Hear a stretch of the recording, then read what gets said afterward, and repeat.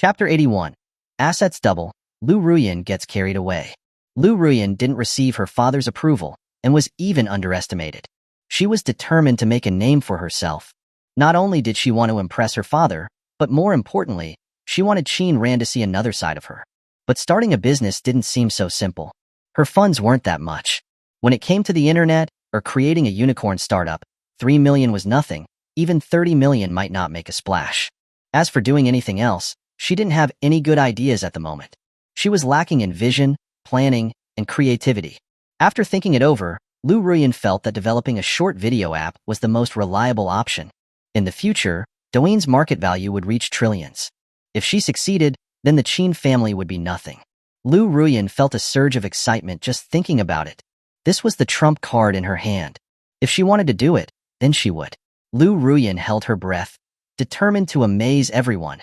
After leaving the hospital, she started looking for software development companies. She didn't have any resources in this field, nor any programmer friends. Liu Ruyuan didn't want to ask her father for help. Putting aside whether he would help, he might even try to swindle her startup funds back. This 3 million was her startup capital, and no one was going to touch it. Liu Ruyuan planned to divide the 3 million into 3 parts. One part would be used to develop the software, another to invest in the stock market, and the remaining part to buy cryptocurrency. She was determined not to put all her eggs in one basket. Douyin could give her assets worth billions in the future. Investing in the stock market could allow her to quickly earn her first pot of gold. Although she didn't know much about the stock market, she hadn't eaten pork, but had she not seen pigs run? Moreover, she had heard of some stocks that had seen huge jumps. Surely it couldn't be wrong to buy them. She was confident that a tenfold return wouldn't be too difficult. After all, she was a visionary. Even if both ventures failed, she still had her cryptocurrency. 1 million in cryptocurrency was enough to guarantee her future livelihood. Liu Ruyuan quickly found a software development company online. Future Network Technology Company, Limited. The name resonated with her ideas. The Douyin she wanted to develop was a software that led the current era and represented the biggest future trend. Liu Ruyuan checked the company online.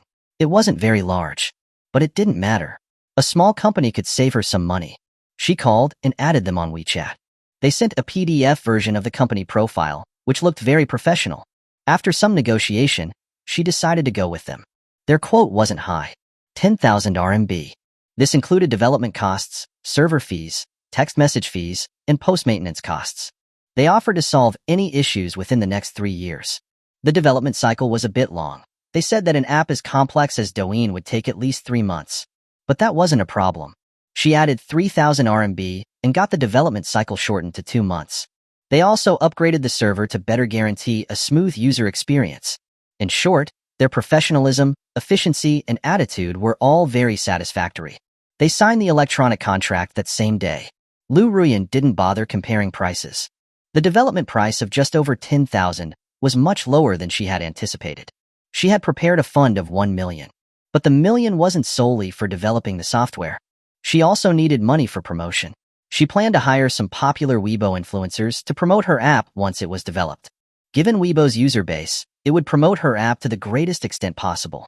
Then, all she would have to do was wait for the money to roll in. With a large user base, she could easily make back her investment through advertising. Liu Ruyuan urged them to speed up the development and then started on her second major endeavor. It was National Day this week, so she planned to open a trading account after the holiday and use the time to study stock and futures trends. But before that, there was something else she needed to do. Buy cryptocurrency. But Liu Ruyuan couldn't find a domestic trading platform. She couldn't access foreign websites without a VPN. But that wasn't too hard for her. She had just found an IT company. They sent her an installation package that allowed her to bypass the Great Firewall. It was very convenient. And it was free. She didn't have to spend a single penny. Not only that, but they also recommended a platform to her. Ping Capital. Liu Ruyuan hadn't bought cryptocurrency before. Originally, she had planned to use a larger platform. But the guy from the IT company seemed to know what he was talking about, and after checking, she discovered that Ping Capital was a subsidiary of a large corporation, so it was legitimate. With the mindset of trying it out, Liu Ruyuan first converted 10,000 RMB into US dollars and bought cryptocurrency. The process wasn't too complicated, and she learned quickly. Liu Ruyuan didn't feel anything unusual, so she began studying the stock market. 2 days later, she logged into the Ping Capital software, her eyes widening in surprise. Her 10,000 had grown to 12,000. A 20% increase in just 2 days. Liu Ruyuan had gotten a taste of success and exchanged another 400,000 RMB. She didn't have the mind to study stocks and futures anymore. This was making money much faster than she had imagined. All Liu Ruyuan did was stare at her phone, watching her account balance constantly change. She found nothing more joyful. Every day she had a big smile on her face. Of course, sometimes when it dropped, she would also feel unhappy. But it didn't matter. She started pouring the rest of her money in and quickly made back her losses. On the first day, she tried to withdraw money, and it quickly arrived in her bank account. Liu Ruyuan was immersed in the joy of her constantly growing wealth. But she didn't tell anyone. The growth rate of cryptocurrency was much higher than stocks. In less than a month, she could earn 10 million. The more capital she had, the faster she would make money. Liu Ruyuan was already imagining how quickly she could make 100 million after having 10 million. She knew that cryptocurrency would boom in the next few years, and while ordinary people were still hesitant, she was already raking in the money. During this time, the manager of Future Network Technology made some optimization suggestions, which she accepted. Compared to the money she was making these days, 3 or 5,000 was nothing. To thank them for introducing her to such a good platform, she even sent them a large red envelope of 6,666 renminbi.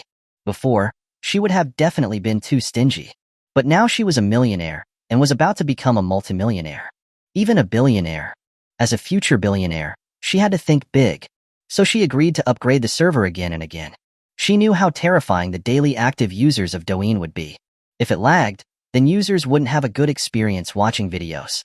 So she transferred over 30,000 RMB to them one after another. But all of that wasn't important. In just 5 days, her cryptocurrency account had reached 5 million RMB. In less than a week, her initial investment of 2.5 million had doubled. Except for the money to develop the software, she had put all the rest into rapidly increasing cryptocurrency. Becoming a multimillionaire was just around the corner. On the first day after National Day, Liu Ruyuan was absent. Chapter 82. Everyone starts borrowing money, a far-sighted investment. Wang Feifei had been stuck at school during the National Day holiday, bored out of his mind. He couldn't go home, and his goddess wasn't answering his calls. Wang Feifei wanted to ask Liu Ruyuan out, but she had refused. In the past few days, she had replied to his messages, but in the last few she had disappeared, as if she was no longer in contact. He had even called Liu Haichang to find out that Liu Ruyuan had been at home, which reassured him. But he didn't see Liu Ruyuan in class today, and he felt something was amiss. The only good news was that Qin Ran was in class. If Qin Ran wasn't there either, he would suspect they went on a trip together, testing the comfort of a hotel bed. Wang Feifei was worried that Liu Ruyuan was chasing Qin Ran using other methods than just words. If that happened, he would truly cry himself to death. As soon as class ended, Wang Feifei ran to Qin Ran's desk. Class monitor. Why isn't Yin Yin here today? Wang Feifei was using his position as a classmate to inquire, otherwise Qin Ran probably wouldn't reply to his questions. He might even tell him to get lost. Qin Ran was now the vice class monitor, a position he had taken after Guo Fuping's pleading. However, everyone in the class liked to call Qin Ran class monitor and went to him for anything, rather than Liu Ruyuan. Whether in popularity or prestige, Qin Ran was much stronger than Liu Ruyuan. During the election of class officials, Qin Ran, who hadn't even volunteered, received the most votes, completely crushing Liu Ruyuan. But Qin Ran didn't want to be a class official and told Guo Fuping about it in the second week of school. But it was difficult to refuse, and plus, Guo Fuping had promised a few things, so Qin Ran had agreed. He just didn't take the role of class monitor, instead taking the title of vice class monitor. But in the eyes of the whole class, Qin Ran was the only class monitor. At the same time, Lin Wanbai was nominated as the other vice class monitor. As for the nominal class monitor, Liu Ruyuan, she was basically irrelevant. And since Liu Ruyuan didn't seem to care about her role, no one considered her to be the class monitor anymore. Wang Feifei was one of the few who hadn't voted for Qin Ran. But now, he was thankful that Qin Ran was the vice class monitor, otherwise it would have been difficult to ask him. However, Qin Ran's attitude towards Wang Feifei was as cold as always. Don't ask me. You're the vice class monitor. I am the vice class monitor, but I'm not your dad, nor her dad. You. Wang Feifei said angrily, Qin Ran, you're nothing like a class monitor. You're right. Go tell old Guo that I don't want to be the vice class monitor anymore. Wang Feifei was so angry his face flushed. He knew that it wouldn't do any good if he went to Guo Fuping, He might even be given a lecture on psychology. But perhaps Guo Fuping knew something. After being rejected again, Wang Feifei went to the hallway and called Guo Fuping. But the latter didn't know about Liu Ruyuan's absence either. Guo Fuping said that he would ask around. Wang Feifei waited until noon and then called Guo Fuping again. That was how he found out that Liu Ruyuan had just taken 3 days of personal leave because of something at home, but they didn't know what the specific issue was. Wang Feifei couldn't help but overthink. He had tried to contact Liu Ruyuan and even called Liu Haichang. It didn't seem like anything had happened at home. Could it be that Liu Ruyuan had argued with her father about Qin Ran, and she was restricted from going out? Wang Feifei felt that this was a strong possibility. He couldn't wait to call Liu Ruyuan. The call was rejected. Rejected again. The third time, it was finally answered. Liu Ruyuan's impatient voice came from the other end of the phone. What is it? Yin Yin, are you okay? I heard you took 3 days off. I'm fine. I'll hang up if there's nothing else. Wait, Yin Yin, did something happen at home? Is there anything I can help with? Do you have money? Wang Feifei was stunned and looked at the contact's name. Yin Yin. Yes, it was her. How could Liu Ruyuan be asking him for money? Was she going to have an abortion? Wang Feifei was shocked by his own thoughts. He was still thinking about whether Liu Ruyuan and Qin Ran had gone on a trip together, making love along the way. And now they might even have a baby? No. Even if they did, it wouldn't have been so fast. Wang Feifei's mind went into overdrive. Could it be that the Liu family was going bankrupt? Liu Ruyuan had never borrowed money before, not even once. She had only forgotten to bring money and asked Qin Ran to pay for her. He knew that Liu Ruyuan's family was quite well off, much wealthier than the average middle-class family. What situation would make Liu Ruyuan need money? Do you have it? It's okay if you don't. Just when Wang Feifei was still racking his brains to think about why Liu Ruyuan needed money, the latter was about to hang up. Yes. Wang Feifei hurriedly said, Yes. Yin Yin, how much do you need?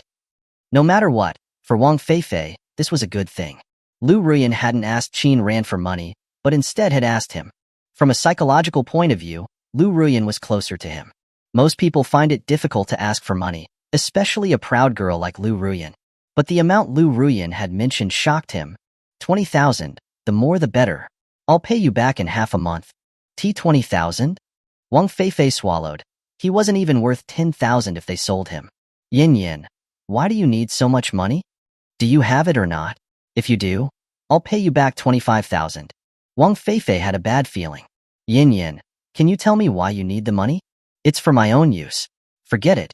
I'll hang up. Wait, Yin Yin. Yin Yin? Wang Feifei tried to call Liu Ruyuan again, but it showed that the call was not being answered. He had a very bad feeling. Something must have happened. But Liu Ruyuan wasn't telling him anything, so he had no clues. 20,000 was not a small sum. For college students who had just graduated a few years ago, they were lucky if they didn't know money, let alone making 20,000. Wang Feifei's family was actually quite wealthy, but that had nothing to do with him. Because he was an unwanted, illegitimate child. Under normal circumstances, he would receive a few million in the future and live an ordinary life. But that wasn't what he wanted. He wanted a lot. He wanted all of the Wang family's assets. Otherwise, why would he have been so patient until now? But Liu Ruyuan's sudden need for money had disrupted his plans. If he accepted certain conditions, 20,000 wouldn't be too much of a problem. But it wasn't worth it. Wang Feifei first transferred the 2,000 RMB that he had saved up over the years to Liu Ruyuan. He needed to find out what was happening. 2,000 wasn't much, but for an average college student, it was a year's tuition and living expenses. Wang Feifei knew that 2,000 wasn't enough. He would find another way to get some money. If he could be with Liu Ruyuan, 2,000 RMB wasn't much at all. The Liu family was very rich. This could also be considered an investment. A clever and far-sighted investment. If he could take this opportunity to get Liu Ruyuan and become a son-in-law of the Liu family and get his share of assets, why wouldn't he? Even if he lost, it wouldn't be much.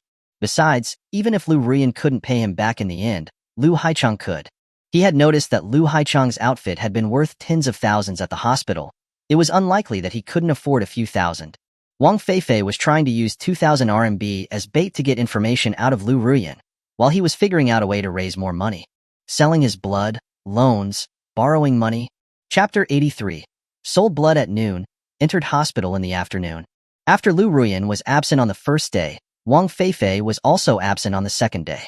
Qin Ran wasn't sure what Liu Ruyuan was doing at home, but he knew what Wang Feifei had been up to. The people he had assigned were constantly watching Wang Feifei.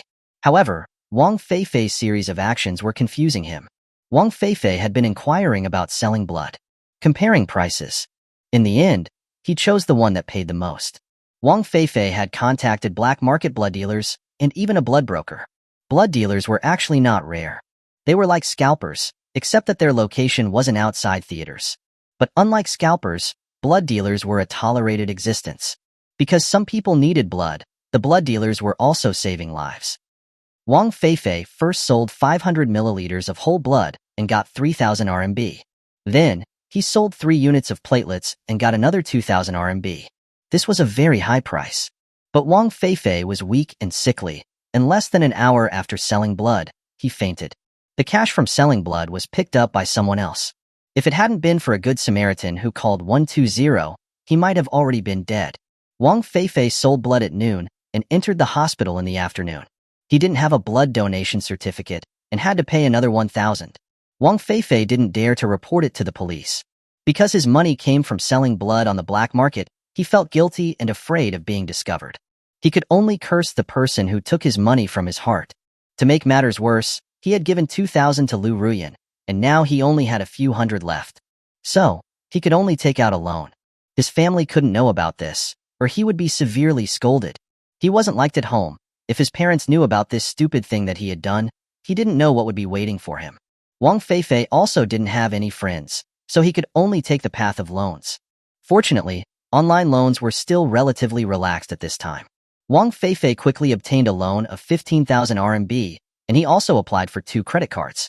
Thinking of the super high returns that Liu Ruyuan had mentioned, Wang Feifei went to take out offline loans after leaving the hospital, holding his ID card and student ID card photos. The broker helped him apply for a bunch of them, through dozens of apps. He borrowed a total of 80,000 RMB, but had to pay a 15% commission. Wang Feifei dragged his tired body back to school. In total, he had borrowed 130,000 RMB. Wang Feifei transferred all of it to Liu Ruyuan. Yin, take this money and use it, don't worry about paying me back. Transfer of 50,000.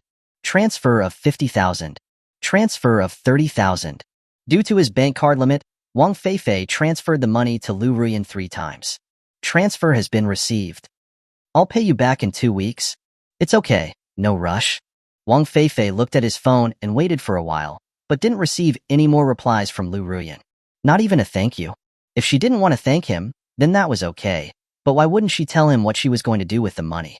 Wang Feifei's eyelids felt very heavy, and he wrapped himself tightly in his blanket, his head lolling to the side. He fell asleep. He was so tired that he didn't even want to move a finger. But he had only fallen asleep for a short time, and was then woken up. Slap, slap. Wang Feifei. Wang Feifei. Damn it. Did he actually die? Call the police. What's the point in calling the police? Call 120. The person is dead. Why call 120? Call the crematorium and have them come get him. Or we could call Old Gua. Wang Feifei groggily woke up. What are you doing? Damn. He's not dead. You scared the crap out of me. You're not dead? Wang Feifei frowned, feeling a surge of anger. You're the one who's dead. One of his roommates picked up the mirror on Wang Feifei's desk. Look at yourself. You look like you're dead. Yeah, I patted your face just now, and your face was so cold, like a dead person. Wang Feifei looked at himself in the mirror and couldn't help but be shocked. His face was pale, without a trace of blood. His lips were blue. He looked like he could be sent straight to the morgue. Wang Feifei shook his head, feeling dizzy. Don't bother me. I'm going to sleep. After speaking, Wang Feifei turned over and went back to sleep. He had a dream. At first, it was a good dream, but suddenly it turned into a nightmare. In the dream, he gave Liu Ruyuan a lot of money, and she happily hugged him. She even offered him a kiss.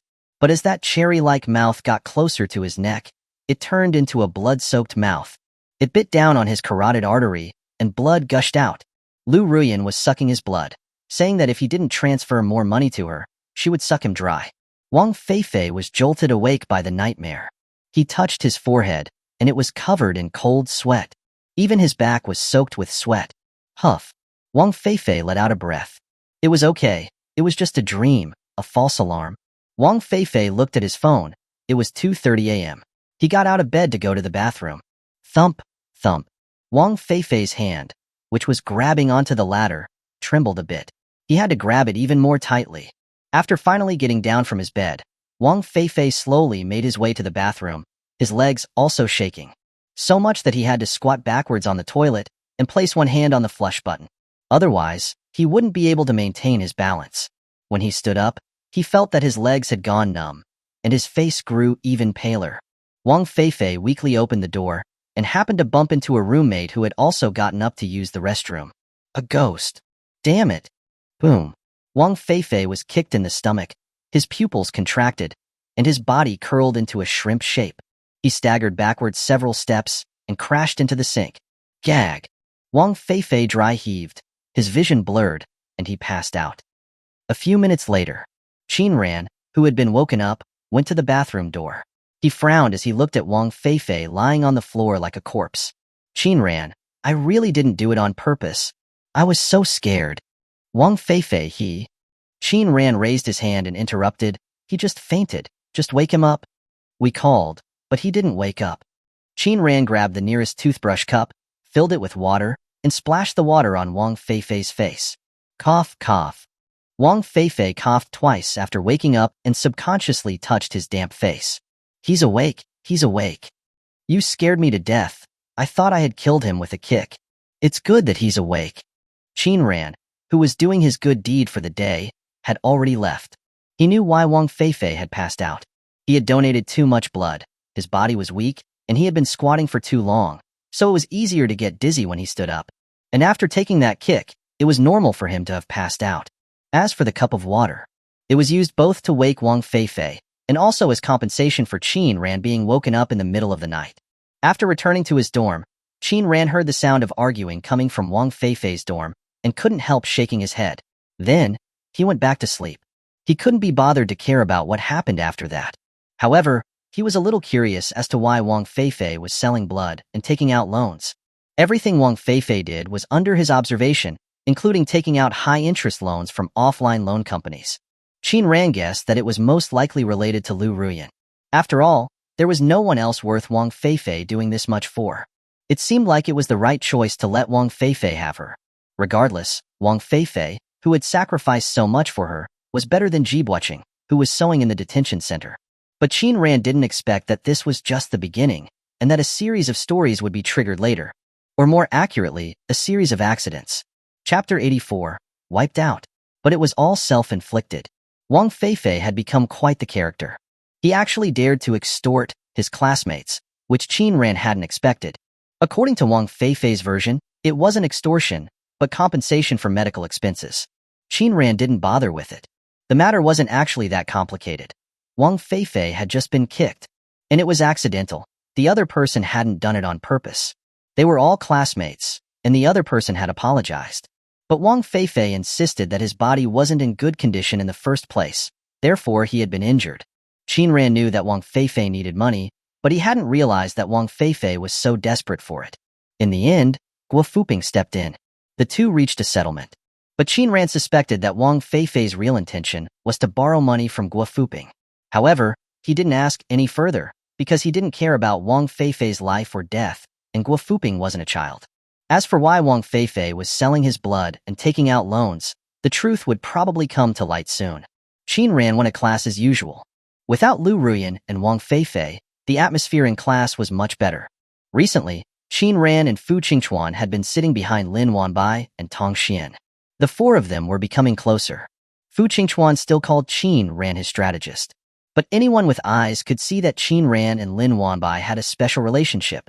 Lin Wanbai, who was expressionless with everyone else, only showed a genuine smile when she was with Qin Ran. Everyone gradually accepted that Qin Ran and Lin Wanbai were a match made in heaven. As for Liu Ruyuan, who knew what she was up to with Wang Feifei, she hadn't come to school for several days. In addition, many people were shipping Wen Yonglong and Li Xiaoka's relationship. They were enthusiastically calling them Big Brother and Big Sister. Li Xiaoka, who was quite open about it, didn't mind, and even seemed to have some feelings for him. On the other hand, when Yonglong explained that the two of them weren't dating, probably only Qin Ran knew that when Yonglong actually had someone else in his heart. That girl who Wen Yonglong would go to any lengths for. Huang Zujie and Qin Shuwen had also been chatting recently, but their interactions were rather strange, and they didn't seem like a couple at all. Qin Shuwen's easygoing personality led her to treat Huang Zujie like a brother. She was even influenced and started wearing slippers to class.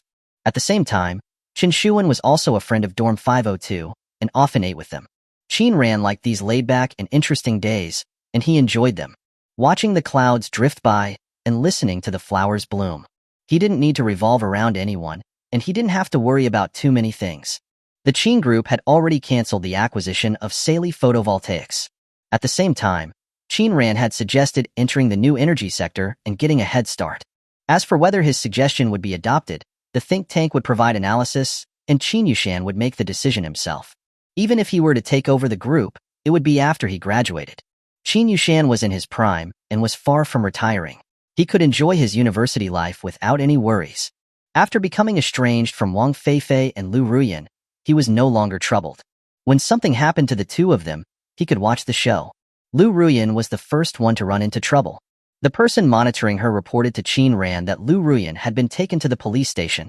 The platform had collapsed. They ran away with all the money. Liu Ruyuan had lost 8 million.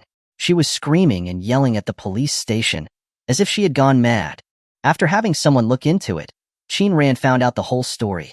This surprised him, and he finally understood why Wang Feifei was desperately trying to get money. Just like he had guessed, it was for Liu Ruyuan. But he hadn't expected Liu Ruyuan to dabble in cryptocurrency, and that she would go so big with it. This also confirmed his guess that Liu Ruyuan had been reborn. There had been nothing like this in her previous life. Liu Ruyuan had never traded cryptocurrency, let alone lost 8 million. Rebirth was a huge advantage, like having a cheat code. But thinking that rebirth meant that you could predict everything and become rich overnight was wishful thinking. That wasn't rebirth, that was called dreaming. No matter what you do, it was always better to do something you were familiar with rather than something you didn't know. Qin Ran knew Liu Ruyuan very well. She had very little professional knowledge in the financial field. Stepping directly into the cryptocurrency field, falling into an abyss was normal. Capital and industry were two completely different things. Capital always reaped the profits from retail investors and earned money from its customers. Wanting to go from a financial novice to a financial magnate was as difficult as reaching the heavens. Many times, it wasn't just a matter of hard work and a little luck. Even if Liu Ruyuan was reborn and had a cheat code, if she directly stepped into a financial meat grinder, she would still be destined to lose everything. Qin Ran had seen many similar cases, including some private cases that hadn't been made public. He was well aware of them. You could even say that even international financial tycoons would stumble in the capital markets if they weren't careful. And the probability of stumbling wasn't low. When you didn't have a lot of capital, you could take a gamble. But the real tycoons often chose stable investments. Letting money make money, finding a golden goose that laid eggs, and ensuring a steady flow of income. This was also why Qin Ran had suggested that the family enter the new energy sector. Subsidies were one thing, but the future development trend was more important. Qin Ran also found out that Liu Ruyuan had hired someone to develop software. Liu Ruyuan was convinced that the manager of future network technology was in cahoots with the platform that ran away with the money. So, Qin Ran decided to intercept Douyin. It had to be said, short-form videos were indeed a major trend in the future. It could contribute to the Qin family's portfolio. However, Qin Ran planned to do it himself. For his 18th birthday, Qin Yushan had given him 1 billion RMB as a startup fund. The fund was currently being managed by a trust company. As long as Qin Ran was willing, he could access this money. In fact, even if Liu Ruyuan had someone develop Douyin, it wasn't certain she would be successful. First of all, the development time was long and tight, and it was very likely that she would run into a problem with ByteDance. With the Liu family's resources, it would be difficult to win. There were similar products, but why were there only two dominating companies? The resources and connections behind them were the key. Moreover, even if Liu Haichang took action, it wouldn't be enough. Not to mention promotion and advertising, he probably wouldn't even be able to get a payment license. It was impossible that Liu Haichang would liquidate all his assets to get a payment license. In addition, the cost of supporting servers for tens of millions of users was extremely high, let alone hundreds of millions of daily active users. Without financing and burning money, it would only fail halfway. There wasn't a single listed company with a market value of hundreds of billions or trillions that wasn't complex.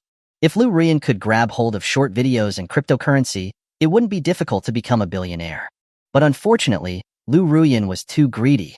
The price of greed was that Liu Ruyuan lost everything. Did she want to recoup her losses? Keep dreaming. She might not even be able to get any compensation in her lifetime. Running off with the money wasn't an accident, it was intentional. They had already laid out a plan beforehand, and there was even a legal basis for it. This was the most frightening thing. Many of them were exploiting loopholes. The people who fell into traps were often the greedy ones. If they weren't greedy, they could have held on to the most well-known cryptocurrencies and sat back and waited for them to appreciate. That was the most stable way. Unfortunately, Liu Ruyuan hadn't done that. Perhaps she had planned to do so at first, but she couldn't remain calm when she saw her account balance going up like crazy. Was it pitiful? It was. But you could only say that it was self-inflicted. Liu Ruyuan returned to school. The first person she sought out wasn't Wang Feifei, but Qin Ran. Chapter 85. Waiting for coins? No, waiting to die. The story goes back to 3 days ago. Liu Ruyuan had gradually invested nearly 3 million RMB on the Ping and Capital platform during the National Day holiday. This included her own New Year's money and savings. When she saw her account balance skyrocketing, she regretted giving more than 300,000 renminbi to future network technology. Otherwise, she would have had almost an extra million in her hands. Her rate of return was over 100%, almost 200%. Moreover, the more money she had, the higher the returns. Of course, when there were small dips, she would be in pain. With millions at stake, even a drop of just 2 or 3 percentage points would mean a loss of over 100,000 renminbi. But compared to the money she was making, it could be ignored. Liu Ruyuan was very happy watching her account balance increase every day. As a result, she lost the desire to go to class. Actually, she had forgotten about class already. Her mother had reminded her, but she had just brushed it off by saying that she wasn't feeling well. Liu Ruyuan also didn't plan to look for Qin Ran. She was waiting. In just 1 week, Liu Ruyuan's mindset had undergone a dramatic change. When money was readily available, one became arrogant and conceited. To put it simply, she was getting carried away. After making millions in less than 10 days, Liu Ruyuan was already floating on air. It was impossible for her to stop. It was unlikely that even 1 person out of 100 would stop when they were doing so well. Ask yourself, when someone's assets have doubled in 10 days, how many people could restrain themselves? Liu Ruyuan's ambitions were growing. She also urged her father to sell the house that he bought for his mistress and give her the money. Unfortunately, Liu Haichang kept saying that it hadn't been sold yet, so she had to look for other ways. She had made a bet with her father. She was going to prove herself and surprise her father. She was also going to make Qin Ran look at her with new eyes. So, she didn't tell anyone. Liu Ruyuan had long lost her senses and only wanted to keep investing more and more money to obtain even higher returns. Later, she began borrowing money, and Wang Feifei was her first target. She had never borrowed money before and was a little hesitant at first. But her account balance, which was increasing every day, urged her on. More, and more, the more the better. Fill it up. So, she asked for 200,000 renminbi. In fact, 200,000 renminbi was just her minimum requirement. With millions in her account, she didn't care about a few thousand or tens of thousands. She was hoping that Wang Feifei could lend her 300,000, 500,000, or even 1 million. Anyway, she could earn back even more money quickly. Letting money make money, 1 million wasn't difficult. She dared to say this much because she knew that Wang Feifei's family was also quite well off. Many things had happened in her previous life, and she knew something about Wang Feifei's family background. In terms of assets and influence, the Wang family was probably 2 levels higher than the Liu family. Since she herself could take out around 300,000, she thought that Wang Feifei should be able to take out even more. That's why she had said she wanted to borrow 200,000 renminbi. But at the time, Wang Feifei's tone over the phone conveyed disbelief. She felt uncomfortable, so she said that it wasn't necessary if he couldn't. In reality, she didn't actually need 200,000 renminbi, but just wanted to invest more money to have her profits continue to skyrocket. Later, Wang Feifei gave her a total of 150,000 renminbi, which she accepted, and then she asked Wang Feifei if he had any more. She could pay an extremely high return on the borrowed money. All she needed was to wait for time to pass. Liu Ruyuan had borrowed a few tens of thousands, but then she became unhappy about borrowing more. Everyone was being so stingy. It's no wonder that they weren't earning big money. She was giving others an opportunity to borrow money, and if they didn't cherish it, that was their loss. Liu Ruyuan didn't go to school and was waiting for coins at home. The coins referred to cryptocurrency and also to gold coins. She didn't have to do anything. Every day, hundreds of thousands or millions would be deposited into her account. It was amazing. But how could there be such a good thing in the world? In just a few days, waiting for coins turned into waiting to die. When she woke up, the first thing she did was check how much her account balance had increased. But she discovered that she couldn't log in. At first, she thought it was a network problem, but then she tried without Wi-Fi, and it still didn't work. She couldn't log in. Liu Ruyuan panicked. Before going to bed, she had taken a look at her account balance, which was up to 8 million. Logically, it should have been close to 10 million when she woke up. But it was gone. Everything was gone. Liu Ruyuan immediately called the manager of Future Network Technology. The latter told her to try logging in on the web version. Then, she tried it, but it still didn't work. Finally, she received the news that Ping and Capital had run off with the money. The platform was gone. Liu Ruyuan cursed and went to the police station to report the incident in a fit of rage. But she realized that she wasn't alone. She had companions, more than one. To be accurate, there were victims just like her all over the country. But the amount of money that she had lost was one of the highest in the whole country. It was even higher than her ranking on the university entrance exam. Liu Ruyuan found out at the police station that it would be very difficult to recover her money, and she was furious. She even threw things. The result was that she was restrained by police officers and temporarily put in a temporary holding cell. In the end, Liu Haicheng took Liu Ruyuan out and was also fined 500 renminbi. But 500 renminbi wasn't the issue. It was the 8 million RMB that was the reason for Liu Ruyuan's madness. Liu Ruyuan's heart was bleeding. If she had known this would happen, she would have withdrawn her money when she reached 6 million, when it had doubled. Unfortunately, there was no going back. She hadn't thought like this originally, and only thought about investing more and more money. Like a red-eyed gambler, she had continued to add chips. The result was that she lost everything. The day before returning to school, Liu Ruyuan and Liu Haicheng had an unpleasant conversation.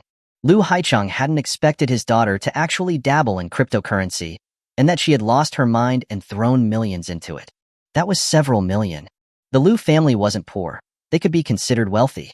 But they were far from the point of treating millions as pocket money. Liu Haicheng was naturally very upset and scolded Liu Ruyuan severely. What's the point in crying? Aren't you stupid? Someone you didn't know well introduced this to you, and you actually believed it? Couldn't you have looked into it? How could I, Liu Haicheng, have given birth to such a daughter? People will laugh their heads off if this is made public. From now on, you will have no spending money except for living expenses. Reflect on yourself. You were so foolish. Extremely stupid. Bang! Liu Haicheng closed the door and left. Liu Qiulan, who was outside the door, wanted to say something but then stopped. Xiaoyan didn't do it on purpose. She just didn't tell us. Don't blame her. If I don't blame her, then should I blame you? It's you who spoiled her. Liu Haicheng's expression was awful. Do you know how difficult it is to earn money? Did you really think that a pie would fall from the sky? 3 million gone down the drain. A spendthrift. She is going to be the death of me. Liu Qiulan was stunned. Didn't you say that she lost 8 million? Liu Haicheng's heart tightened. His wife didn't know about his mistress. If he had known this, he would have rather not given his daughter 3 million. At most, he would argue with her. 3 million was enough for him to support 10 mistresses. But what's done is done. He had already given the money, and he couldn't add another problem to the pile of mess. Liu Haicheng scoffed, didn't reply, and went to his study. Liu Qiulan brought a bowl of noodles into her daughter's room. 3 million, or 8 million, it didn't matter. Liu Qiulan was more concerned with the Qin family's assets. If her daughter really married into the Qin family, a few million would be nothing. Liu Qiulan had already looked into it, and she had also discussed it with her husband. In her opinion, no matter what she did, nothing made money faster than marrying into a wealthy family. Chapter 86. A woman's best investment, like mother, like daughter. Liu Qiulan knocked on the door and entered her daughter's room, carrying a bowl of noodles. Liu Ruyuan was still sitting numbly by the bed, with a vacant look in her eyes. This failed cryptocurrency investment was undoubtedly a devastating blow to her. It had made her realize that money wasn't so easy to earn. Now that she didn't have any principal, and her small treasury was completely empty, she didn't know how to make a comeback. 8 million, which was close to 10 million if you rounded it up. In the blink of an eye, she had lost the equivalent of 10 million. If she had used the 8 million to buy cryptocurrency and waited for it to appreciate, It would probably have been 10 billion a few years later. But unfortunately, everything was gone. Liu Ruyuan put the bowl on the bedside table and took her daughter's hand. Xiaoyin, your father has a sharp tongue but a soft heart. This matter is also his fault. He didn't remind you. But it's okay. Our greatest asset as women is ourselves. Liu Ruyuan slightly raised her head, with a hint of confusion in her eyes. Liu Ruyuan said with a smile, look at your mother. I had average grades in school, and I wasn't the prettiest one in school. But now, at every class reunion, who is doing better than me? For us women, marrying the right person is the best investment. You've been smart and pretty since you were a child, so your future spouse will definitely be better than your father. Like that Qin Ran, I found out that he used to be wrapped around your finger. His family's conditions are very good. A few million is nothing to them. You have to cheer up and try to get a hold of Qin Ran soon. Otherwise, men are very fickle and will easily fall in love with someone else. Liu Ruyuan's lips parted slightly. She wanted to refute, but she didn't know what to say. A week ago, she wouldn't have thought like this. Women could also make a lot of money and didn't need to rely on men. But the harsh reality told her that starting a business wasn't so easy. Liu Ruyuan couldn't help thinking of Qin Ran. With the Qin family's power, they might be able to help her recover this money. Moreover, a few million really wasn't much to the Qin family. Liu Ruyuan's eyes gradually brightened. I'll ask Qin Ran for help. He'll definitely help me get the money back. Silly child. Why would you ask him for help? You absolutely cannot go. Why? Think about it. If he finds out, will he think that you did something stupid? Liu Ruyuan tried to persuade her patiently. Don't even mention it to him. Otherwise, you'll leave a bad impression, and it'll be harder for you to win him back. Xiaoyin, if you can be with Qin Ran, it'll be more important than 10 or 100 lots of 8 million. Do you understand? Liu Ruyuan nodded. I understand. Yes, that's right. Liu Ruyuan smiled happily. Eat something and dress up nicely. Go back to school looking beautiful tomorrow. Liu Ruyuan's eyes became determined. Her mother was right. Her focus was wrong. Why did she need to work so hard to make money herself? Even if she could earn 100 million, what would that be? It was better to learn how to manage a large, established group of companies. Liu Ruyuan picked up the noodles and began to eat. Liu Ruyuan smiled with relief. By the way, your father said 3 million just now. Was it 3 million or 8 million? Liu Ruyuan's chopsticks paused. She wanted to say something but then stopped. It's okay. Liu Ruyuan waved her hand. Mom was just asking. A few million wouldn't put our family in serious trouble. You'll be the young mistress of the Qin family in the future. It'll all be a piece of cake.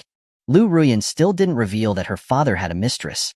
After all, she had taken 3 million and knew that it would also upset her mother and make her parents argue. As long as her father didn't look for another mistress in the future, she could pretend that nothing had happened.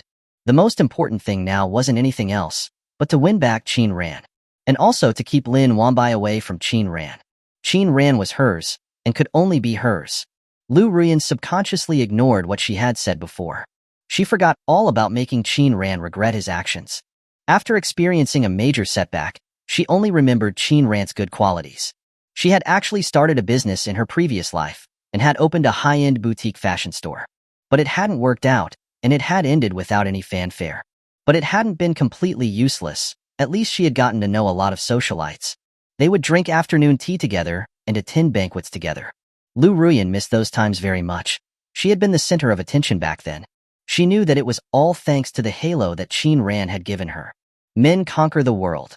Women just needed to conquer men, which was the equivalent of conquering the world. As the saying goes, conquering the world was easy, but maintaining it was hard. Liu Ruyuan was more willing to be the woman behind Qin Ran and help him manage the Qin group. With this mentality, Liu Ruyuan returned to school. She was as arrogant as ever, as if nothing had happened. She was still as beautiful and eye-catching. She was going to become that dazzling princess again. Liu Ruyuan had a lot of confidence in herself. This was confidence that had been built up from childhood. After greeting her roommates, she sat down in front of Qin Ran again. Qin Ran, did you go out to play during the National Day holiday? Seeing Liu Ruyuan acting as if nothing had happened, Qin Ran's expression was a bit strange. Others didn't know why Liu Ruyuan was absent, but he was well aware of the reason. She traded cryptocurrency, invested millions, and lost a total of 8 million. She had lost everything. Liu Ruyuan's calm appearance was very different from the crazy woman who was crying and screaming at the police station. Qin Ran thought that Liu Ruyuan might have been stimulated, and that her brain had become even more abnormal. He carefully sized up Liu Ruyuan, shook his head, and didn't say anything. There were too many people during the holiday. It wasn't a good time to go out. Liu Ruyuan suddenly thought of the estate that Qin Ran lived in, which was big enough for her to play in for 3 days and 3 nights. How about we go out and play sometime? Didn't you say that you wanted to go hiking in the mountains before? I'm not interested. The conversation died again. Liu Ruyuan couldn't even tell whether Qin Ran was not interested in going out to play, or whether he wasn't interested in going out with her. His cold attitude made her feel very uncomfortable. In her previous life, wherever she wanted to go, Qin Ran would accompany her. He would also plan the routes and arrange everything, so that she wouldn't have to worry about anything. But now, when she had taken the initiative to suggest going out to play together, Qin Ran didn't show any interest. If they stayed at a hotel, perhaps some ambiguous things could happen. Liu Ruyuan fell silent and carefully thought about Qin Ran's hobbies. Then, she spoke again. How about we go to the movies this weekend? I'm not interested. No matter what Liu Ruyuan said, Qin Ran's answer was always the same. And now, Qin Ran already had a movie buddy, Lin Wanbai. She also liked to watch movies, and they liked watching the same types of movies. They had common topics and interests, and wouldn't bring along Wang Feifei. Thinking of Wang Feifei, Qin Ran turned his head and looked around. He wasn't there. Liu Ruyuan had returned, so why was Wang Feifei absent again? The person he had assigned to monitor him hadn't said that Wang Feifei had left the school, so could it be that he had died in the dorm room? Chapter 87. Cold by nature, wanting it all. Wang Feifei's body was delicate. He had given so much blood, and his money was stolen. It could be said that he had suffered a severe physical and mental blow. Otherwise, he wouldn't have fainted from a single kick. Qin Ran noticed that Liu Ruyuan didn't care about Wang Feifei's life or death. He suspected that Liu Ruyuan didn't even know what Wang Feifei had done. Qin Ran suddenly felt some sympathy for his past self. Before, he had only felt that Liu Ruyuan would act like a spoiled princess sometimes. But in reality, Liu Ruyuan was more than just self-centered. She was inherently cold. If Wang Feifei were to die in the dorm, and Liu Ruyuan found out everything, would she be deeply moved and regret her past actions? Qin Ran guessed that Liu Ruyuan might feel guilty, but she wouldn't feel remorseful for the rest of her life because of it. From a certain perspective, Wang Feifei was a mirror for Qin Ran. It reflected how foolish and ridiculous he had been in his previous life, how similar Wang Feifei was to him in the past. But unfortunately, Liu Ruyuan still didn't cherish him.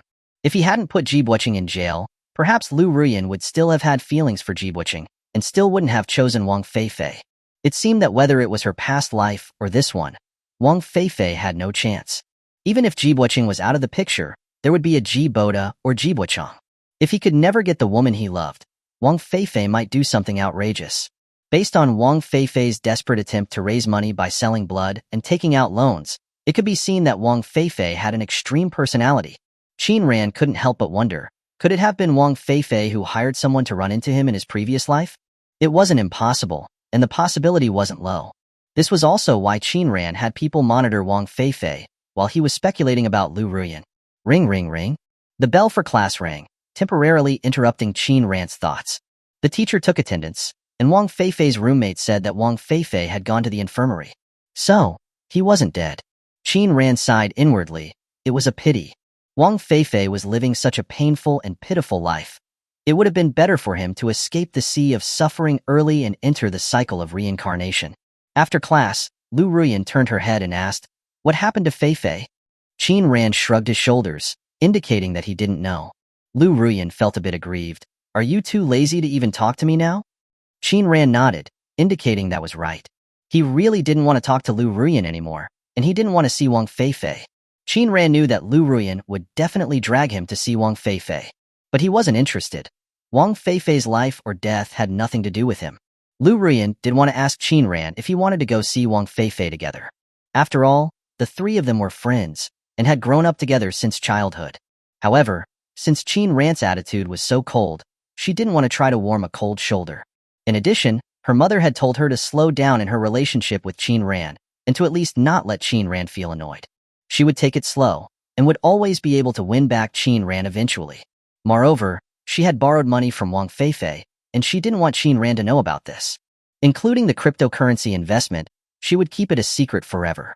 Liu Ruyuan went to the infirmary alone. Wang Feifei, who was lying in bed, was staring blankly out of the window. His thin figure looked lonely and pitiful. Hearing the sound, Wang Feifei's expression changed, and he hid his sinister gaze. When he turned his head, his expression was already pitiful and harmless. Yin Yin, you're here. Are you okay? Liu Ruyuan asked with concern. Your face looks so bad. Should you go to the hospital? I'm fine. I'll be better after a few days of rest. Wang Feifei gave a forced smile. I feel so much better now that you've come to see me. Liu Ruyuan wanted to say something, but then stopped. Feifei, that money? It's okay. Don't worry about paying me back. I don't need it now, so just consider it as being saved with you. Liu Ruyuan nodded. I'll pay you back after a while. Oh dear, I didn't buy any fruit. Wang Feifei shook his head indifferently. Instead, he asked with concern, You don't have time to eat yet, do you? You should go eat first. You haven't eaten either, right? Wait for me. I'll buy some food, and we can eat together. I'll go with you. No, you're sick. Just rest here. I'll be back in a while. After saying that, Liu Ruyuan hurried out of the infirmary to pack up a meal at the cafeteria. Seeing Wang Feifei's extremely pale face, Liu Ruyuan felt a little guilty. Although in her previous life Wang Feifei had caused her to miss her engagement party, Wang Feifei hadn't asked her not to go. It was her own choice not to. Moreover, Wang Feifei had always been supportive of her all these years. No matter what she did, Wang Feifei would always be behind her. Unlike Qin Ran, who would sometimes lecture her. Occasionally she would think that Wang Feifei was not bad, and that he was even better than Qin Ran. Otherwise, she wouldn't have considered Wang Feifei as a second option. Regardless, she would be a bit nicer to Wang Feifei since he had directly lent her over 100,000. Although Wang Feifei hadn't said it, she could guess that the reason he had been admitted to the infirmary was probably related to her. After Liu Ruyuan left, Wang Feifei picked up his phone and continuously looked through their chat history, his brows tightly furrowed. His expression changed constantly, from confusion to anger, doubt, joy, and resentment. If someone who was familiar with Wang Feifei was there, they would realize that Wang Feifei's demeanor had changed quite a bit. But when Liu Ruyuan came back with the food, he had changed back into that harmless, gentle young man. Yin Yin, thank you for your trouble. It was no trouble. Liu Ruyuan handed a meal to Wang Feifei. Are you hungry? Eat quickly. Your roommates are really something. They don't come to see you or bring you food. A dark look flashed in Wang Feifei's eyes. It's better if they don't. What? I said, it's better if they don't. Wang Feifei said with a smile. Otherwise, I wouldn't have gotten to eat the food you brought for me. Okay, eat quickly. Liu Ruyuan was able to understand what Wang Feifei meant by those words. However, her first choice was still Qin Ran. According to her mother, Wang Feifei wasn't even her second choice. In Liu Qilan's words, her daughter was so outstanding that wealthy young masters would be fighting over her. The Wang family was good, but compared to real wealthy families, their foundation wasn't as deep. Moreover, Wang Feifei's looks and physique weren't the type that she liked. In addition, Wang Feifei didn't have any particularly outstanding skills to offer. Unlike Qin Ran, who was full of talents. For the sake of her future generations, Liu Ruyuan would also prioritize Qin Ran, who had better looks and genes. But Liu Ruyuan's ambiguous attitude had clearly surprised Wang Feifei. He tentatively asked, Yin Yin, when I get better, can we go out for dinner together? Sure, Liu Ruyuan said with a smile. Wang Feifei's face lit up. It would be even better if you could invite Qin Ran. The three of us haven't eaten together in a long time. Wang Feifei's face darkened, but he forced a smile. Yeah, it's been a long time since we ate together, and he isn't even happy to hang out with us anymore. Qin Ran. Again Qin Ran. That damn Qin Ran. Chapter 88. Shameless. Everything has changed. Wang Feifei realized that no matter what, he could not avoid Qin Ran. The latter was like a large mountain blocking him and Liu Ruyuan, and it was difficult for him to go around it. Wang Feifei decided that he should make use of his own strengths. Yin Yin, can I ask you a question? Ask away. If Qin Ran was with Lin Wanbai, what would you do? The smile on Liu Ruyuan's face disappeared. That won't happen. But you also know now that if Qin Ran still liked you, he wouldn't do that, right? No, he will only ever like me. Can't you see it? Wang Feifei said earnestly, Yin Yin. We've known each other for so many years, and I've always wanted you to be happy. But right now, I don't see you happy. Instead, you're not doing well. You're hurting, and my heart is hurting along with you. Yin Yin, you have such good qualities. Why do you have to be so obsessed with Qin Ran? Liu Ruyuan said calmly. Because Qin Ran is the best choice. and his conditions are also the best. Wang Feifei was stunned. The Liu Ruyuan in front of him felt very strange. In his impression, Liu Ruyuan wouldn't talk like this. Even if she liked Qin Ran, she wouldn't be so blunt about it. And since when did Liu Ruyuan begin to look at the conditions? She clearly hadn't done so before. Wang Feifei was very confused. The girl he liked seemed to have changed quite a bit. Could it be that Liu Ruyuan already knew about Qin Ran's family background? If that was really the case, it was easy to understand. But because of this, it was even more difficult for him. Wang Feifei couldn't help but think of his family, who didn't like him. He had to make a move sooner. The longer he dragged it out, the more disadvantageous it would be. Wang Feifei didn't go to look for Qin Ran in the end. It was easy to find an excuse. He had been blacklisted by Qin Ran, and he was also not feeling well and couldn't move around easily. When the weekend came, he would ask Liu Ruyuan out for dinner by themselves. As for Qin Ran, he didn't even need to ask him symbolically. No matter what, he knew that Qin Ran wouldn't come. It was pointless to ask, and it was unnecessary. After eating, Liu Ruyuan left after sitting for a while. Wang Feifei remained in the infirmary. He had to think carefully about how to get the family assets. Not just his share, but the entire Wang family's. Since they didn't consider him family, and they thought that he was a disgrace, then he didn't need to show any mercy. Qin Ran had not gone to see Wang Feifei even once. He was annoyed by Liu Ruyuan these days. The latter always came looking for him. Even after he rejected her, she still didn't give up. Luckily, the weekend had finally come. Fu Qingchuan asked Huang Zujia, "Are you really not going to invite Chen Shuwen to come ice skating with us?" "No, I don't know how to." "You can learn. We won't laugh at you." "If Chen Shuwen teaches me, it would be strange if you didn't laugh." "She can skate? That's great." "She can skateboard." Fu Qingchuan was surprised. "She skateboards? Has she joined the school club?" "She has. I'm telling you, the girls in the skateboard club are very popular. You should get on it." "There's no need." Huang Zujia waved his hand. "You guys know what she's like. Just go already." Fu Qingchuan turned to Wen Yonglong. "Are you coming along? We can help you call Li Xiaoka out." "Stop playing matchmaker." Wen Yonglong said while lifting weights, "I don't have those kinds of feelings for her." "What kind of feelings?" Qin Ran said with a smile. "A childhood sweetheart kind of feeling. Looks like Along likes a damsel in distress." "Hee hee."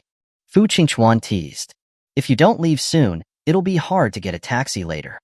"Let's go." Qin Ran put his arm around Fu Qingchuan's shoulders and left the dorm. Just as they were leaving, they ran into Wang Feifei, who was all dressed up. Qin Ran raised an eyebrow. After not seeing him for a few days, the feminine energy on Wang Feifei had lessened. It seemed that after going through some things, a person's character would change more easily. What surprised him was that Wang Feifei didn't take the initiative to talk to him. In the past, Wang Feifei would always bring up Liu Ruyuan, whether there was a reason or not. To be accurate, it was to remind him not to forget his previous promises. Qin Ran also didn't speak. He hoped that Wang Feifei would never talk to him ever again. The further he could get, the better. Fu Qingchuan was on the outside and didn't make way for Wang Feifei, but instead squeezed in front. The 502 dorm all disliked Wang Feifei, and it had been like that since the start of the school year. Fu Qingchuan knew that Wang Feifei had said a lot behind the girls' backs, and he was very annoyed with him. The two of them walked in front, and Wang Feifei followed behind. In the end, he followed them all the way to the girls' dorm. Fu Qingchuan turned his head and said, "Wang Feifei, why are you following us?" "Who is following you?" Wang Feifei looked at Qin Ran. "Who are you waiting for?" "None of your business." "I agreed to have dinner with Yin Yin today." "None of my business." Wang Feifei was choked by Qin Ran's words, and his expression was a bit unpleasant. "I hope you get lost." Fu Qingchuan gave Qin Ran a thumbs up. That's what a man should be like. A dark look flashed in Wang Feifei's eyes. Not only had Liu Ruyuan changed, but Qin Ran had also changed completely. Wang Feifei couldn't help but think about what had caused these changes. "Qin Ran." A joyful voice rang out. Liu Ruyuan ran past Lin Wanbai and Tong Xian, and quickly ran to Qin Ran. "Are you going to have dinner with us too?" Qin Ran shook his head. "I'm waiting for them." "Where are you going?" "We're going for a walk." Wang Feifei said, "Yin Yin." The four of them made plans to go have fun. "Let's go eat first. Since we've run into each other, how about we play together and then eat together?" Liu Ruyuan suggested. Qin Ran shook his head. "You guys go by yourselves. Isn't it convenient? Let's all play together." "It's not convenient," Lin Wanbai said directly.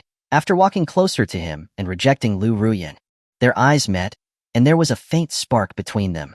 Liu Ruyuan turned to Qin Ran again and said with a spoiled tone, "Qin Ran, we haven't hung out together in a long time. Can we join you today?" "No," Qin Ran said to Lin Wanbai, "let's go."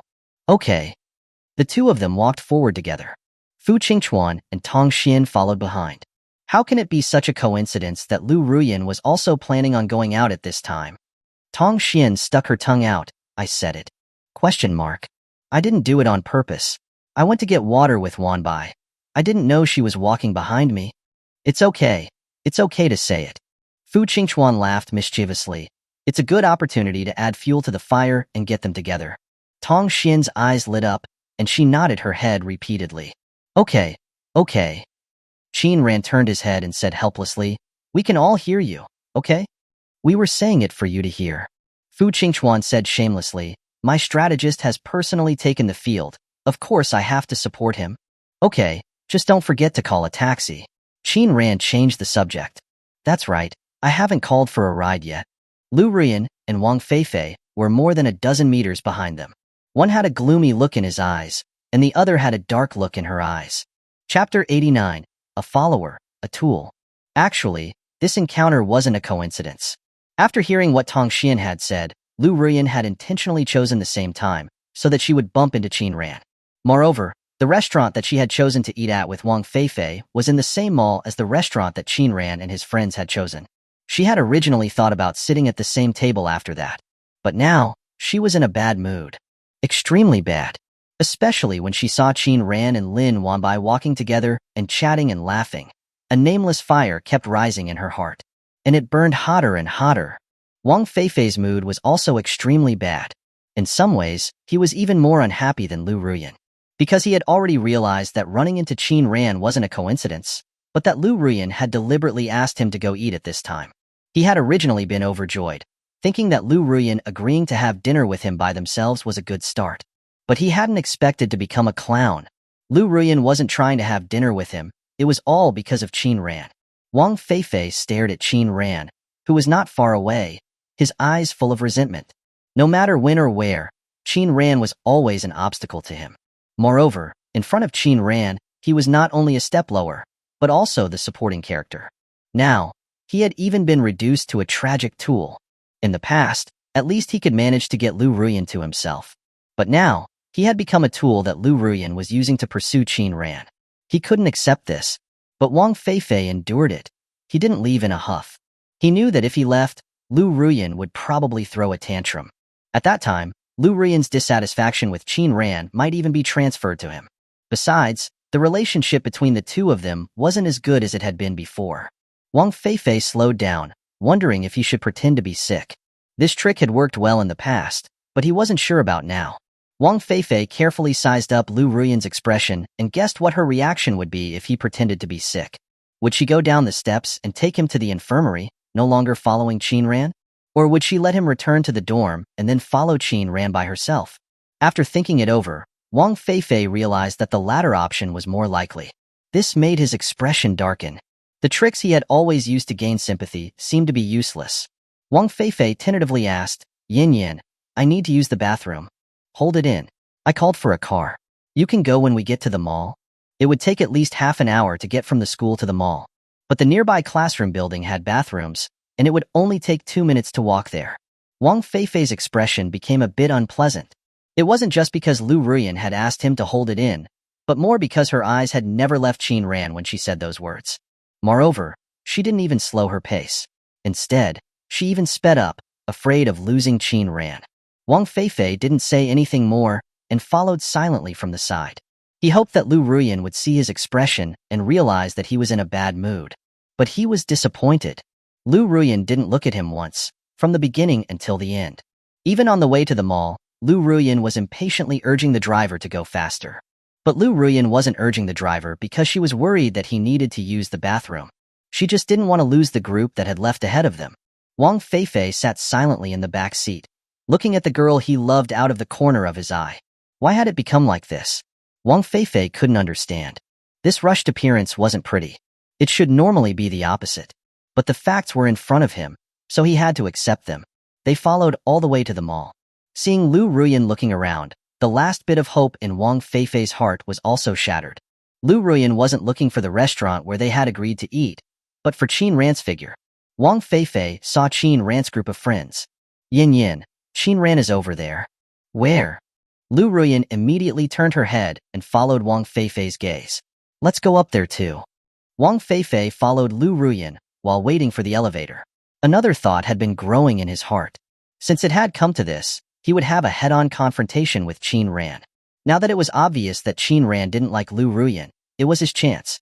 It was useless to keep asking Liu Ruyuan to leave. It was better to let Liu Ruyuan give up and also show that he was also outstanding and that he was no worse than Qin Ran. This was why Wang Feifei had taken the initiative to tell Liu Ruyuan where Qin Ran was. After going upstairs, Liu Ruyuan went straight to the ice rink. She knew that they were going ice skating, but she wasn't sure whether they would ice skate before or after eating. But after seeing the ice rink, she understood. Feifei, let's go ice skating, Liu Ruyuan said. Okay, it's been a while since I've skated. After changing his mindset, the expression on Wang Feifei's face had returned to normal. But when he saw that it was real ice, he was stunned. He could roller skate, but he couldn't ice skate. But he thought that the principles were probably similar, and that he should be able to adapt quickly. I'll go buy the tickets. Wang Feifei took the initiative to step forward, but was shocked to find that he didn't even have 1,000 RMB. One ticket was 240 renminbi per person and would let them play for 2 hours. The deposit was 300 renminbi. Additional time was charged extra. Wang Feifei turned his head to look at Liu Ruyuan awkwardly. Yin, I left my wallet in the dorm. Then I'll take care of it. Liu Ruyuan didn't have much money, but Liu Qilan had given her another 3,000 RMB in spending money, which was enough for now. But this made Liu Ruyuan want to have money even more. Life without money was terrible, and even a trip to have fun wasn't fun. Liu Ruyuan didn't blame Wang Feifei. She was used to Qin Ran paying for everything before, and Wang Feifei had borrowed her quite a bit of money. She hadn't paid him back anything yet. Liu Ruyuan looked at Qin Ran and understood what she had lost even more. Not to mention going to an ice rink to play on a whim, it would be no problem for Qin Ran to build one in his own house. Liu Ruyuan asked the staff for skates, but she frowned after smelling the stench in the ice skates. It smells so bad. I'll go get some plastic bags to put over them, Wang Feifei said, and then want to get some bags. Fu Qingchuan poked Qin Ran's arm, signaling that Liu Ruyuan and Wang Feifei had followed them again. Qin Ran shook his head. Don't worry about them. We'll have fun on our own. They're like a leech, ugh. Qin Ran thought about it and said, everyone be careful. The ice skates are quite sharp. The three of them nodded. Lin Wanbai put on her skates first, but didn't enter the rink first. Instead, she waited for Qin Ran to stand up.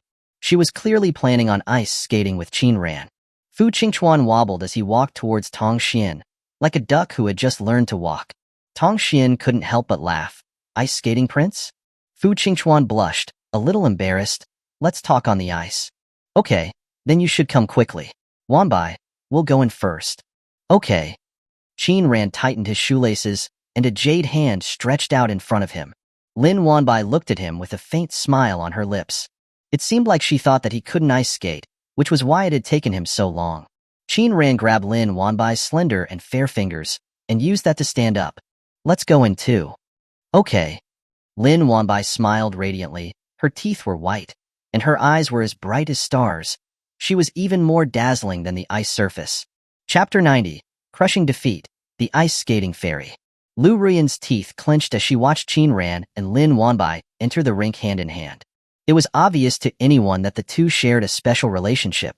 To say they weren't dating would be laughable. Initially, Liu Ruyuan refused to believe it. Even the night she saw Lin Wanbai holding a rose, she dismissed it. But now, witnessing them holding hands and exchanging smiles, she couldn't deny it any longer. Liu Ruyuan hurried to put on her skates. Wang Feifei nearby reminded her, Ruyuan, shouldn't you wear knee pads and a helmet? No need. With that, Liu Ruyuan prepared to enter the rink. Ruyuan, wait for me. I'm not good at it. Could you teach me? If you can't skate, why bother? Huh. Wang Feifei stood frozen. Did not knowing how to skate mean he shouldn't be on the ice? Nobody was born knowing how. Actually, Wang Feifei hoped Liu Ruyuan would teach him hand in hand, like Lin Wanbai was doing with Qin Ran. Once again, he felt like a fool. Liu Ruyuan, her eyes burning, could only focus on Qin Ran and Lin Wanbai. She worried that they were holding hands now, but soon they'd be embracing. By this point, the two had reached the center of the rink. Skating backwards, Lin Wanbai looked at Qin Ran, surprised. You know how to skate? Qin Ran blinked. I never said I didn't. Hearing that, Lin Wanbai tried to let go of his hand, but Qin Ran gripped it tighter. I never said I knew how either. Teach me. Lin Wanbai blushed. Of course, she knew Qin Ran was just being playful, but she didn't pull her hand away and continued to glide while holding his. Fu Qingchuan, nicknamed Ice Skating Prince, was quick to join them on the ice. If you could maintain your balance, it wasn't that hard. Fu Qingchuan had rollerblade before and had some understanding of the technique, but he soon realized he couldn't stop. Watch out. Coming through. Fu Qingchuan slowed down. Tong Xian was knocked to the ground by Fu Qingchuan. Fu Qingchuan, landing on two soft forms, didn't have a moment to enjoy it before quickly rolling off her. I'm sorry. I didn't know it would be this slippery. Tong Xian giggled. I thought you knew how to skate. You were bragging so much. Actually, I'm not too bad at rollerblading, but these ice skates are a bit unfamiliar. Me neither. Help me up. The two helped each other to their feet. Wanbai seems to be very good. Let's ask her to teach us. Maybe we shouldn't, Fu Qingchuan said, blinking. Let's not bother them. We can figure it out ourselves. Fu Qingchuan saw a kid, about 6 or 7 years old, skating like a pro. He brazenly approached him for advice. The kid looked quiet but wasn't shy at all and immediately taught Fu Qingchuan 2 ways to break. The parallel stop, where you place both feet parallel on the ice, shifting your weight forward to gradually slow down. And the toe stop, an instant stop using the front of the blade. The toe stop was obviously the cooler-looking option. Fu Qingchuan tried the parallel stop a couple of times before he started practicing the toe stop. Then he fell a couple of times. Tong Xian was about to help him up, but Fu Qingchuan quickly got to his feet and continued to learn from the kid. After falling a few more times, he started to get the hang of it and then turned to teach Tong Xian. While they were getting the hang of it, Lin Wanbai was already circling the rink with Qin Ran. Liu Ruyuan, who was not skating very fast, couldn't even keep up. When she called out to Qin Ran as she was being lapped, he completely ignored her, pretending not to hear. So, Liu Ruyuan changed her target. Once she got the hang of it, she began to skate alongside Lin Wanbai. It was clear that she wanted to challenge her. Lin Wanbai let go of Qin Ran's hand. She glanced at Liu Ruyuan, and with 2 powerful lateral pushes, she sped forward.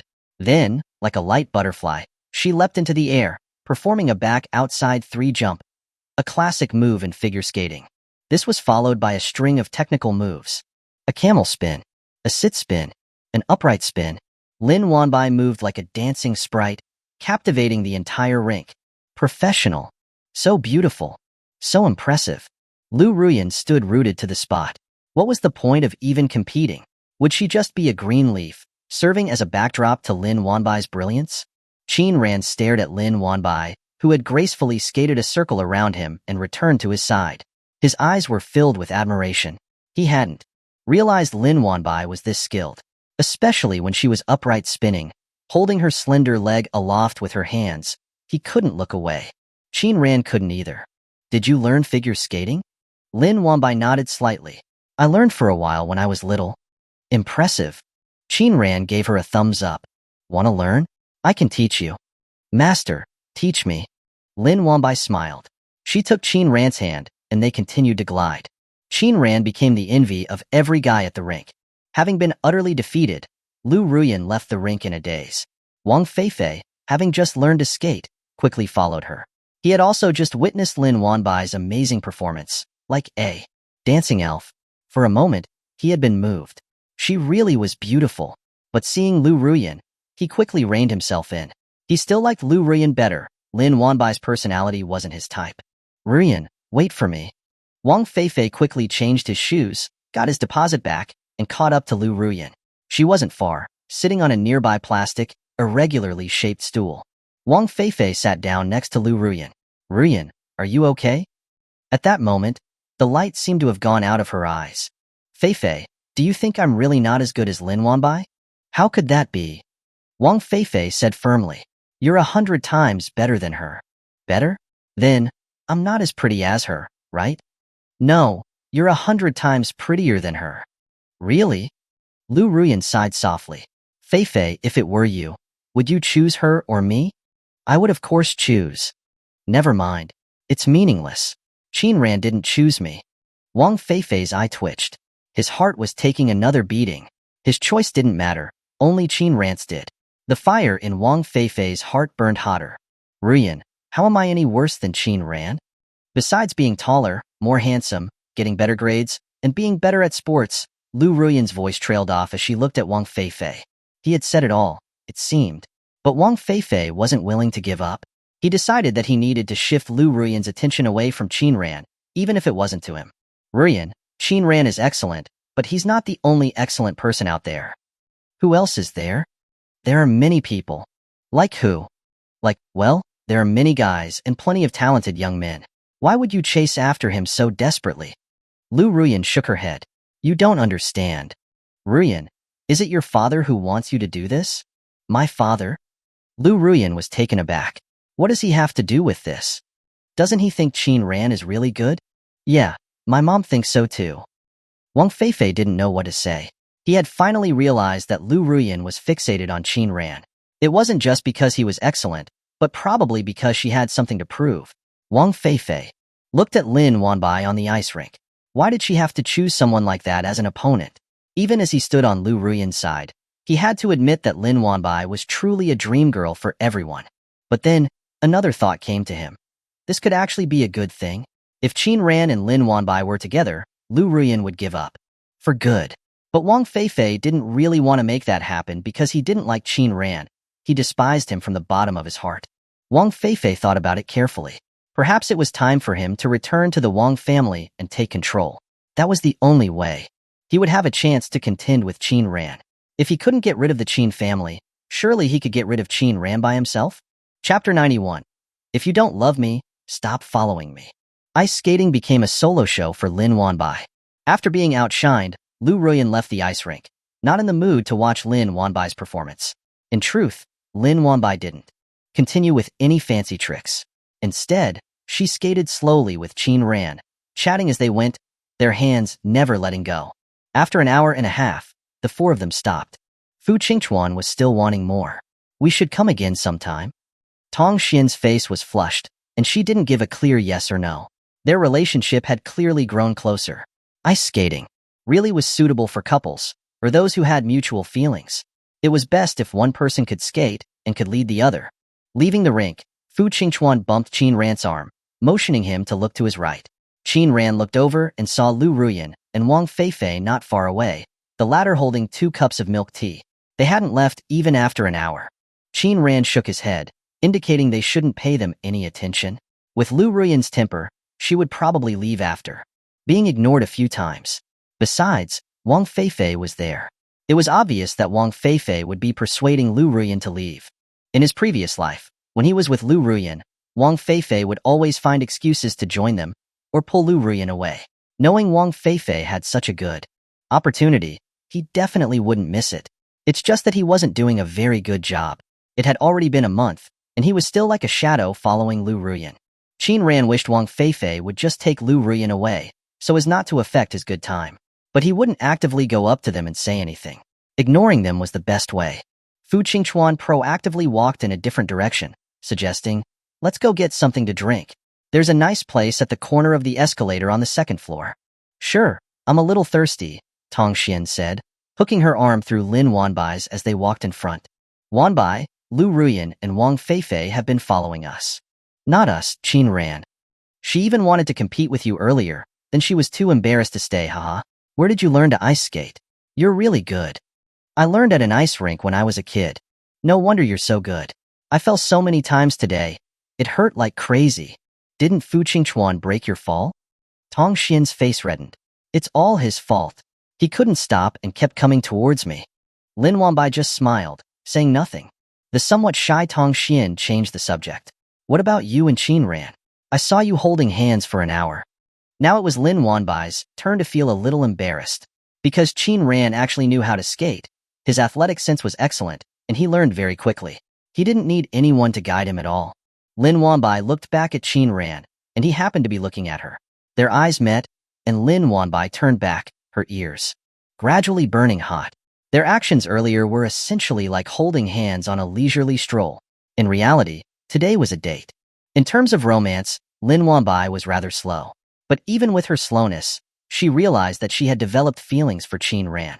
They talked until late every night, and they never ran out of things to say. They also had many shared interests. If she didn't feel anything, she wouldn't have held hands with Qin Ran while skating. Some things didn't need to be said explicitly. She could also feel a shift in Qin Ran's attitude. Like just now, when Qin Ran took her hand and didn't let go. As for Liu Ruyuan, she wasn't worried about her. Love was between two people. One-sided feelings were useless. Perhaps they had a good relationship in the past, but now Qin Ran's attitude was very clear. The four of them entered a stylishly decorated milk tea shop. Not long after, Liu Ruyuan and Wang Feifei followed them in. What a coincidence, Qin Ran, Liu Ruyuan said with a smile, proactively sitting at the next table. Tong Xian rolled her eyes. Wang Feifei was still holding 2 drinks. It was obvious who they were there for. But Qin Ran's attitude was cold. He just raised an eyebrow, not even responding. Afraid that Liu Ruyuan would feel awkward, Wang Feifei asked, Ruyuan, what would you like to drink? The same as Qin Ran. Wang Feifei wanted to slap himself. Couldn't he just not have asked? The table was empty. It was clear Qin Ran's milk tea wasn't ready yet. Wang Feifei didn't ask Qin Ran, because he knew the result. So he had to wait until Qin Ran's milk tea was ready before asking the staff. Fu Qingchuan found Wang Feifei and Liu Ruyuan to be annoying. He asked proactively, Class Monitor Liu, another chance encounter, what a coincidence. The emphasis on class monitor and coincidence made it clear that Fu Qingchuan was mocking her. Most of the class didn't think Liu Ruyuan deserved to be class monitor. Fu Qingchuan's words were more like ridicule. Liu Ruyuan didn't feel any pain from the jab, but Wang Feifei jumped up. We came here to get something to drink, is that not allowed? Do you own this place? Of course you can. Just don't waste anything, Fu Qingchuan said with a smile. The toilets are at the end. Don't burst. We're all classmates. Don't be so sarcastic, Liu Ruyuan frowned. Sarcastic? Who's being sarcastic? Wang Feifei's face turned ashen, turning a shade of liver. Fu Qingchuan. What? Fu Qingchuan said with a look of anticipation. Liu Ruyuan said coldly, we can go wherever we like. Is it any of your business? I can't control it. After all, my house isn't by the ocean. I can't be concerned with such broad matters. Unlike some people, who are as boundless as the sea. Tong Xian didn't understand, looking at Fu Qingchuan curiously. The latter said with a smile, bored. Tong Xian finally understood and couldn't help but laugh. Liu Ruyuan's expression grew worse, but her gaze remained fixed on Qin Ran. If it were before, if someone spoke to her like this, Qin Ran would have definitely helped her. But now Qin Ran was silent, as if she were a stranger. No, even worse than a stranger.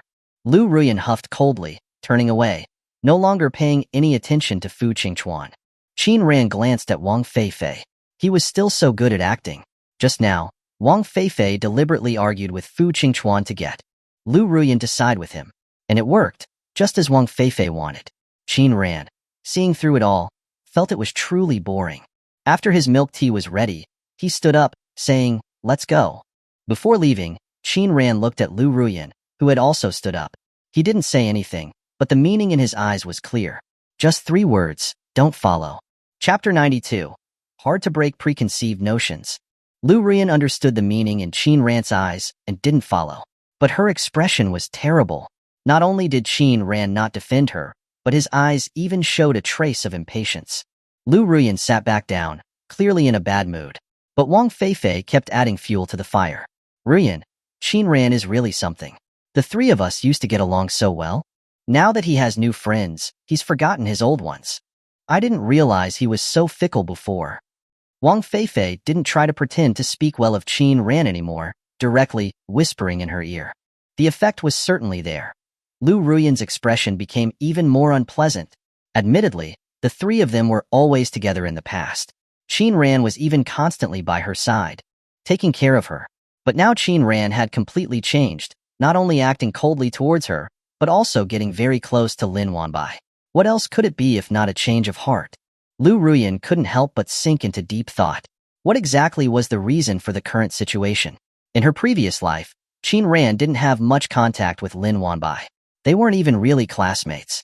They hadn't spoken more than a few times during their entire university years. Liu Ruyuan had never really liked Lin Wanbai, whose popularity was not inferior to hers. In the eyes of many people, Lin Wanbai had an even more goddess-like aura. That aloof feeling had enchanted many boys. But these past few days, she realized that Lin Wanbai was different from her preconceived notions. And not just Lin Wanbai, the main thing was Qin Ran. Liu Ruyuan even suspected that Qin Ran had also been reborn. Otherwise, why would he stop liking her? But thinking about it, it didn't make sense. Even if she hadn't gone to the engagement party, Qin Ran should still be as deeply in love with her as before. In Liu Ruyuan's heart, Qin Ran only loved her. It had never changed since childhood. Let alone having a change of heart, he wouldn't even glance at another girl. She hadn't gone to the engagement party, and she naturally assumed that Qin Ran would understand and be understanding. As for everything that happened later, it had nothing to do with Qin Ran. Liu Ruyuan had gone through a lot of things, but her preconceived notions were still stuck in the past. She couldn't understand why Qin Ran suddenly changed his mind, because she didn't know that Qin Ran had already woken up. Love wasn't everything. Liu Ruyuan still stubbornly believed that Qin Ran only had her in his heart, no one else. But the reality was a slap in the face. She had thought that after being reborn, everything would be smooth sailing, and she would get back together with Qin Ran, walk down the aisle, and become the young mistress of the Qin family. But Liu Ruyuan never expected that Qin Ran wouldn't like her anymore. Not only did he not like her, but he even seemed to be pushing her away. This went beyond her understanding. In the past, she only had to want a star from the sky, and Qin Ran would help her pluck it down. Qin Ran had satisfied countless unreasonable desires of hers. How she wished to go back to the past. Now that she had actually returned, she no longer had Qin Ran, and naturally everything had become an illusion. Seeing Liu Ruyuan fall silent, her beautiful eyebrows furrowed, Wang Feifei felt a surge of emotion. He knew clearly that the gap between them was growing bigger and bigger. Therefore, his opportunities were also greater.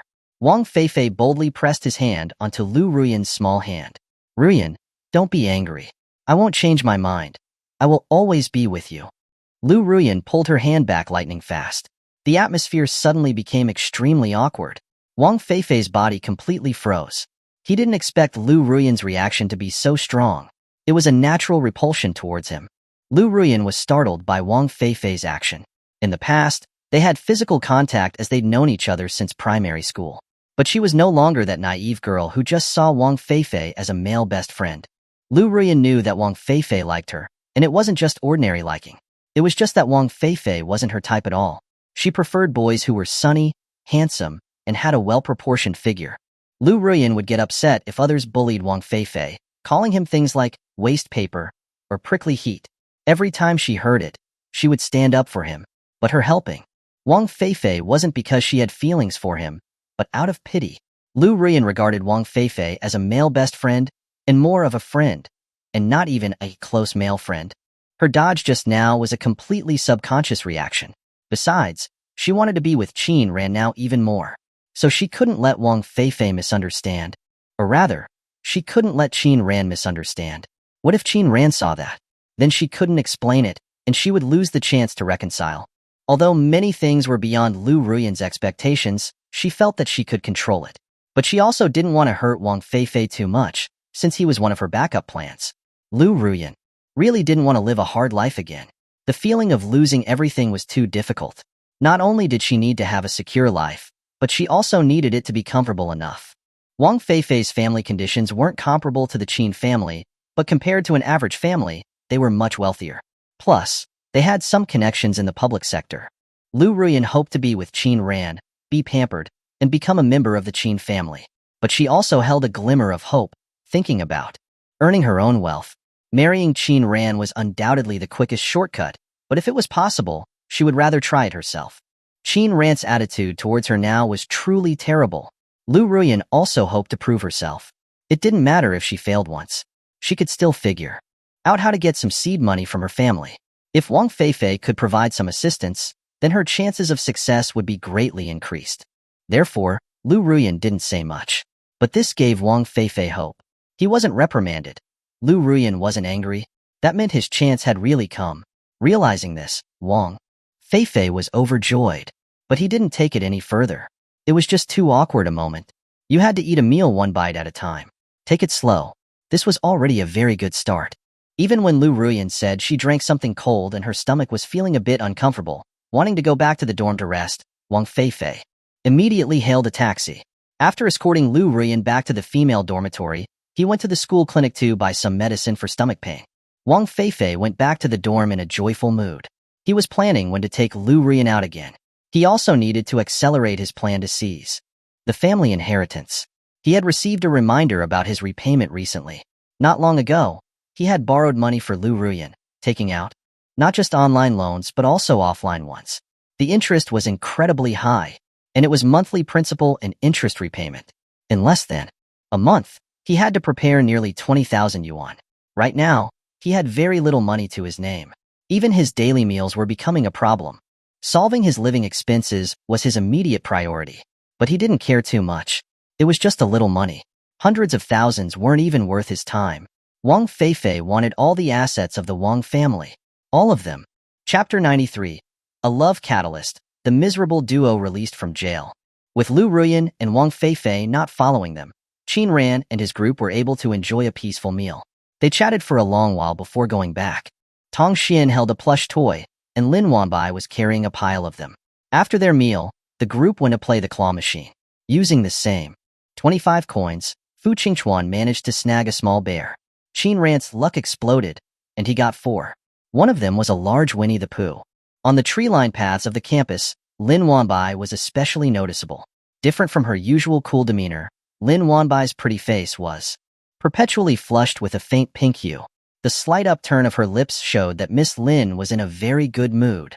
She no longer cared about the carefully crafted persona, and she didn't care if others misunderstood her relationship with Qin Ran. The Lin Wanbai who had wanted to create an image of aloof goddess couldn't resist plush toys at all. Of course, she wouldn't accept a stuffed animal from just any boy. But Qin Ran was different. Although there was a small misunderstanding when they first met, they quickly cleared it up. When she fainted, it was Qin Ran who carried her to the infirmary. Later, they organized class activities together, and after adding each other as friends, they surprisingly found that they got along very well. Little by little, they became more familiar. In fact, Liu Ruyuan's appearance had actually accelerated the development of their relationship. Lin Wanbai didn't explain her relationship with Qin Ran. Her words and actions were more like she didn't mind taking her relationship with Qin Ran one step further. The more Liu Ruyuan tried to obstruct, the more Lin Wanbai walked closer to Qin Ran. As for what Liu Ruyuan had said, Lin Wanbai didn't pay it any mind. Back at the dormitory, Lin Wanbai was immediately surrounded by Qiu Shuwen and Li Xiaoke. Wow. So cute. Wanbai, where did this bear come from? It must have been Qin Ran, right? Li Xiaoke said with a smile. Isn't that right? Lin Wanbai nodded slightly, placing the large bear next to her pillow. The pink rabbit and the small panda were placed on either side, and a doryman was placed on the desk. Each toy had its own place. Qiu Shuwen was very envious, but she didn't ask for one. After all, it was a gift from Qin Ran to Lin Wanbai. In her heart, she hoped Lin Wanbai could share one with her, since she had so many that she probably couldn't put all of them on the bed. But Lin Wanbai had no intention of sharing with the two of them, because these were gifts from Qin Ran. She had many toys at home, but to maintain her persona, she hadn't brought a single one. When she returned to school, after the October break, she was still agonizing over this. In the end, she came to school reluctantly, leaving all of her toys at home. Today, the happiest thing for her was receiving these plush toys from Qin Ran. After arranging the toys, Lin Wanbai took 2 pictures and sent them to Qin Ran. They are all safe and sound now. Qin Ran saw the message and couldn't help but smile knowingly. Then I'll trust you to take good care of them. Okay. They're so lucky. Hee hee. The two chatted until late at night before going to sleep. The next day, Wang Feifei was absent again. Qin Ran had already arranged for people to keep an eye on him. None of Wang Feifei's actions could escape his notice. He had noticed that Wang Feifei was a bit off recently, showing a big change compared to when he first entered school. Perhaps in the eyes of others, Wang Feifei was still that annoying sissy. But Qin Ran, who had known Wang Feifei for so many years, knew what his true personality was like. So he was able to distinguish Wang Feifei's subtle changes, especially in his eyes. A person's demeanor, temperament, and eyes were closely linked. Qin Ran suspected that Wang Feifei might be like Liu Ruyuan. But whether he was or not, it was still necessary to observe him further. In his previous life, Wang Feifei only started secretly fighting for his family's inheritance after graduation. But Liu Ruyuan suddenly getting into cryptocurrency changed many things. The development of events was very different. from his previous life. So Qin Ran had specifically arranged people to keep an eye on Liu Ruyuan and Wang Feifei. In addition to the two of them, he also sent people to pay attention to the Liu family and the Ji family. Ji Buoqing, who was still in the detention center, didn't know what had happened to his family. Ji Buoqing's father, Ji Shiming, had been a mess of nerves recently, and his hair had even turned white from worry. He didn't know what happened, but his factory was on the verge of collapse. Customers were lost, payments were not being received, tax audits, fire inspections, medical insurance investigations, disgruntled employees. He had been running around all day, but the results were negligible. Ji Shiming offered drinks and gifts to many people, and finally found out some information. He had offended someone, but he still couldn't find out who was behind it. His former drinking buddies were all avoiding him, afraid of being implicated. It was like Ji Shiming had contracted a terrible plague, and anyone who touched him would be infected. Ji Shiming couldn't reverse the trend, but he managed to find a clue. Their family had probably offended the largest family in Zhonghai, the local emperors. Ji Shiming felt absurd. He had never heard of this Qin family before, let alone offended them. His wife, Mei Qiuhui, vaguely guessed that it might have something to do with her son in the detention center. A month ago, Ji Shiming had investigated two people, one named Qin Ran and one named Li Luo. The latter's father was a powerful official in the Education Bureau. As for Qin Ran, Mei Qiuhui didn't find out anything, and she hadn't paid much attention to it at the time. But now, things had blown up. The entire Ji family was being greatly impacted. There might not be a Ji family in the future. Mei Qiuhui was immediately panicking.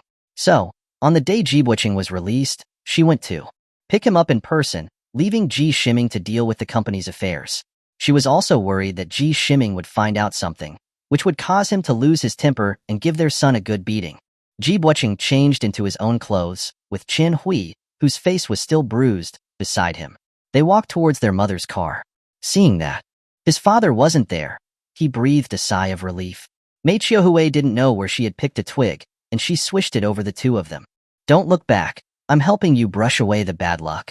Mei Qiuhui carefully brushed her son, but when it came to Chen Hui, she just quickly waved the twig over him. Who was her own son was very clear. In fact, Mei Qiuhui didn't like Chen Hui. He was too flashy, with a look like a thug. But considering that Chen Hui had taken the fall for Ji Buoqing, and they had known each other for so many years, she just showed her distaste with a look. But seeing that Ji Buoqing had lost some weight, her heart ached. All the questions she had wanted to ask flew out of her mind. "Son, were you bullied inside?" "No way. It's very strict inside. We're in the 21st century now. It's not chaotic at all." Chen Hui opened his mouth. The first day the two of them had been educated about their place. Today, they were sent off when they left.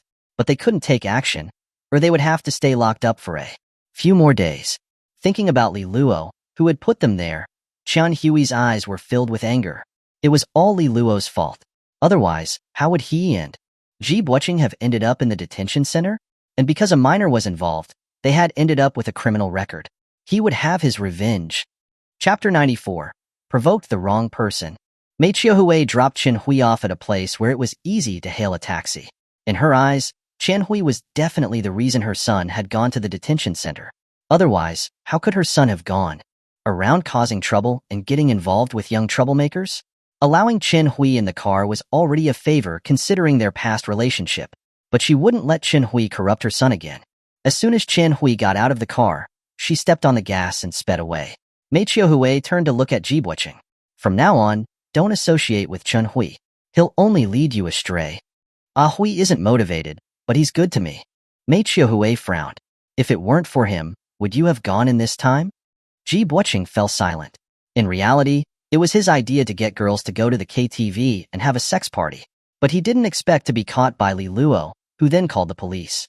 In any case, the feud was already established. He was going to make Li Luo repay him tenfold, 100-fold for the suffering he endured in the detention center. He didn't even need to take action himself.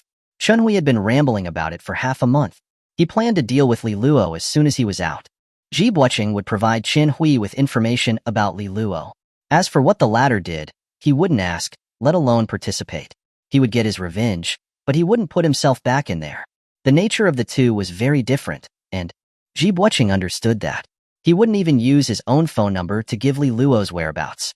Ji Buqing planned to prepare another gift for Li Luo.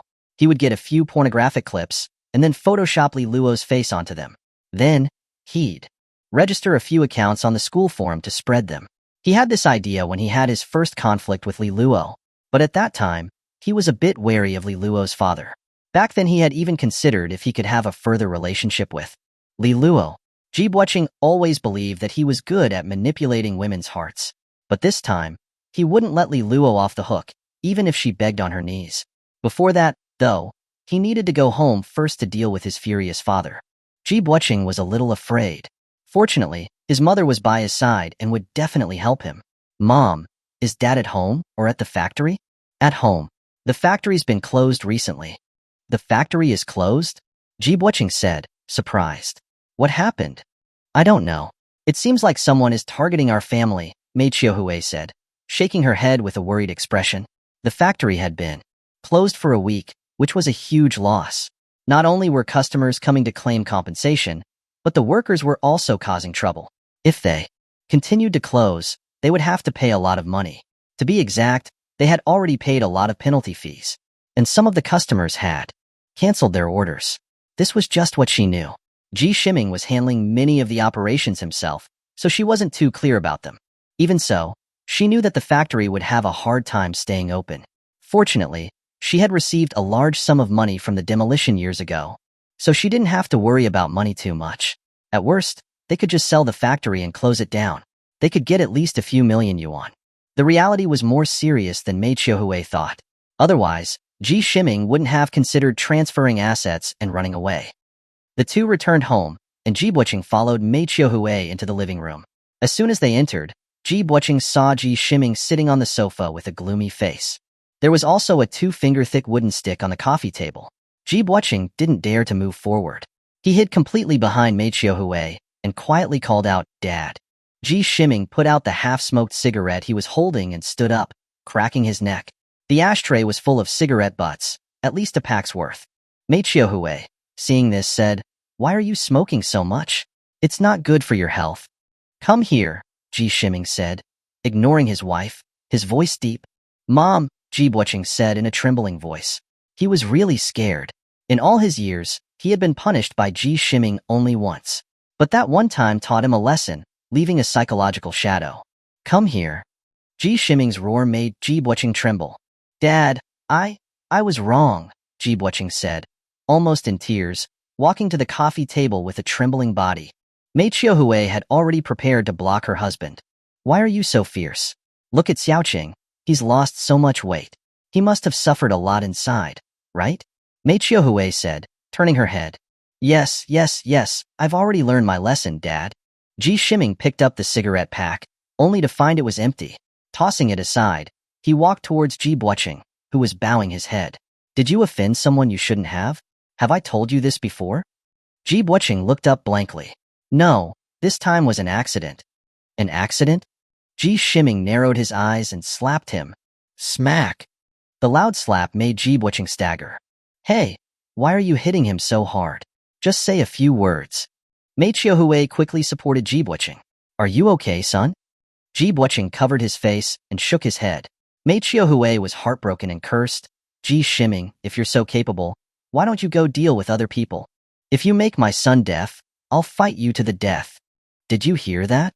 Ji Shiming pointed at Mei Qiuhui, trembling with anger. "He's spoiled because of you. Our family is going bankrupt. Do you know that? A soft mother raises a worthless son. Good for nothing." Ji Buqing was stunned. Bankruptcy? How was it that they were going bankrupt? What had happened in the time that he was inside?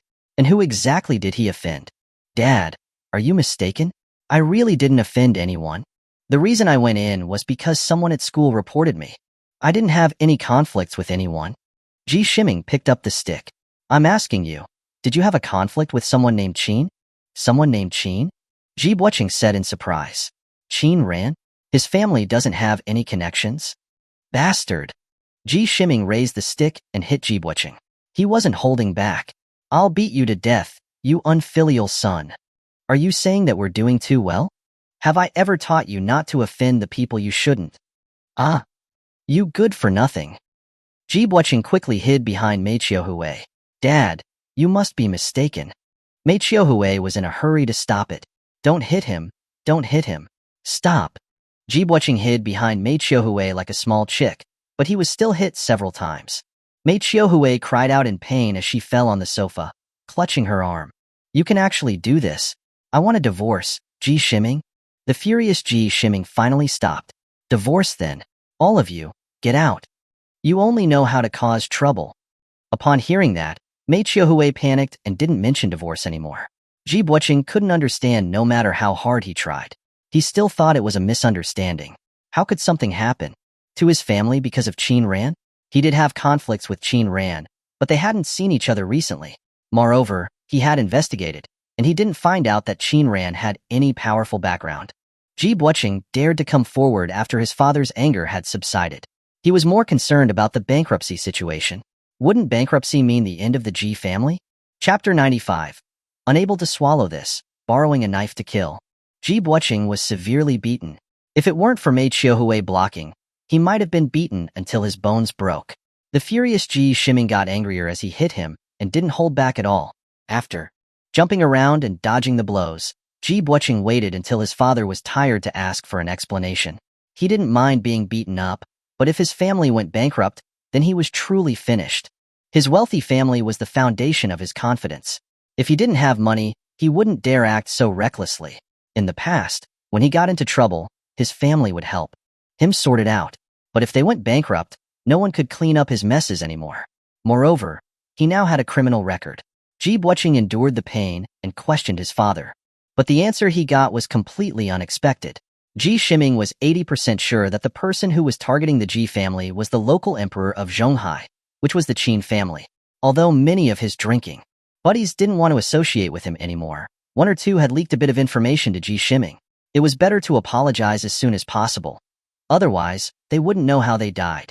They might even wish they had died. The reason he wasn't 100% sure was that Ji Shiming wasn't certain that his son had offended the Qin family. But the moment he mentioned someone named Qin, Ji Buqing blurted out a name. That made him think. Moreover, not only had he offended someone he shouldn't have, he had even managed to get himself into prison. Ji Shiming, who already had no place to vent his anger, couldn't not beat Ji Buqing. Ji Buqing didn't deserve to not be beaten. But after hearing what Ji Shiming said, he still couldn't believe it. But with the facts in front of him, he couldn't help but believe it. Ji Buqing suddenly remembered a sentence that Qin Ran had said. Even your dad wouldn't dare talk to me like that. At the time, Ji Buqing thought that Qin Ran was intentionally bluffing, as he hadn't revealed any connections. Could it have been true? Ji Buqing couldn't help but ask, Dad, do you know Qin Ran? Qin Ran? Ji Shiming frowned. I don't know him. Is he part of the Qin family? How did you provoke him? After talking for a long time, the father and son still couldn't confirm anything. Ji Shiming said that he would investigate again. If it was true, no matter what had happened, Ji Buqing would have to go and apologize, even if he had to kneel down in front of them. Mei Xiaohui didn't want to, but Ji Shiming's attitude was firm. If not, the whole family would suffer. The situation was more serious than he had said. In less than 2 weeks, the factory had already lost more than 10 million yuan. The total assets of the Ji family added up to hundreds of millions. But that didn't mean they could just take out 100 million in cash. They had spent a lot of money when they set up the factory. Usually, Ji Shiming would only have 3 or 5 million in liquid funds, plus the few million in fixed deposits that Mei Xiaohui had in the bank. Ji Buqing only rested at home for 2 days before returning to school with a mission. These past 2 days, Ji Shiming had been running around constantly and finally found out more. The person targeting the Ji family was indeed from the Qin family, but Ji Shiming had no intention of resisting. Was he angry? Yes. Ji Shiming was angry at the Qin family and even more angry at his foolish son. Why did he have to go offend the Qin family of all people? Wasn't that like an ant trying to stop a chariot? Even 100 Ji families wouldn't be a match for the Qin family. They were not on the same level at all. Thinking of trying to fight the Qin family was like trying to shake a tree with a mayfly. So Ji Shiming repeatedly told Ji Shiming to apologize to Qin Ran. No matter what conditions they gave him, he had to fix the situation as soon as possible. However, Ji Buqing didn't go back to school right away. He went out to eat with Chen Hui first. He couldn't understand why his father was so scared. Even if Qin Ran's family had a powerful background, they still had weaknesses. Ji Buqing was unwilling to bow his head to Qin Ran. But the beating he had received was still hurting, a constant reminder that he needed to apologize to Qin Ran. And the more it happened, the less he wanted to do it. But Ji Buqing wasn't stupid. His family's bankruptcy and his apology. Wasn't it obvious which he'd choose? Even if he didn't want to, he had to go to Qin Ran. Ji Shiming said that even if he had to kowtow to apologize, he had to make Qin Ran satisfied. How could the young Ji Buqing swallow this anger? It was obviously Qin Ran who had repeatedly created conflict with him and used underhanded tricks. It was too despicable. Ji Buqing told Qin Hui about it. The latter threw away the cigarette in his mouth and stood up furiously. Damn it, that bastard. I'm going to deal with him and teach that bitch a lesson. How dare they mess with us? Fuck. Ji Buqing pulled Qin Hui back down to his seat. Don't be rash. They have connections. So what if they have connections? Qin Hui retorted. We all have a head on our shoulders. The wealthier these people are, the more they want to protect themselves. Bro Chung, do you remember that white fat guy? I remember. Fanjuan. That's right, it's him. Qin Hui said with a sinister smile. His family has some money too, and we made him a obedient in high school. Ji Buqing also laughed. Fanjuan was their high school classmate. His family owned a large supermarket, and he was even wealthier than Ji Buqing. He was fair-skinned and overweight, quite short and timid. But after they taught him a lesson, he would give the two of them pocket money every so often, ranging from a few hundred to 1,000 yuan. When they went out to eat or sing karaoke, they would just ask Fanjuan to pay for it. Ji Buqing missed his high school days. Life was really comfortable then, only they bullied others. They took girls out and had fun. Unlike college, where he'd been taught all kinds of lessons in less than a month. He'd been given a demerit. Qin Hui had been expelled. The two of them had gone to the station, and his family had almost gone bankrupt. The contrast made Ji Buqing feel so angry he wanted to hit someone, but he didn't dare go directly to beat up Qin Ran. If he made the wrong move, the Ji family would be completely finished. Ji Buqing was angry, but he hadn't lost his mind. He wouldn't directly go and settle the score with Qin Ran, but Qin Hui could. Qin Hui, who had a fiery temper, acted without thinking of the consequences. However, he had to remove himself from the situation so that he wouldn't be implicated. Ji Buqing pretended to be angry, yet helpless. He even tried to persuade Qin Hui to just let it go. But how could Qin Hui let it go? He said he would definitely settle the score with the two of them, and he wouldn't implicate Ji Buqing. When Ji Buqing saw that his purpose had been achieved, he didn't say anything more. He gave Qin Hui another 20,000 yuan, telling him to go out and have some fun to relax and vent his anger. But in reality, that money was for Qin Hui to run away. Ji Buqing was outwardly very good to Qin Hui, but he never considered the latter his brother. In the past, he helped him take the blame. Now, he was using him as a pawn. After their meal, the two parted ways. Ji Buqing went back to school. Qin Hui went to a foot massage parlor, as he had to enjoy himself before carrying out his plans. He was still thinking about tasting the flavor of a college student, but unfortunately he had no chance. Qin Hui and Ji Buqing didn't know that they were being watched. From the moment they were reported for having an orgy at KTV, they were already on the list. Some things didn't need Qin Ran to order. The people below him would do it anyway. If Ji Shiming knew his son was still thinking of playing games, he'd probably grab a stick and beat Ji Buqing's butt into a bloody pulp. Chapter 96. Thinking himself clever, taking two approaches. Ji Buqing had barely arrived at school when he received several phone calls from his father. He could only make the excuse that he hadn't bought the gifts yet, and that he would go apologize to Qin Ran after buying the presents. Ji Shiming told Ji Buqing to invite Qin Ran out for a meal by tomorrow at the latest. To properly apologize. If necessary, he would come himself. From this, it was clear that Ji Shiming had a better understanding of the situation. Every day delayed was another day of losses. Ji Shiming really couldn't hold out anymore. Business had been bad these past 2 years.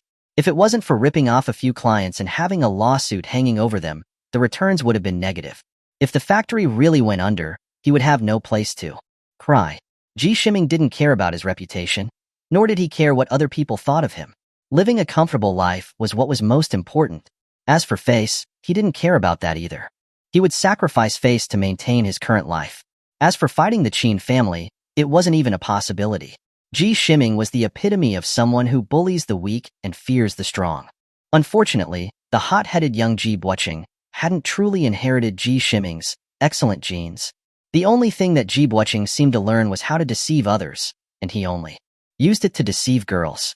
Mei Qiuhui's doting had given him a sense of superiority. Even though his family wasn't as wealthy as Qin Ran's, Ji Buqing was still unwilling to admit defeat. He had already made his plans. First, he would give Qin Ran a simple apology, then he would probe about Qin Ran's family. Liu Ruyuan, for example, would be a great option. He had heard that the two of them were childhood friends and definitely knew about each other's family background. But he was curious about how far the two of them had progressed. Right now, there were two versions circulating around the school. One was that Qin Ran liked Liu Ruyuan, had been pursuing her for a long time, but the latter hadn't agreed. The other was that Liu Ruyuan was chasing Qin Ran, sticking to him often, which many people had seen. Ji Buqing didn't know that the first version was actually secretly spread by Wang Feifei. Qin Ran had made a splash during military training, and Liu Ruyuan's hot dance had attracted many boys. Therefore, Wang Feifei intentionally spread the news that Qin Ran had been unsuccessful in pursuing Liu Ruyuan. If even Qin Ran couldn't do it, then one could. Imagine how difficult it was to pursue Liu Ruyuan. It also let the others know that they needed to take a look at their own qualifications. Wang Feifei's move worked quite well, discouraging many boys. After all, Qin Ran had been crowned as the most handsome guy in the Finance and Economics University, which was known even in the surrounding schools. As for the second version, it was gradually spread by classmates. After Liu Ruyuan returned from the hospital, she kept sticking close to Qin Ran, in class, after class, and at meals. She would find Qin Ran to chat with whenever she had nothing to do. Everyone was not blind. They could tell who was pursuing whom at a glance. Ji Buqing had also had ideas about Liu Ruyuan. Back then, when he had a conflict with Qin Ran at the cafeteria, Liu Ruyuan had even taken his side. Regardless of which was true, Ji Buqing felt that if he could get his hands on Liu Ruyuan, he would be able to make Qin Ran feel bad. However, he wouldn't take the initiative to start a conflict with Qin Ran for the time being. Backstabbing was his style. During the big class before National Day, Ji Buqing sat in front of Liu Ruyuan, and he could feel that she wasn't rejecting him. After returning to school, Ji Buqing sent a message to Liu Ruyuan. "Thank you for lending me a pen last time. Who is this?" "Ji Buqing, from the class next door. Do you remember?" "You're welcome." Seeing Liu Ruyuan respond, Ji Buqing's mouth curved up. The fish had been hooked. "Are you free tomorrow? I'll treat you to a meal." "No need. Are you out of detention now?" Ji Buqing was stunned. How did Liu Ruyuan know that he had been arrested? He had already told the class advisor half a month ago. After all, it wasn't a good thing, and the school would not make his punishment public. Ji Buqing's expression darkened, and he didn't know how to reply. Someone must have told Liu Ruyuan about it. What worried Ji Buqing was not only that Liu Ruyuan knew, but what if the whole school found out? Then he would have a difficult time getting by in the future. After thinking about it for a while, he decided to deceive Liu Ruyuan first. "Oh, you know, my friends called me out, but I didn't expect they would act so wild. After I got out, I cut ties with them." After a long while, Liu Ruyuan replied, "You need to be careful when making friends." Ji Buqing couldn't help but laugh. She believed that? She's so naive. He was very experienced. These girls were the easiest to deceive. "I've learned my lesson. I want to learn from you. That friend of yours is very good." "Who?" "Qin Ran.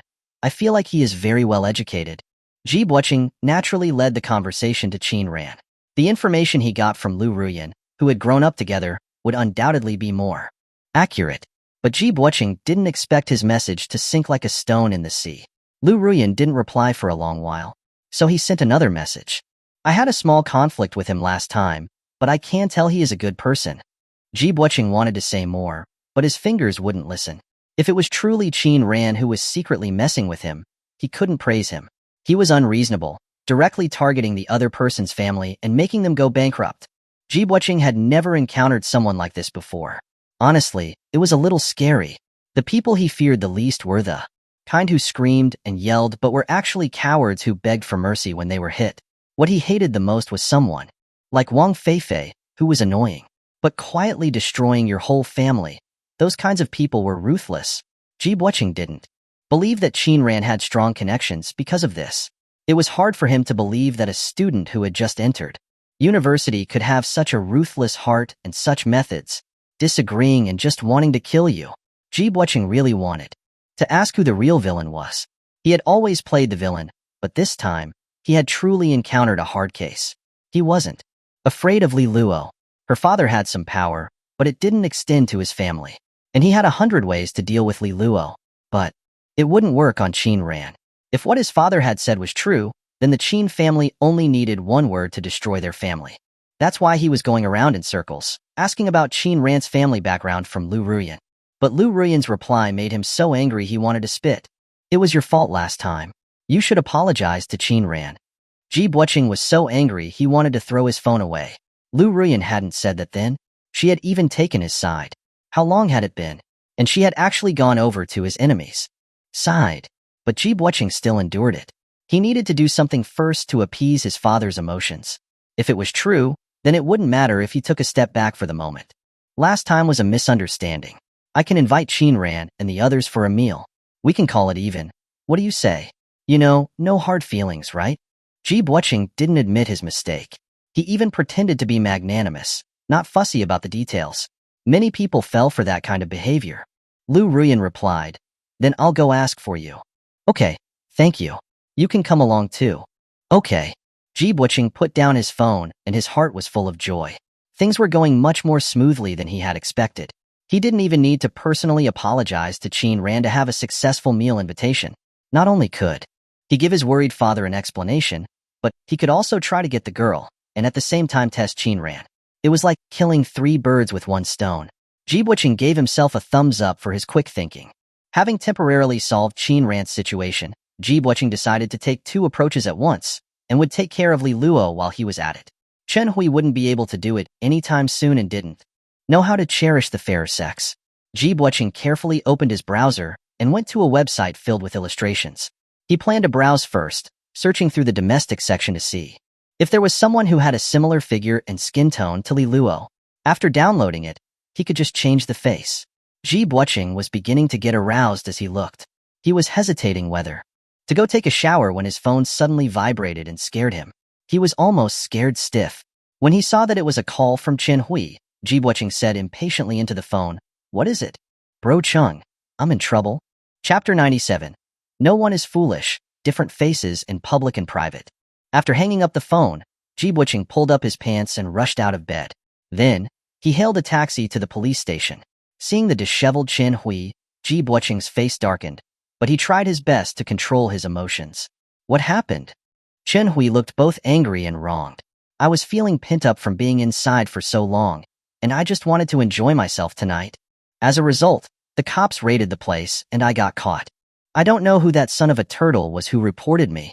Ji Buqing looked at the red ointment on Chen Hui's knees. "How did you get hurt? Don't tell me you attacked the police?" "No. I jumped from the 3rd floor and fell. If it wasn't for the fact that I couldn't see clearly, I definitely could have gotten away." A vein pulsed on Ji Buqing's forehead. He was truly speechless at Chen Hui's words and actions. He had just helped Chen Hui pay a 2,000 yuan fine and couldn't help but ask, "What about the 20,000 yuan I gave you?" "I don't know." Chen Hui lowered his head in shame. "You don't know?" "Bro Chung, I really don't know where it fell. It was so chaotic, and I'd put it in my pocket. I couldn't find it later. It probably fell out when I jumped out the window." "Which place did you go to?" "Never mind, you won't find it if you go back now. Just stay peacefully inside for half a month." As soon as he thought about having to go to the detention center for half a month, Chen Hui's face became a bitter gourd. "Bro Chung, can you bail me out? I'm hurt, and I won't be able to beat anyone inside." "Then why don't you stay quiet?" "Who knew I'd be so unlucky as to run into a raid? Damn it. You can't get bailed out for buying sex. I'll help you pay the fine. Just be more careful." "Thanks, Bro Chung. I'll get my revenge when I get out." "Shoot." Ji Buqing quickly made a shushing gesture, glancing left and right, whispering, "You don't have to worry about that, okay? Don't worry, Bro Chung. I know what I'm doing." "If you knew what you were doing, you wouldn't have gotten caught." Ji Buqing's voice softened. "All right, I'm not blaming you. 20 to 30,000 yuan. If you lose it, you lose it. It's good that you're okay." Bro Chung, Chen Hui said, touched. "I'll leave first. Take care." "Okay, thanks for making the trip. We're brothers. Nothing to thank me for." Ji Buqing left the police station, his face extremely ugly. His pocket money wasn't much, and with his family in trouble now, he was too embarrassed to ask his father for money before resolving the Qin Ran issue. The 20,000 yuan was originally intended to help Chen Hui settle the score with Li Luo and Qin Ran and then run away. Otherwise, how could he have been so generous? As a result, the 20,000 yuan was gone just like that, and he had to pay an extra 2,000 yuan. Fortunately, it wasn't a total loss. At least Chen Hui was more loyal to him now. The next day, Chen Hui was sent to the detention center. When handing over his personal belongings, Chen Hui took out 2 stacks of soft sister currency from his pocket. Take good care of the 20,000 yuan. If even one bill is missing, I'll make you regret it. After saying this, Chen Hui swaggered in. He was a regular now. This time, he was acting as if he was at home. Not many people were foolish. The kind of loyal and devoted henchman from the movies only appeared in the movies. Of course, Chen Hui didn't. Think of Jibuqing as his big brother. It was just because he didn't have to spend any money to eat, drink, or have fun, and occasionally he could mess around with drunk girls. Occasionally taking the blame and getting a demerit meant nothing to him. He was indeed angry with Li Luo and unhappy with Qin Ran and Wen Yonglong. But he wasn't foolish enough to actually take a knife and hack at them. Fighting was one thing, but killing someone would lead to death, and he wasn't a minor anymore. Chen Hui was surprised that Jibuqing had actually given him 20,000 yuan, something that had never happened before. Him telling him to travel or go abroad was bullshit. Chen Hui knew what Jibuqing was planning. It was for him to go and take revenge on the two, and then run away with the money. He did intend to get revenge, but he didn't want to be a fugitive, let alone go to prison. Chen Hui had thought about thoroughly taking care of Li Luo. If he had the chance, he really wanted to taste Li Luo. An angel's face, a devil's body, a fiery temper, and an aloof attitude. Whenever he thought of it, he felt an inexplicable fire rise up in his body. But he wouldn't directly kidnap her or force himself on her. The 20,000 yuan that Jibuqing had given him was enough for him to have a good time with 20 girls. Chen Hui didn't expect that he would want to have a good time, but ended up being unlucky and caught. So he took the opportunity to pocket the 20,000 yuan and then called Jibuqing. Since Jibuqing had paid the 2,000 yuan fine for him, he would definitely look for him again later. Chen Hui knew that Jibuqing was both sinister and cowardly. He wouldn't do anything himself. That meant he could only rely on him. When that happened, he would probably give him another sum of money. If something really happened to Jibuqing's family, he'd teach Li Luo and Qin Ran a lesson and then leave Zhonghai with the money. Jibuqing was using him, and wasn't he also using Jibuqing? As far as acting skills were concerned, he was better than Jibuqing. He would even give himself an award for his performance last night. He had been filled with tears and touched beyond words. Jibuqing had clearly bought it. Chen Hui was willing to bet that Jibuqing would definitely be waiting for him at the door when he came out. And then, he would take him out for a good meal, and perhaps give him a foot massage, mentioning Li Luo and Qin Ran as if it were by accident. Chen Hui understood Jibuqing too well. Next time, he would extort at least 30,000 yuan from Jibuqing, and then he could go enjoy himself. For now, he would temporarily endure in the detention center for half a month. He would be free after he got out. Chen Hui felt happy just thinking about his free life after he got out, and the depression of being arrested disappeared quite a bit. This time, he would be more low-key. If he had to suffer, then so be it. Better days were waiting for him. Jibuqing didn't know Chen Hui's true thoughts. For the past few years, Chen Hui had followed him around like a henchman. He had acted as his fists, his mouth, and had helped him take the blame on several occasions. Over time, Jibuqing had become a bit conceited. This time, he had been thinking of making Chen Hui take the blame as well. But now that the person was inside, he could only do it himself. During the big class, Jibuqing sat in front of Liu Ruyuan again. But he noticed that Liu Ruyuan was a bit absent-minded and didn't look like she was in high spirits. "Did you not sleep well yesterday?" Jibuqing asked, taking the initiative to show concern. Liu Ruyuan's eyes were lowered. "Qin Ran rejected me." "Rejected a meal? Did he accept my apology?" Liu Ruyuan hesitated. "He what? He told you to stay away." Jibuqing was stunned, then immediately became furious. He could tell that "stay away" was a nicer way of saying scram. Qin Ran was so fearless. As Jibuqing's anger grew, he also felt a little afraid. Could it really be true? Jibuqing hesitated whether he should talk to Qin Ran himself. But before that, he still wanted to ask Liu Ruyuan. "Ruyuan, does Qin Ran's family have any connections?" Li Hui, who was next to them, asked curiously, "Is Qin Ran's family powerful?" Jibuqing glanced at Li Hui, who had an oily face, feeling slightly displeased. Liu Ruyuan shook her head. "I don't know either. Didn't you grow up with him?" "Not really." Liu Ruyuan wasn't telling the truth. She didn't want to give people the impression that she was a gold digger. She and Qin Ran had been childhood friends, and their many years of relationship couldn't be measured by material things. But if they were married, what was Qin Ran's would naturally become hers. They wouldn't be separate. In addition, Liu Ruyuan knew that Li Huihui was actually a gold digger. Later, she even wanted to get plastic surgery to make her face thinner so she could marry a rich second generation. Fang Man had recently been running around with Li Yufei, and Li Huihui had been sticking to her every day. If it wasn't for the fact that flowers needed green leaves to set them off, Liu Ruyuan would have just gone over to Qin Ran's side and found a seat. Based on her experience last time, Liu Ruyuan thought that keeping a little distance might draw Qin Ran's attention more. Sticking to his side, like a lovesick fool, made her seem too cheap. But if she stayed far away from Qin Ran, then there was no contact between them at all. And seeing Qin Ran and Lin Wanbai talking and laughing, she felt jealous. Liu Ruyuan's heart was in a mess, and she was constantly daydreaming. As for Ji Buoqing in front of her, the more she looked at him, the more she thought he was a hypocrite. Even if Ji Buoqing had explained himself and pretended to be very magnanimous, she had the memories of her past life. She knew some bad things about Ji Buoqing. Ji Buoqing had been arrested for having an orgy. This made her impression of Ji Buoqing even worse. The more she compared, the more she thought that Qin Ran was better.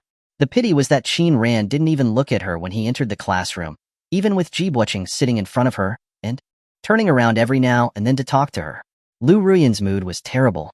If only she could go back to the day of the engagement party. Chapter 98. Even if being a lamb, Li Luo must be disgraced. Although Ji Buoqing was unhappy, he still pretended to be magnanimous on the surface. It seems like that classmate Qin has a very deep misunderstanding of me. Liu Ruyuan, who already knew Ji Buoqing's true colors, felt slightly uncomfortable. Chatting on her phone was fine, but seeing Ji Buoqing's hypocritical face made her feel disgusted. If it wasn't for Qin Ran in her previous life, she would have been deceived by Ji Buoqing. But the current her wouldn't be. Liu Ruyuan said with a straight face, "Class is starting. Please don't disturb me." Ji Buoqing's smile froze.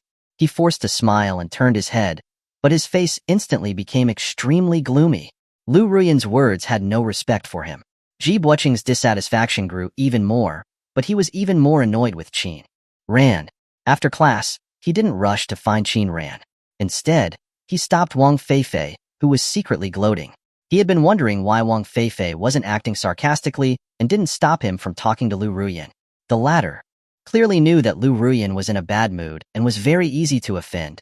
But he had heard that Wang Feifei and the two of them had come from the same high school, and he must have a good understanding of Qin Ran. The probability of 3 people going to the same university and the same class was too small, unless the 3 of them had similar grades and had agreed to go to the same school and major. Ji Buoqing reached out and stopped Wang Feifei. "Let's talk for a bit. I have nothing to talk about with you. Are you in a hurry to go back to being a shadow?" Wang Feifei's eyes darkened at the painful reminder. "Get out of my way." "Oh yo," Ji Buoqing laughed. "It's been a while, and your courage has grown a lot. Are you not acting anymore? Spit out what you need to say." Ji Buoqing squinted his eyes and examined the drastically changed Wang Feifei. A month ago, when he had a conflict with Wang Feifei, the latter would only pretend to be injured, appeal for sympathy, and try to provoke him to hit him. Now, he was actually talking to him so toughly. But Ji Buoqing didn't feel intimidated at all. He could beat up 5 Wang Feifeis. Their physiques weren't even on the same level, not to mention that he exercised often. Ji Buoqing lifted his chin. "You and Qin Ran are high school classmates? Why do you ask? Liu Ruyuan can't stand you. It's not just because of your looks, is it? Is Qin Ran's family much better off than yours?" Wang Feifei didn't get angry. Instead, he suspiciously sized Ji Buoqing up. Wang Feifei, who was full of schemes and tricks, immediately noticed that something was wrong with Ji Buoqing. He was being too inquisitive. Wang Feifei's mind raced, and he quickly said, "What does family status have to do with it? Ruyuan isn't that shallow, and Qin Ran's family is just a..." "Is that so?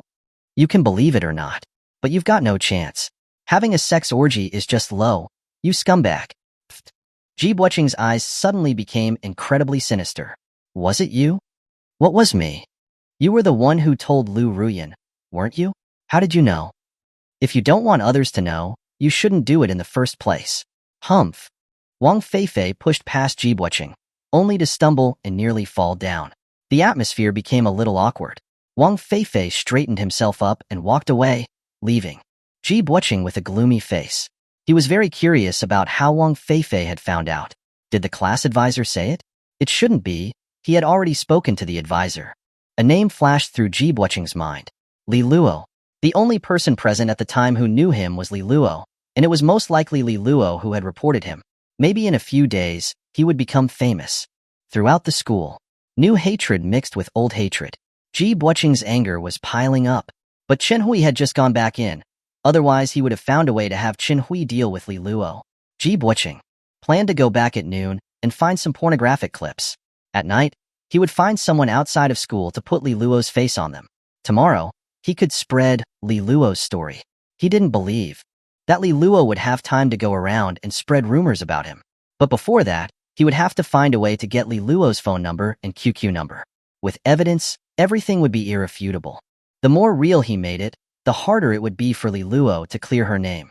And once it spread, even if Li Luo jumped into the Yellow River, she wouldn't be able to wash herself clean. Things like that got worse the more you tried to explain them. Initially, Ji watching had thought that as long as Li Luo knew what was good for her, he would leave her some leeway. But now, he wasn't planning on letting Li Luo off the hook. Ji watching vented his anger on Li Luo. Only in that way could he feel a bit better. But the most annoying thing for him was that the issue wasn't solved. Wang Feifei had just told him that Qin Ran's family's conditions were average, but he didn't quite believe it. If Liu Ruyuan had said it, he would have believed it. He had already been tricked by Wang Feifei once. He felt like he should believe the opposite. From Wang Feifei's position, both he and Qin Ran were rivals. Ji watching could guess that Wang Feifei probably wanted him and Qin Ran to fight. He had thought he could find out about Qin Ran's family background from Liu Ruyuan and Wang Feifei, but it was all for nothing. When he went to the cafeteria at noon, his dad called him again. Ji watching could only say perfunctorily that he was all ready. Trying to invite Qin Ran to a meal to resolve their conflict. Ji Shiming scolded him again for being too slow. The call had made him lose his appetite. He went back to the dorm to look for the clips, and after relieving himself, his mood got a bit better. The situation was actually simple. Ji watching just needed to go to Qin Ran, apologize sincerely, and beg him to let the Ji family go. But Ji watching couldn't bring himself to do it, and he wouldn't give. He kept procrastinating, probing about Qin Ran's family background. He asked classmates, checked records, and searched online. But all of it was for nothing, and Qin Ran had also found out about it. At night, Ji watching changed into a hooded sweatshirt and put on a baseball cap and mask before leaving. Then he took a taxi to a famous street in Zhonghai. It was lively, chaotic, and filled with people of all kinds. Ji watching made his way down winding alleyways, eventually stepping into a dilapidated audio store with peeling paint on its walls. In a few years, audio stores would be completely eliminated. Only some street vendors would still sell limited edition discs and niche vinyl records. Ji watching lowered his hat, took a USB drive from his pocket, and gave it to a laid-back, tattooed man. "Help me change a face. The video and photos are inside." The tattooed man looked Ji watching up and down, who had covered himself up very carefully. "We sell records here." 1,000. Heh. The tattooed man scoffed, continuing to play with his phone. 5,000. 8,000. Ji watching gritted his teeth. "Fine. When will it be done?" 3 days. "That's too long." "It's not impossible if you want it sooner." The tattooed man rubbed his hands together. 10,000. "The sooner the better. I need it by the day after tomorrow at the latest." "No problem." Ji watching took out 5,000 yuan and tossed it on the table before quickly leaving. In this era where there was no AI, face swapping, being able to swap faces in a video without it being jarring was quite the skill. Ji watching knew the other party was trying to get as much money as they could, but there was no other way. Spending 10,000 yuan to destroy a person was worth it to him. Ji watching left the street corner and casually threw away the hat and mask. "Humph, bitch. I'll make sure you're disgraced this time." But Ji watching didn't realize that the hat and mask he had thrown away had been picked up by someone. The tattooed man in the audio store welcomed a new guest not long after. "Find whatever you need." The tattooed man's lips curved up in a smile, clearly in a good mood after just scamming a fat lamb. The visitor walked expressionlessly to the table, and the powerful aura immediately enveloped the tattooed man. Gulp. The tattooed man couldn't help but gulp and sat up straight, looking well behaved. Mister. What do you need?"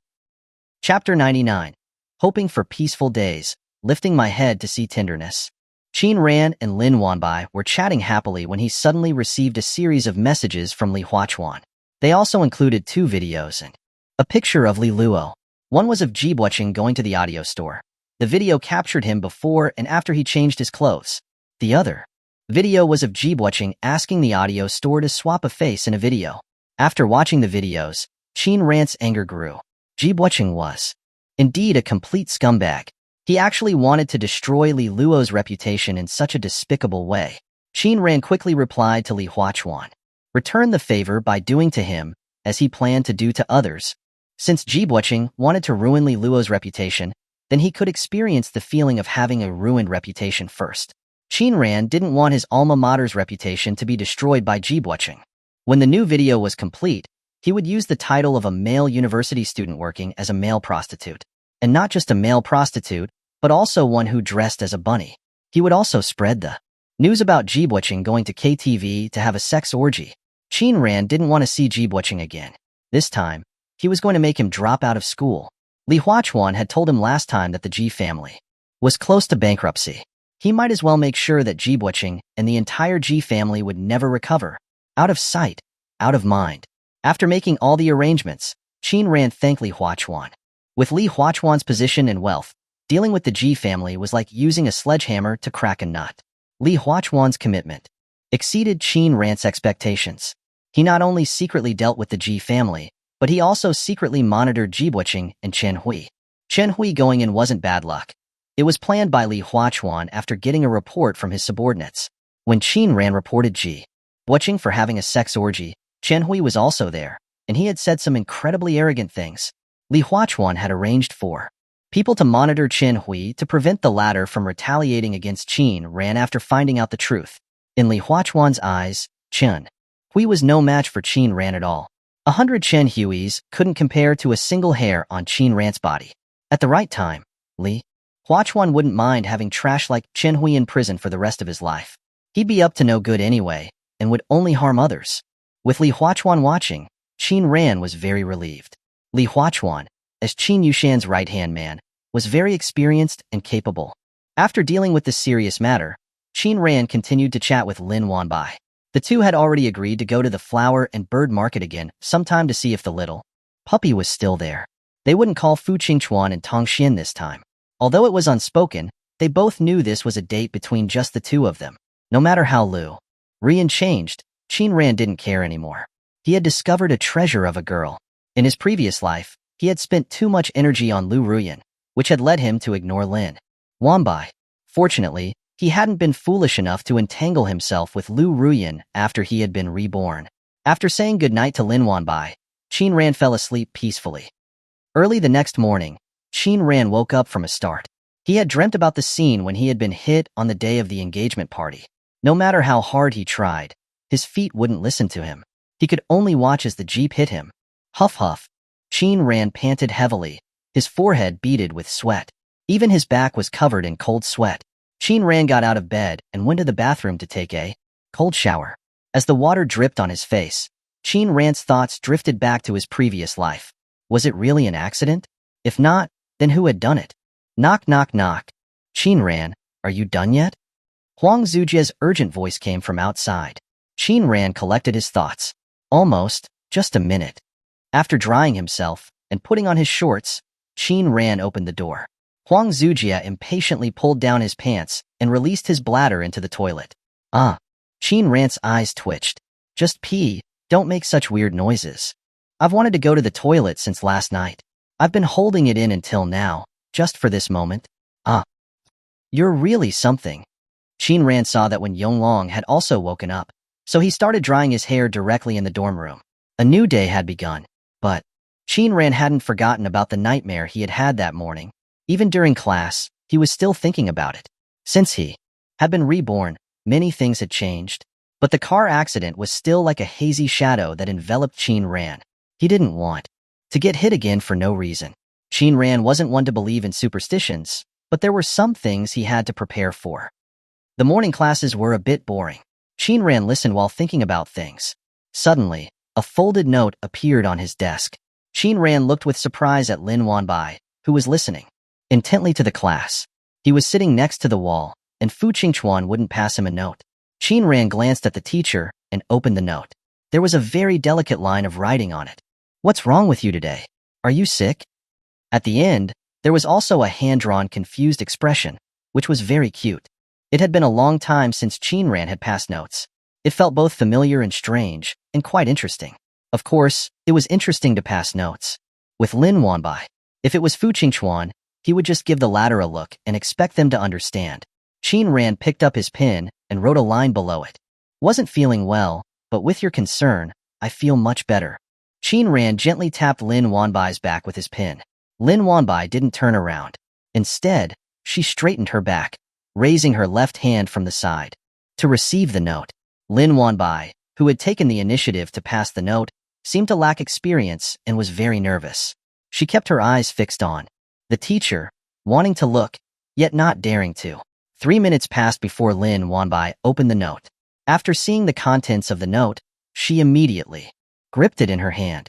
Qin Ran had thought that Lin Wanbai would reply and pass the note again. But after waiting a long time, Lin Wanbai didn't write another note. Qin Ran suddenly noticed that Lin Wanbai's small, round earlobes had become flushed. So, she was shy. Qin Ran couldn't help but smile. All the gloominess was swept away, and Qin Ran's mood improved a lot. The car accident may not happen again. Precautions needed to be taken, but he also couldn't let it affect his current life. The corners of Qin Ran's mouth turned up in a smile. Rebirth was great. Lin Wanbai took the initiative to sit in front of him, leaving Liu Ruyuan no other choice but to sit elsewhere. Qin Ran's eyes were no longer filled with Liu Ruyuan's figure. Now, it was Lin Wanbai's gentle figure. Since when did Qin Ran become able to find Lin Wanbai in a crowd with a single glance? Everywhere he looked, she was there. In his previous life, after he got together with Liu Ruyuan, there were times when they looked at each other with irritation. Time after time, her willfulness, her constant refusal to listen to advice, he was tired of it all. But after spending time with Lin Wanbai, he realized that love could be so easy. To be exact, that was how love was supposed to be. Never tiring of the sight. Lin Wanbai gave others a very aloof impression. But in Qin Ran's eyes, Lin Wanbai was a very warm person. Like just now, when he was a bit restless, Lin Wanbai had noticed it and had taken the initiative to ask if anything was wrong, or if he was sick. Even if it was only the simplest concern, Qin Ran was still moved. He had given all his love to Liu Ruyuan, but he had forgotten to love himself. He didn't even understand that love was reciprocal. Fortunately, he had woken up now. He hoped that his future days would be peaceful, and that the things he saw would be filled with tenderness. Chapter 100. Viral on campus, slandered and beaten. During lunch break, Qin Ran received the newly produced video. The protagonist was now watching. Due to the video's explosive content, Qin Ran only dared to watch it secretly in bed. It had to be said, the work of professionals was on a different level. It looked completely seamless, and the fabricated story was surprisingly detailed. Qin Ran instructed his contacts to release it as soon as possible. He figured watching must be itching with anticipation. Efficiency was paramount. In just one afternoon, watching became a sensation on the campus network. It spread like wildfire, from mouth to mouth. Forums, message boards, and QQ groups were flooded with videos of watching working as a male escort. Because the video was unedited and definitely NSFW, not safe for work, it was quickly flagged. But the speed at which it spread was simply too fast. Deleting posts couldn't keep up with it. Qin Ran had just returned to his dorm when he heard Huang Zujie exclaim, "Holy shit! What happened?" Fu Qingchuan, who was happily chatting with Tong Xian, immediately crowded behind Huang Zujie. "Holy crap!" As Fu Qingchuan echoed with the same curse word, when Yonglong put down his hand grip strengthener and also went over. "Isn't that watching? Looks like it. That's definitely him. Impressive. He dares to do this even with that face." With the lights off, everyone looks the same. But the lights aren't off here, and who knew watching had such tastes? Qin Ran, come take a look. Major drama. Qin Ran, who had already reviewed the video, walked over, pretending to see it for the first time. His taste is certainly unique. Fu Qingchuan chuckled evilly. Do you think watching will even have the face to keep coming to school? Who knows, maybe he'll just go off to be kept by some rich woman. Holy crap. Huang Zujie shouted. They just revealed Jibwatching is bisexual. Open it up. Let me see. Let me see. Damn. That is too much to see. I'm not watching anymore. He's so wild. Who would have guessed? Qin Ran shook his head, thinking that this surprise for Jibwatching was truly quite a big one. Uncle Lee wasn't a good person either. Even if Jibwatching tried to refute it, it wouldn't matter. The video had already spread. Suddenly, a commotion arose outside the door. A fight broke out, a fight. Let's go. Let's watch. Qin Ran was pulled by Fu Qingchuan, following behind Wen Yonglong, and managed to squeeze through the crowd. The disgruntled guys, seeing Wen Yonglong's bulging muscles, instinctively shut their mouths. It's Jibwatching, what happened? Fu Qingchuan asked the guy next to him, acting like they were old friends. Didn't you see the video on the campus forum? Yeah, I did. Fu Qingchuan smiled slyly. Someone just want to ask Jibwatching if it was real. Jibwatching said no, and then a fight broke out after a few words. Jibwatching is quite the fighter. Fighting's useless, look, the whole dorm room is ganging up on him. Why aren't Jibwatching's roommates helping him? Help him? They barely know each other. They're just watching the show. Holy crap. The old nut grab a move? He's finished. Jibwatching's career as a little chicken is over. Before long, the dormitory supervisor and the class advisor arrived. Jibwatching and the others were all taken away. Qin Ran remained in the crowd, watching Jibwatching being led away. This trip was make or break. Jibwatching would have to clear his name first. The spread of the video had already caused quite the impact. The school certainly wouldn't sit idly by. Qin Ran returned to his dorm and sent a message to Li Luo. The previous material could be put to use again. Jibwatching's dirty deeds from high school could be dug up again. Qin Ran knew the video was fake, but he had the real thing. Not only did he have Jibwatching's past mistakes, but also the things he had filmed in the KTV box last time. He was going to help fuel the fire, making it even hotter. He wanted Jibwatching to become the talk of the entire school, even the entire internet. Then, no one would be able to protect Jibwatching, not even if the school wanted to handle it quietly. A scum like Jibwatching was better off out of school, so as not to harm female students. Qin Ran briefly explained the situation to Li Luo, who quickly replied. Was it you who posted that, Junior? We can't even keep up with deleting the posts. Senior, are you in charge of the campus network? The student union oversees a lot of things. We even do dorm checks in the girls' dorms. Would you like to come, Junior? Thank you for your kind offer, Senior. I still prefer to be a little free. Free? Yet you're still involved in this? Aren't you involved, Senior? Okay, I'll report it to the school administration. You owe me another meal, Junior. Qin Ran put away his phone, neither agreeing nor disagreeing about the meal. He hadn't chatted with Li Luo for over half a month. If Jibwatching hadn't tried to secretly stir things up again, Qin Ran wouldn't have contacted Li Luo. Qin Ran had encountered all sorts of people, but Li Luo was different from the average girl. In a way, being with Li Luo could easily make things spin out of control, because Li Luo was the biggest variable. Fortunately, Li Luo could distinguish right from wrong, and she also hated evil. Qin Ran thought carefully. In fact, he didn't even need to explain it. As long as he mentioned it to Li Luo, she would understand. But a meal wasn't a big deal, as long as they could send Jibwatching away. Jibwatching was furious after being taken to the school administration office. He was still waiting for the audiovisual shop owner to produce the video, yet he ended up eating his own drama. Jibwatching also saw the posts, and when he saw himself in the video, he was stunned. He never imagined that he would be the protagonist of the viral video on the forum. At first, he thought it was the video from the previous group orgy that had leaked out. But when he saw the female lead with the 2 floaty rings around her belly, he immediately realized that someone was setting him up. The video was fake. He went to find the poster in anger. The poster was a newly registered account, and all his private messages went unanswered. Jibwatching tried to refute it and swear in the posts, but he was silenced. What was more infuriating was that there were new videos later. He was not only a male escort, but also a rabbit. Who knew, maybe in a while, the female lead wouldn't even be human. Some even went to his dorm to ask about the authenticity of the video. It was obviously fake, yet they still came to ask. Jibwatching saw that their real intention was not to ask about the truth, but to mock him, and he finally lost his patience. He directly erupted like a volcano. He might not be a match for Wen Yonglong, but he could beat the average weak guy. But the other guys were unreasonable, and the whole dorm room ganged up on him. His roommates not only didn't help but also cleared a space, fearing they would be involved. They retreated to the edge of the room, just watching him fight the 4 guys who had come to cause trouble. 2 fists could not withstand 4 hands, let alone 8. Ji Buqing was held by 2 people, and 1 guy pinned him to the bed, leaving him unable to fight back, only able to be beaten. He had never suffered such humiliation in his life. Ji Buqing had already planned that after dealing with the slanderous video, he would find some people outside the school to take revenge. He would take revenge ruthlessly. Ji Buqing, through the idea of apologizing to Qin, ran to the back of his mind. Now, he only wanted to vent his anger. Chapter 101.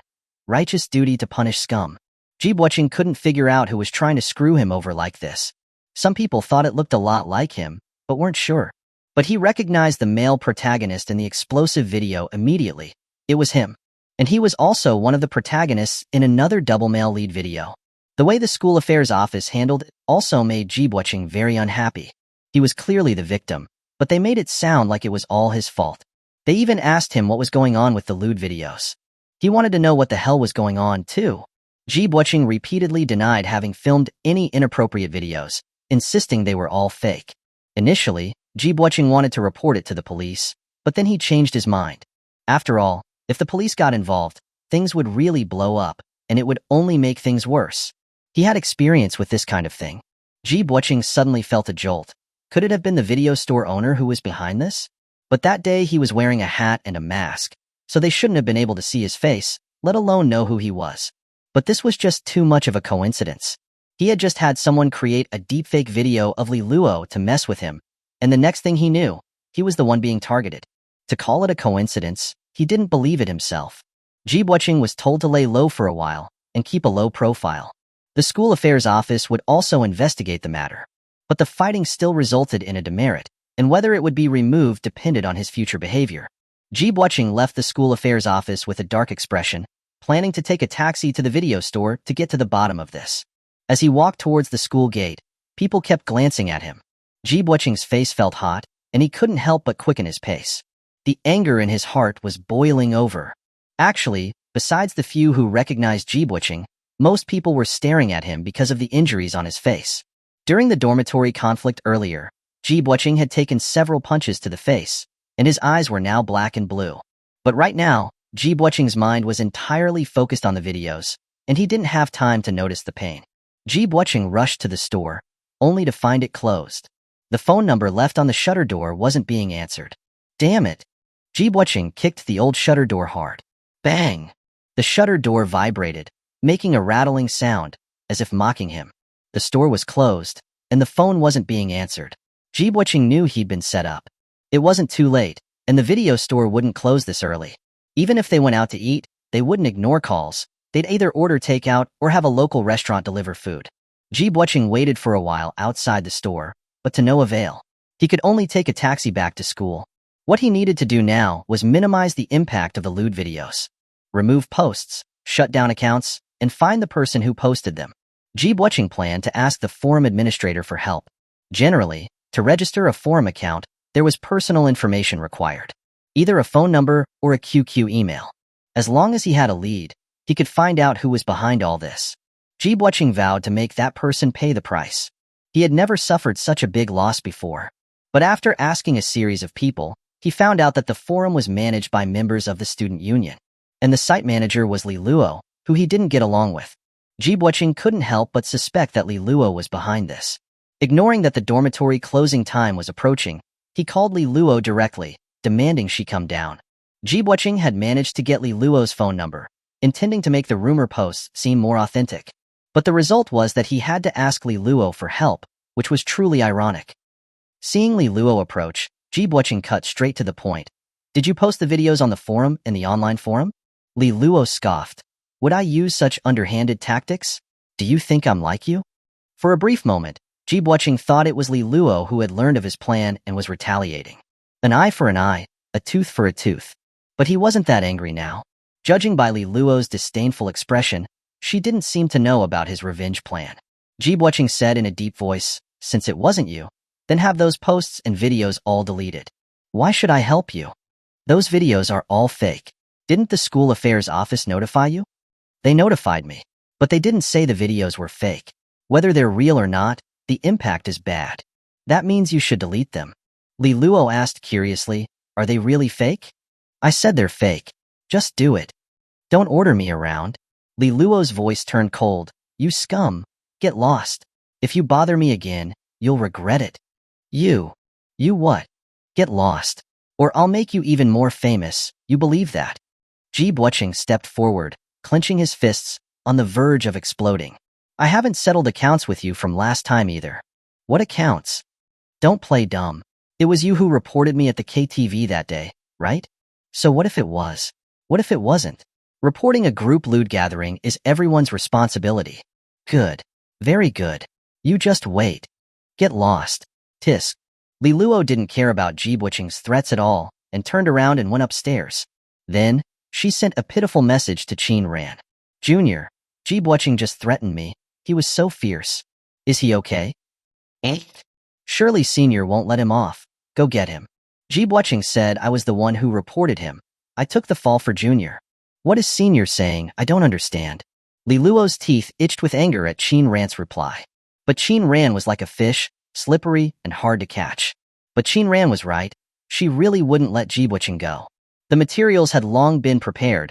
She was waiting for the inappropriate video incident to escalate further. Then, she would send them over, and they would have an even greater impact. The school affairs office had indeed issued a notice today, asking people to refrain from discussing or spreading the matter. But with such explosive videos, it was impossible to stop their spread. Li Luo was waiting for the right moment to send over all of Ji Buoqing's past files. If the school authorities didn't take action, then she would publicize it. At that time, Ji Buoqing would be at a loss for words, and it definitely wouldn't just be a demerit that he could escape. At the very least, he would have to be expelled. On this point, Li Luo and Qin Ran were of the same mind. Scum like Ji Buoqing was a menace to the school. Li Luo had no sympathy for him. She preferred to send Ji Buoqing back to jail. 2 weeks of detention wasn't enough to change Ji Buoqing for the better. Only truly serious punishment could make Ji Buoqing understand what he did wrong. Moreover, some of the damage caused was irreversible. The shadows cast on the girls Ji Buoqing had hurt would not disappear. They could haunt them for a lifetime. In comparison, the punishment Ji Buoqing received was far too lenient. Li Luo had already made up her mind. If the school authorities didn't act, then she would use her connections. If it was really necessary, she would get her father, who was too busy to care for his family, to deal with it. But if it wasn't absolutely necessary, she didn't want to do that. Li Luo thought about it and decided to join forces with Qin Ran to punish Ji Buoqing first. They said a woman's intuition was especially accurate, and she had a feeling that this had something to do with Qin Ran. Li Luo had witnessed Qin Ran beat up Wang Feifei with her own eyes, and she knew that he wasn't as gentle and kind as he appeared on the outside. Chapter 102. Brain damage? Liu Ruyuan wants to drop out. Ji Buoqing had only slept for one night, and when he woke up, he realized he had become a celebrity. He was famous, not just at school, but in nearby universities. Even in the entire college student circle, he had gained a certain level of notoriety. Ji Buoqing received messages from a lot of strangers. On WeChat and QQ, he had dozens of people trying to add him. The verification messages were all different. They were roughly divided into 2 types, one type of abuse, and the other asking if he was interested in fencing or boxing. Enraged, Ji Buoqing slammed his phone down. It hit the floor with a snap, and the screen shattered instantly. His roommates, who were still sleeping, were startled awake. Seeing Ji Buoqing's angry face, they guessed what the cause was. But no one cared about how Ji Buoqing was feeling. Not one person offered a comforting word. Not even when Ji Buoqing went to brush his teeth and wash his face, did anyone go to the bathroom with him to do the same. It was better to be safe than sorry. It was said that playing fencing was particularly dangerous. None of them knew if that was true or not, and they certainly didn't know if Ji Buoqing was involved in it. The thing people feared most wasn't anything real, but rather being afraid of their own fears. Ji Buoqing felt very annoyed by the strange looks from his roommates. It's all fake. I didn't become a male prostitute. The 3 roommates nodded and then quickly went out the door. Damn it. Ji Buoqing cursed. He didn't go to the cafeteria, and he didn't plan to go to class. Otherwise, he would attract even more strange looks. Ji Buoqing spent a long, restless 2 hours in the dorm room. Buzz, buzz, buzz. A vibration sounded. It was the broken phone ringing. Ji Buoqing got out of bed and picked up the phone, but not only was the screen cracked, it was also blacked out, making it impossible to answer the call. He didn't know who was calling, so he had to go downstairs to withdraw some cash, and then go to the school's phone store to buy a new phone. Over half an hour later, another call came in. It was not from anyone else, but his father. Ji Buqing didn't answer the call. He knew what his father wanted to say. But he really wasn't in the mood to apologize to Qin Ran. Right now, he only wanted to deal with the video matter. There were a ton of missed calls and new messages, and Ji Buqing simply turned off his phone. Then, he used his laptop to surf the internet, browsing the forums and online groups. It would have been better if he didn't look, but after looking for less than 10 minutes, he almost smashed the laptop. New posts kept popping up. Some older posts were also discussing his situation. Ji Buqing felt the effects of cyberbullying for the first time. This was what he intended to inflict on Li Luo, but now he was bearing it all himself. Ji Buqing couldn't stand being at school any longer. He couldn't go without eating. His roommates wouldn't bring him food, and they were even avoiding him. Ji Buqing changed into a hoodie, took 2 sets of clean clothes, and went to stay at a hotel. But he didn't have much money left. After giving Chen Hui 22,000 yuan and paying for the video creation, plus buying a new phone, he only had a little over 1,000 yuan. Ji Buqing could only choose a low-end budget hotel. He sent a message to Mei Qiuhui asking for money. She called him immediately, but when Ji Buqing answered, it was his father, Ji Shiming, on the other end. He started scolding him relentlessly. "You good for nothing. I called you, and you didn't answer. And you're here asking your mother for money. Did you get done what I asked you to do? What did that Qin say?" Ji Shiming roared into the phone. Mei Qiuhui was trying to reason with him, talk nicely. After hanging up the phone, Ji Buqing was even more agitated. A few moments later, a transfer message came. Mei Qiuhui transferred 10,000 yuan to him, telling him to be frugal. She said that the factory had been suffering heavy losses recently, and they didn't have much money at home. His parents were acting like a bad cop and good cop. Ji Buqing had to ask around to get Qin Ran's phone number. After hesitating again and again, he dialed the number.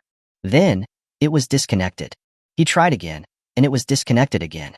The third time he called, it was temporarily unavailable. He had clearly been blacklisted. At the University of Finance and Economics, Qin Ran, who was in class, blacklisted Ji Buqing and put away his phone to continue listening to the lecture. He knew Ji Buqing's phone number and even saved it with a note. He was the real person behind the scenes orchestrating the targeting of the Ji family. Qin Ran didn't plan to let Ji Buqing off, so he didn't plan to answer the latter's calls. To be precise, he didn't want to hear Ji Buqing speak. Whether Ji Buqing wanted to apologize or make threats, he didn't care. Qin Ran was waiting for Li Luo to deliver the final straw to make Ji Buqing disappear completely. As for the Ji family and Chen Hui, he didn't plan to let them off either. What left him speechless was that Liu Ruyuan had actually come to help Ji Buqing set up a dinner invitation. Qin Ran felt that Liu Ruyuan was still as clueless as ever. During the cafeteria conflict, Liu Ruyuan spoke up for Ji Buqing, whom she didn't even know well. And now, she was actually helping Ji Buqing set up a meeting. Staying away from Liu Ruyuan was undoubtedly the right decision. Even after being reborn, she still couldn't figure out her place. After class, Qin Ran was about to go to eat with his roommates, but Liu Ruyuan came to find him again. "Qin Ran, are you free tonight?" "No." Qin Ran didn't want to say much to Liu Ruyuan and prepared to walk around her. But Liu Ruyuan still stood in front of him. "Wait a minute, Qin Ran. Can't you even give me a moment to talk? If you have something to say it quickly. They're waiting for me." Ji Buqing, Stop. Qin Ran raised his hand, interrupting Liu Ruyuan. "Do you know what kind of person he is?" Liu Ruyuan paused, then nodded. "If you know that, then why are you still mixed up with him? Are you brain damaged?" Wang Feifei, who was standing next to her, couldn't help but say, "Qin Ran, why are you talking to Yin Yin like that?" "Shut up. This is none of your business." Qin Ran looked at Liu Ruyuan, whose face had turned very ugly. "I've already made it very clear, keep your distance, have some self-respect, okay?"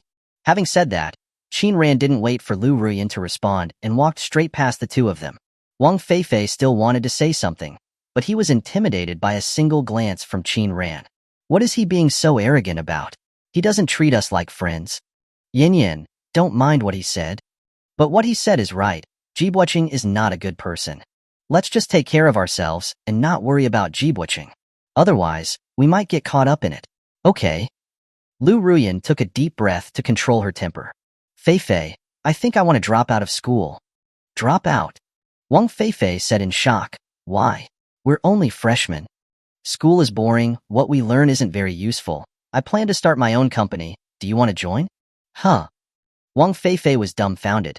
He didn't understand why Liu Ruyuan wanted to suddenly drop out of school to start a company. But this didn't seem like a bad thing. Leaving school would mean being away from Qin Ran, and she would have no more contact with Jibuqing. Wang Feifei also lacked enthusiasm for school. He wanted to seize the Wang family's assets even more right now. But if he didn't even finish college, it might be difficult to plot for his family's inheritance. Having the status of a college freshman made it easier to conceal his ambition. Wang Feifei's mind spun rapidly, constantly weighing the pros and cons. Chapter 103. Delusions of Grandeur. Millions are nothing. Wang Feifei had always liked Liu Ruyuan for many years. To be able to start a business and work hard with the person he loved, even if the process was difficult, would be a happy one. If they could succeed, it would undoubtedly be a great story. Wang Feifei really wanted to agree immediately. Liu Ruyuan's initiative to invite him was undoubtedly an excellent opportunity. But he hesitated. A while ago, Liu Ruyuan had borrowed money from him, and he didn't know what she'd used it for. The amount was definitely not small. He had lent her over 100,000 yuan. Combined with Liu Ruyuan's own capital, it was at least several hundred thousand. But so far, Liu Ruyuan hadn't told him what the money was used for. But Wang Feifei knew that Liu Ruyuan definitely hadn't succeeded. Otherwise, she wouldn't have said she would postpone the repayment, and she wouldn't be in a bad mood. If she had made a lot of money, she would have shared it with him long ago. Having known her for so many years, Wang Feifei knew Liu Ruyuan's character very well. It was true that he liked Liu Ruyuan, but from a business perspective, Liu Ruyuan was not a good partner. Wang Feifei didn't have a love-struck brain, and he wasn't shallow either. Compared to dropping out of school to start a business, plotting for his family's inheritance had a higher chance of success. Besides, if his family knew that he had dropped out of school after only one semester to start a business with a girl, he would be finished. The path Wang Feifei had originally planned to take was to pretend to be harmless but capable, and solve the family's problems unintentionally. He would show his abilities while hiding his ambition, and finally set a trap to seize everything from the Wang family. It was clear which path was more difficult. It was really stupid to think about starting a business when there was such a big piece of cake right in front of him. Starting a business wasn't so easy. Not even a tenth of them succeed. Less than 1% actually become successful. A large group of recent graduates start businesses and end up in debt. Some, with better family conditions, sell their houses to pay off their debts. Those with poor conditions who dreamt of getting rich quick end up as credit defaulters and have to deliver food. There were many similar cases. After thinking it over, Wang Feifei decided to persuade Liu Ruyuan. This was not a reliable idea. More accurately, Liu Ruyuan was unreliable. She never explained what she was doing and didn't have any plans. She had just argued with Qin Ran and was told a few harsh words, and now she wanted to drop out of school to start a business. It wasn't a well-considered decision at all. It was more like a child throwing a tantrum. But Wang Feifei was happy to see them arguing, otherwise, he wouldn't have a chance. Wang Feifei didn't outright reject her, but used a more subtle way of doing so. Yin, why do you suddenly want to drop out of school to start a business? We work so hard at our studies. Isn't it all for a better life? I want to fight for it myself, without relying on anyone. So have you figured out what you want to do? Yes, I'm already doing it. Whether you join or not, I will keep going. I have faith that I will succeed. Although Liu Ruyuan was scammed out of 8 million yuan in the cryptocurrency market, she still had Douyin. The other party hadn't run away, and the software was still under development. Douyin was projected to have a market value of trillions of dollars in the future. As long as she could make it a success, she wouldn't need to depend on anyone. Liu Ruyuan believed that she could succeed. She was inviting Wang Feifei to join her only because of their years of friendship. Seeing Wang Feifei hesitate, Liu Ruyuan didn't say much more and left. Yin. Wang Feifei hurriedly chased after her. Don't rush, this isn't a small matter, let's discuss it first. But no matter what, I will support you. No need. Liu Ruyuan knew what Wang Feifei meant. She was indeed angry at Qin Ran. He had even said that she had no brains. Liu Ruyuan understood one thing. Qin Ran was looking down on her.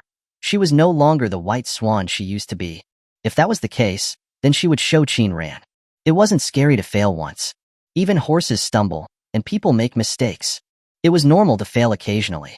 Moreover, her ability to earn nearly 10 million yuan was enough to prove one thing. She had the ability to earn her first pot of gold in a short period of time. Having once possessed nearly 10 million yuan, Liu Ruyuan's vision had become higher and higher. Her ambition was getting bigger and bigger. Wang Feifei didn't understand why Liu Ruyuan was putting on such a show, but Liu Ruyuan being angry and ignoring him made him very uncomfortable. However, after returning to his dorm, Wang Feifei began to think about the feasibility of starting a business. It didn't seem impossible. There were still many business opportunities, but with a shortcut right in front of him, Wang Feifei was still unwilling to give up. Either he would drop out of school but not tell his family. If he succeeded, that would be best. If he failed, he could just go back to school and continue his studies. Win the country and bring home the beauty. Just thinking about it was exciting. But a series of repayment messages poured cold water on Wang Feifei. He still hadn't paid back the money he had borrowed before. How could he start a business without any startup capital? As soon as he thought about money, Wang Feifei began to worry. Borrowing money was great, but not being able to pay it back was a pain. As an unwanted illegitimate son, it was difficult for Wang Feifei to ask for money from his family. Otherwise, he wouldn't have fallen to the point of borrowing from online lenders. If he really didn't go to school to start a business, his family would definitely not think more highly of him. They would even worry that he would be using the Wang family name to swindle and deceive, and damage the reputation of the Wang family. Without thinking, Wang Feifei knew that his family would definitely forbid him from going off the rails. He could hide it for a while, but not forever. While Wang Feifei was having a hard time, Liu Ruyuan had already applied for a leave of absence.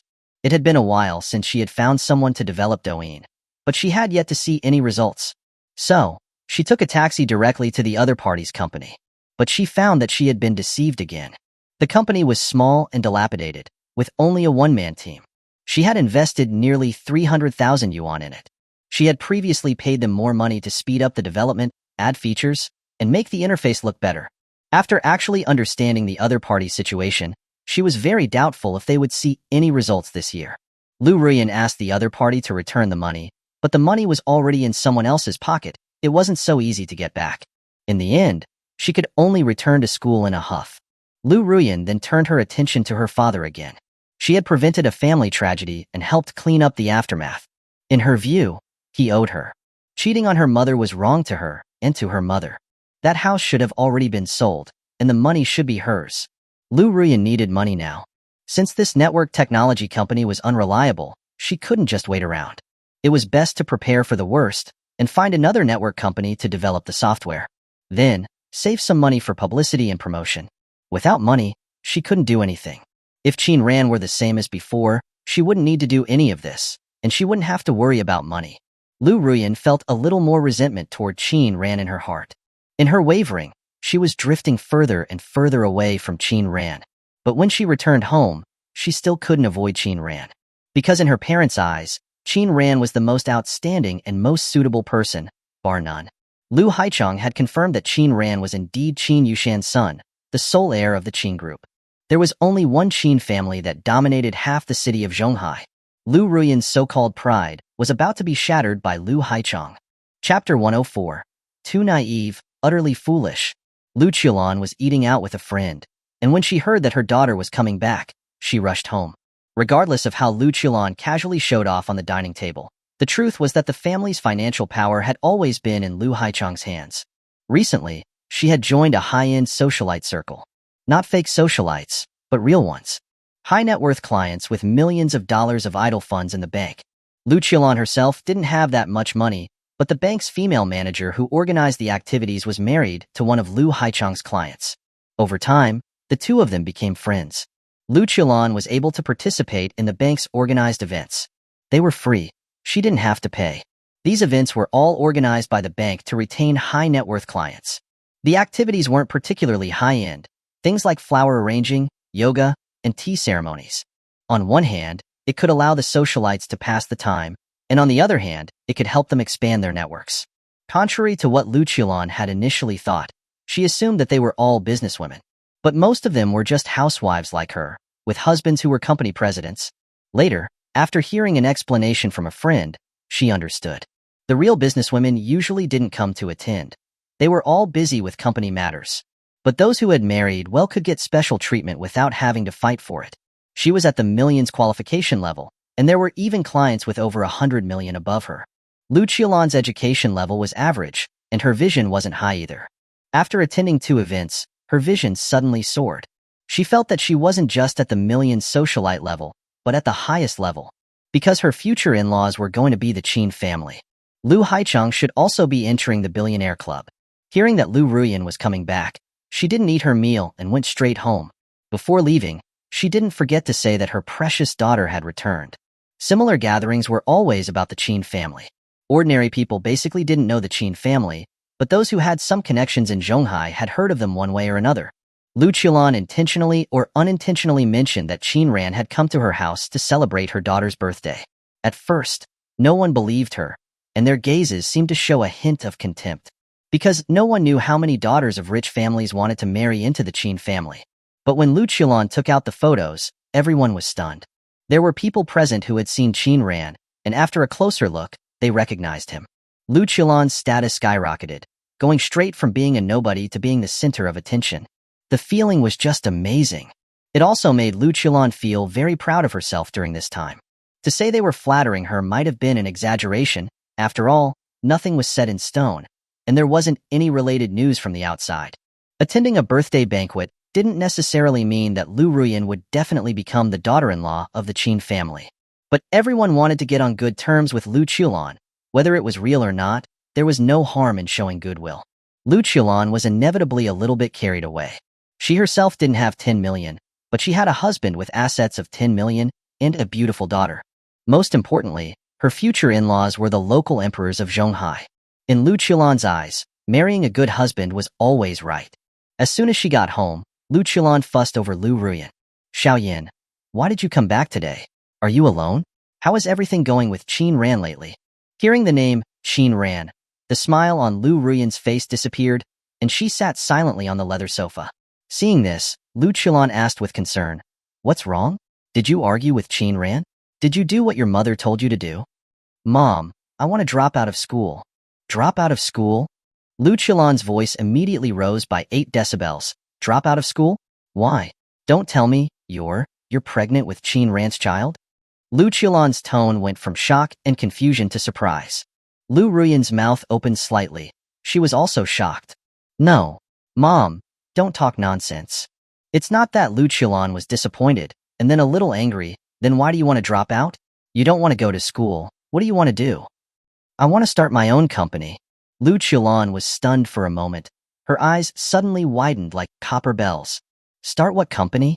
Your father already runs a company. Do you know how tiring that is?" "I know." "You don't know. Do you think your dad has it easy?" Liu Ruyuan pouted. She didn't think her father had it hard. If he were really working hard running a company and dealing with business matters, how could he have time to keep a mistress? Seeing this, Lu Qilan sat down beside Liu Ruyuan and tried to persuade her nicely. "Xiaoyin, listen to your mom. Don't go start any companies. We women, marrying a good husband is better than anything else. Have you forgotten what Mom told you? Men conquer the world. We women only need to conquer men. Besides, you could work for 10 lifetimes and still not earn as much money as the Qin family." Liu Ruyuan argued, "I'm not working for someone else. I'm starting my own business." "Is starting a business easy? How many people fail?" "They are them. I am me." Liu Ruyuan said firmly, "I won't fail." "You child, why won't you listen to advice? You must have argued with Qin Ran, right?" "Mom, you need to learn how to control men. They all respond to soft words and not harsh ones. Your temperament is too tough. That's not good. If you're a little nicer to men, they will follow you around like lapdogs." Lu Qilan held her daughter's hand and said earnestly, "Mom recently attended a high-end customer event at the bank. Do you know what kind of expressions they had when they heard that Qin Ran had attended your birthday banquet?" Liu Ruyuan frowned. "Mom, why do you talk about everything? And what are you doing going to those events? Don't get scammed. A friend introduced me, otherwise your mom wouldn't be qualified. Your dad isn't even qualified. He has to put at least 10 million into the bank. I can get in on my own." "How long will that take? There are also those with hundreds of millions above us. How many people in the country have hundreds of millions in cash? A year at most. Even 100 years won't be enough." Lu Haicheng walked into the living room and directly dismissed her words. Liu Ruyuan stood up, very unconvinced. "Why don't any of you believe in me? You think 100 million is 100 yuan? Like you can earn it just by saying so? I've earned 5 million before. And then? Wasn't it all lost? But I did earn it. What can you do? You haven't even finished college, and you want to go run a company. There are many billionaires who are like that. Lu Haicheng shook his head in disappointment. I can see why Qin Ran doesn't like you. Your vision is too narrow. Lu Qilan hit Lu Haicheng's arm. Talk nicely. Our daughter is the most outstanding. If she was really that outstanding, why wouldn't Qin Ran want her? Lu Haicheng was not polite and pointed out Liu Ruyuan's shortcomings. We have spoiled you all these years. You're arrogant. Are there few beautiful and smart girls? What level is the Qin family? People who are better than you are trying to break their heads to get in. Do you think you're amazing, that just by starting a company you can be better than the Qin group? So naive. Still want to start a business? Like you, no matter how much you invest, you'll lose it all. You're just so foolish. How did I, Lu Haicheng, give birth to such a stupid daughter? You're really making me so angry. Chapter 105. Borrowing money? A clever refusal. Liu Ruyuan was flushed red from her father's scolding. She wanted to argue back, but didn't know how to. It was indeed her fault that she had lost everything in the cryptocurrency market. Starting a company was indeed not easy, but she hadn't even started yet. But she also had to admit that even if she were to succeed in business, it wouldn't be as good as marrying directly into the Qin family. Marrying Qin Ran was the shortest path to success, bar none. Unable to argue, Liu Ruyuan angrily returned to her room, locking the door behind her. Lu Qilan complained, "Why are you so harsh on her? Xiaoyan may have her faults, but are you perfect? Me? What's wrong with me? If you paid more attention to Xiaoyan, she wouldn't have gotten scammed. She didn't even tell me." Lu Haicheng said angrily, "My only mistake is that I've spoiled you both too much. So you're blaming me now? Lu, how did you act when you were pursuing me? Stop it with the past, look at what you're like now." Lu Qilan trembled with anger. "Lu Haicheng, do you dislike me now? Do you want to find someone young and pretty? Find what? Don't cause trouble." Lu Haicheng stormed off, while Lu Qilan sat on the sofa and cried loudly. Liu Ruyuan, in her bedroom, was annoyed and frustrated. She had come back this time to convince her parents about her dropping out of school to start a business. But now, neither of them supported her, and her father had even scolded her. Liu Ruyuan had almost exposed the mistress affair. But hearing her mother's cries, she hesitated. She had chosen to handle it quietly before, and had not told her mother, because she was worried that her mother would have a hard time accepting it. Liu Ruyuan was very frustrated. Her relationship wasn't going well, the financial problem wasn't solved, and she had been scolded. She couldn't stand being in this house for another minute. Liu Ruyuan packed her bag, opened the door, and walked straight out. "Xiaoyan, where are you going?" "Back to school." "You're not starting a business anymore?" That's good. Go to school properly, get on good terms with Qin Ran, you know?" Liu Ruyuan replied, "Watch out for Dad." With that, Liu Ruyuan left. But she didn't go back to school. Instead, she found a cafe to pass the time. She really had no interest in going back to school for classes, going to the cafeteria, and then returning to the dormitory to watch dramas and play on her phone. Liu Ruyuan wanted to return to the time when she had just graduated, and she and Qin Ran traveled everywhere, enjoying delicious food. Carefree, buying whatever she wanted, and going wherever she wanted, deciding on a whim. The time in college was not appealing to her. But for Qin Ran, it was a treasured and beautiful time. Perhaps the reason was that their values had always been different. Liu Ruyuan was momentarily lost. Before, Qin Ran had revolved around her, arranging everything, so she didn't have to worry about anything. As long as Qin Ran was there, she could live freely. But now that Qin Ran was no longer following her, her world seemed to have lost its light. Everything seemed dull and bleak. Liu Ruyuan didn't know what she should do now. She had tried very hard to make amends and tried to save their relationship. But Qin Ran had made up his mind to leave and was spending his time with Lin Wanbai. She wanted to try starting over without Qin Ran. She wanted to earn money easily and become a billionaire. But the cruel reality relentlessly and repeatedly struck her down.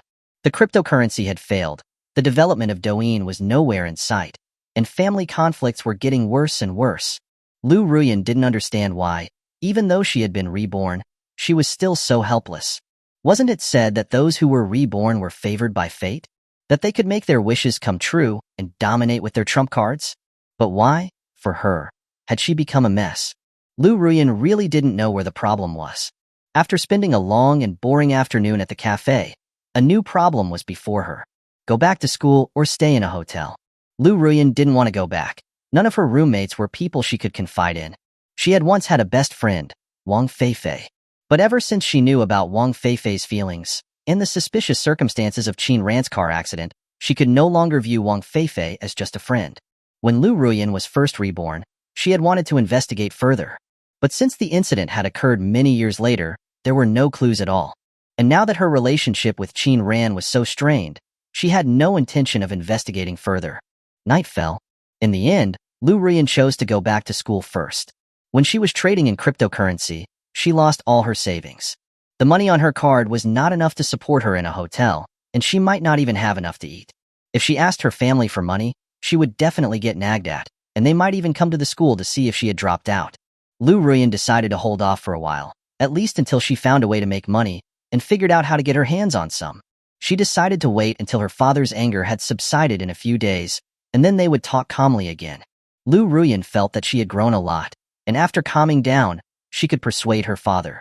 If that didn't work, she would use the mistress secret to get more money. Liu Ruyuan also knew it would be difficult. After all, she had already taken 3 million before.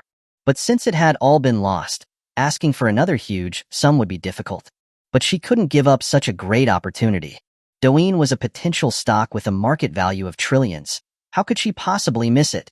So, finding a reliable network company to develop Douyin was imperative.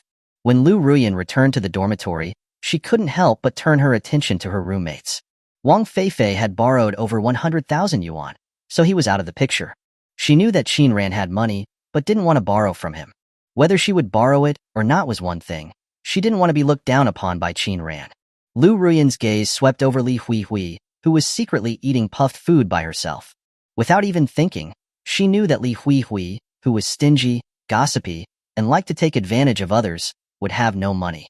As for Fang Man, she could tell that she came from an average family based on her clothing and temperament.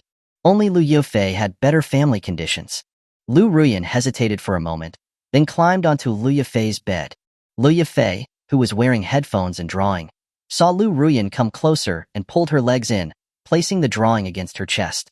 "What's up?" Liu Ruyuan opened her mouth, but couldn't say a word.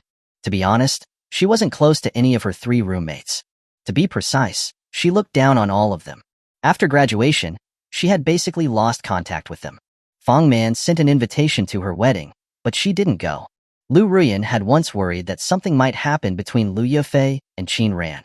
Although the latter was not as beautiful as her legs, which were even longer than hers, were very popular with some boys. Liu Ruyuan was silent for a while before asking, "What are you drawing?" "A drawing." Yufei, could you lend me some money? I'll pay you back in a while."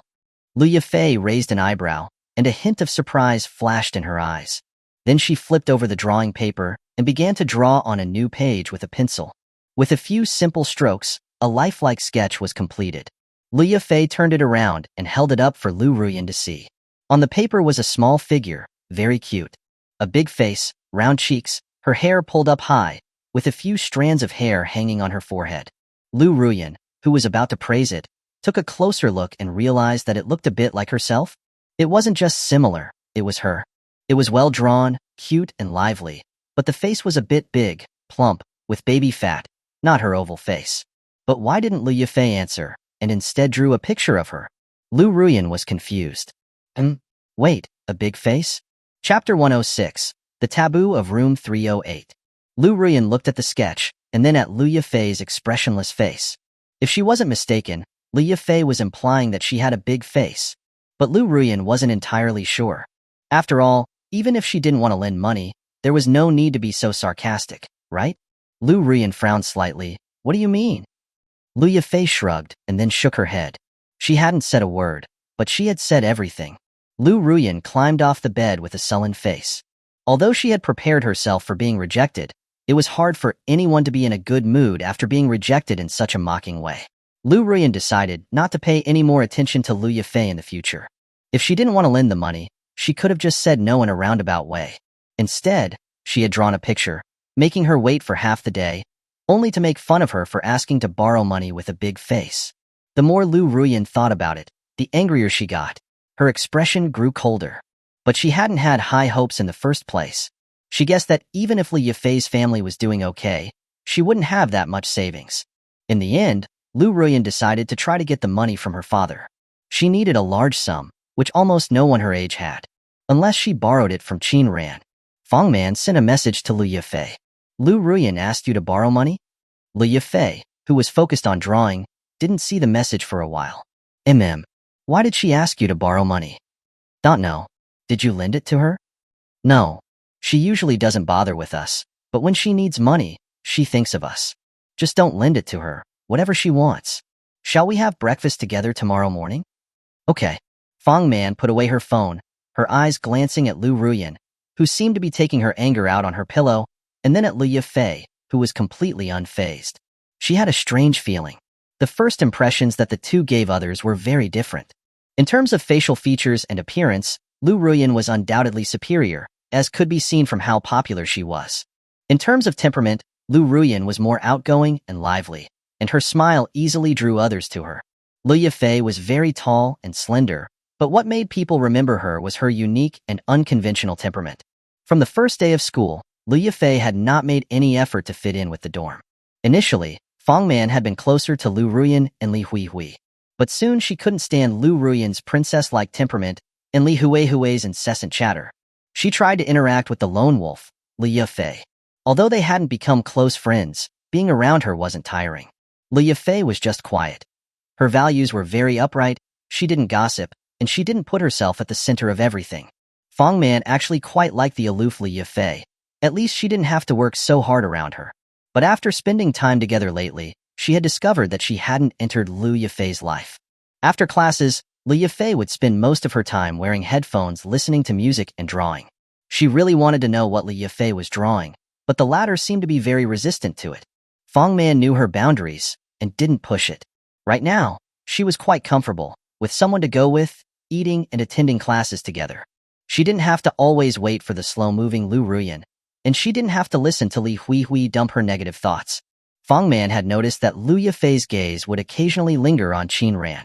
Occasionally, she would have mischievous thoughts, thinking that if Qin Ran got together with Liu Yifei, it would be very interesting. Actually, many girls in the class had feelings for Qin Ran. As far as Fang Man knew, there were over 5 of them. But Qin Ran was close to Lin Wanbai, and many girls were ashamed of themselves, not daring to confess to Qin Ran. Moreover, Liu Ruyuan had been actively pursuing Qin Ran, and everyone had seen it. Other dorms' late-night talks inevitably mentioned Qin Ran. But in room 308, the name Qin Ran had become taboo. Because, in the end, the conversations always ended on a sour note. Liu Ruyuan always believed that Qin Ran was hers. Whether he was good or bad, no one else was qualified to judge. Over time, Fang Man no longer mentioned Qin Ran. When Liu Ruyuan mentioned Qin Ran herself, she no longer joined the conversation. It was almost lights out, and Fang Man didn't think too much about it anymore. From under the bed, she could hear the sound of Li Huihui eating shrimp crackers, like a mouse chewing food. Fang Man closed her eyes to sleep, without saying another word. Previously, Li Huihui would secretly eat snacks in the middle of the night, not wanting to share. Now she had changed to eating snacks anytime and anywhere. Her weight gain wasn't without a reason. Fang Man drifted off to sleep. But what surprised her the next day was that the news about Liu Ruyuan borrowing money had spread. She heard students in the class whispering, "Yifei." It wasn't me. Liu Yifei opened her textbook and slumped on the table, dozing off. Fang Man had become used to Liu Yifei sleeping during classes, as the latter often drew late at night with a small night light on. Previously, the scratching sound of the pencil had drawn Liu Ruyuan's displeasure.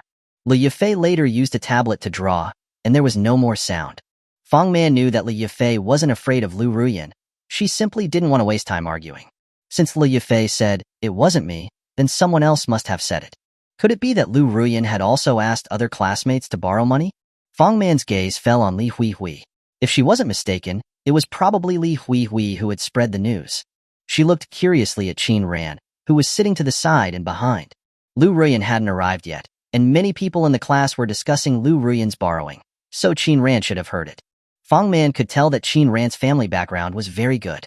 It wasn't just that his clothes and shoes were expensive, but also that Qin Ran's temperament and upbringing were very good. Without a good environment and education, it was difficult to cultivate a similar temperament. Fang Man had only seen 1 or 2 people like that. One of them was a child in kindergarten.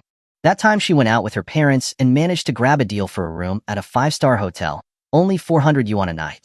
She then realized that five-star hotels weren't that expensive.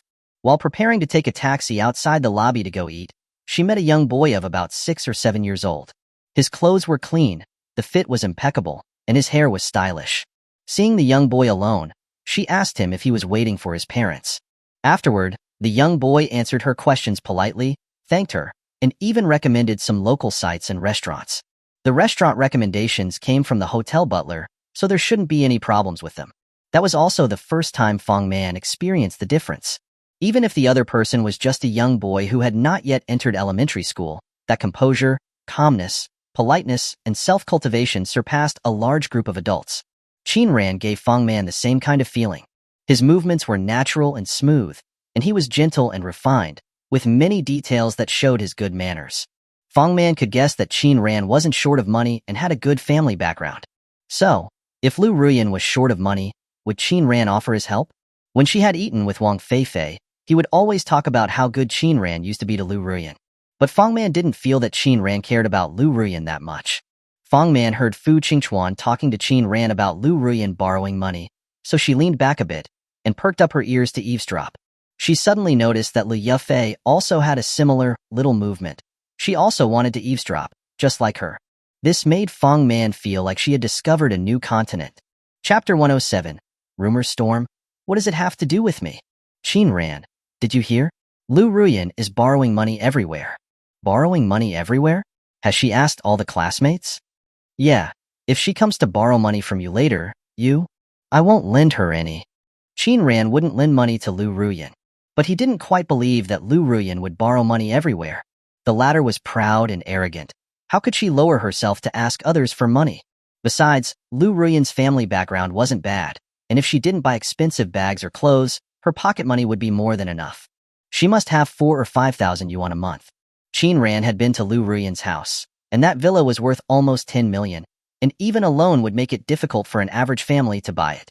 Liu Haichong and Liu Qilan were very doting on Liu Ruyuan, so her living expenses would only be more, not less. Under normal circumstances, Liu Ruyuan wouldn't need to and wouldn't ask her classmates to borrow money, unless she urgently needed money. Qinran couldn't help but think of Liu Ruyuan's visit to the police station a while ago. Could it be that Liu Ruyuan wanted to trade cryptocurrency again? Hadn't she learned her lesson after losing 8 million yuan? Gambler's mentality. In the end, she wouldn't know how much money she would lose. The Liu family had some assets, but they weren't considered a truly wealthy family. At this rate of losses, it was feared that Liu Ruyuan would lose all of her family's assets. Qinran had noticed that Liu Ruyuan had changed a lot. The Liu Ruyuan he knew often threw small tantrums, but at least she had some brains, and was definitely not a gambler. But it was also possible that he had never truly understood Liu Ruyuan. The class bell rang, and Qinran scattered his stray thoughts. No matter what, in this life, he would sever all ties with Liu Ruyuan. He could no longer be Liu Ruyuan's ATM. Actually, Qinran was very frugal when it came to spending money, and rarely bought anything expensive. Things that were generally considered luxuries, like designer bags, clothes, cosmetics, etc., were not truly luxury items in Qinran's eyes. Cruise ships, resorts, and private islands overseas were what Qinran considered luxury items. They cost hundreds of thousands, even millions or hundreds of millions. 10,000 yuan was really not that much. If you have a lot of assets, you can spend a little more on daily expenses. If you don't have much money, don't pretend to be a big shot. Investment was also the same. Borrowing money to invest was too risky. High returns were often accompanied by extraordinary risks. The cost behind it was not something ordinary people could bear. Qinran didn't think that Liu Ruyuan had the ability to bear the cost, either materially or mentally. Some people could continuously summarize their experiences and lessons after repeated failures and start over. But some people would get discouraged after 2 or 3 setbacks and would just blame everything on fate. His special family background had allowed Qinran to see many cases. It was not easy to succeed. Liu Ruyuan was being too naive. Qinran had no intention of helping, neither providing funds nor offering advice. The rumors of borrowing money eventually reached the person herself. To be precise, someone asked Liu Ruyuan if she was in trouble and how much money she needed. There were always simps in any era. It was just that the term simp hadn't become popular yet. After learning about the rumors, Liu Ruyuan's lungs almost burst with anger. As soon as class ended, she blocked Liu Yufei at the classroom door. Was it you who said it? Said what? About me borrowing money. Liu Ruyuan said with a sullen face, I only asked you. Why is it being spread around everywhere that I'm borrowing money? A big mouth is annoying. You know that? Liu Fei raised an eyebrow and looked at Liu Ruyuan with a very strange expression, as if she was mocking her. Fang Man, who was standing by the side, quickly said, Ruyuan, you've misunderstood Ye Fei. It wasn't her who said it. If it wasn't her, who else would it be? I only talked to her about it. Now it's spreading that I'm borrowing money everywhere. It really wasn't her. I've been with her the whole time, and she didn't mention it. Liu Ruyuan frowned. She could have said it to someone on her phone. Besides her, who else would say it? Fang Man hesitated. A crowd was gathered to the side, everyone with expressions of eagerness to watch a good show. Wang Feifei stepped forward and said, We're all classmates. If you don't want to lend money, that's fine. Why spread rumors? Who's spreading rumors? Liu Fei lowered her eyes. Sissy? The word sissy made everyone who was watching the show burst out laughing. Wang Feifei's face flushed red. Who are you calling a sissy? You. Liu Fei said calmly. Can you move aside? Liu Ruyuan, with a sullen face, raised her hand to block the door. Don't leave until you explain this matter clearly. Liu Ruyuan had been very irritable these last 2 days. She had been looking for a place to vent her anger, and Liu Fei had just walked into the line of fire. Liu Ruyuan hadn't realized that Liu Fei was so conceited before. It was very annoying. Fang Man didn't know whether she should tell her suspicions or not. She hadn't interacted with Liu Fei much, but she knew that the latter wasn't a big mouth. The person who was truly spreading the news about Liu Ruyuan borrowing money was probably Li Huihui, who was hiding in the crowd. But Fang Man knew that if she said it, Li Huihui would definitely not admit it. And it was easy to displease both sides, and Liu Ruyuan might not appreciate her gesture. This was also the reason why Fang Man had been distancing herself from Liu Ruyuan lately. The latter was too proud, not even taking the step when offered a chance. Fang Man had already given her advice, but since Liu Ruyuan wouldn't listen, she had no choice but to remain silent. She had thought that Liu Ruyuan was just a bit of a princess, but now she realized that Liu Ruyuan was not only arrogant, but also very stupid. The class hadn't completely left yet, and she was blocking Liu Fei at the back door. Wasn't this just making the situation worse? Only a few people knew about it before, but now, more and more people knew. Even people from the neighboring class were curiously watching. Fang Man felt even more that distancing herself from Liu Ruyuan was a wise decision. If someone only has themselves in their eyes, then they wouldn't be able to see the truth of the matter. If you thought about it carefully, Liu Ruyuan should have also been able to guess who it was. There were only 4 people in the dorm. Who was the biggest big mouth? Who was the most likely to talk badly about others behind their backs? The answer was obvious. In fact, Liu Ruyuan had also thought of Li Huihui. But now she had put herself in a difficult position. A lot of people were watching, including Qin Ran. Liu Ruyuan was still thinking that Qin Ran would step forward to help her, just like he used to. No matter what happened, he would always be on her side. But she was disappointed. Qin Ran just glanced at her, and then prepared to leave through the front door. He had no intention of helping her at all. Liu Ruyuan even had a glimmer of hope in her heart, thinking that Qin Ran might actively lend her a large sum of money, knowing that she needed it. She didn't know how much money Qin Ran had, but she knew that Qin Ran had so much money that he couldn't spend it all. At least before, when the two of them traveled abroad, Qin Ran covered all the expenses without even batting an eye. Liu Ruyuan was both angry and aggrieved. Qin Ran had really changed. He had changed his heart. Now that she had run into trouble, not only did he not care, he even thought about leaving.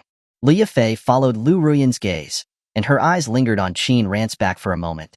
Then, she took long strides, following in Qin Ran's footsteps, intending to leave through the front door, as if she was not going to pay attention to the unreasonable Liu Ruyuan.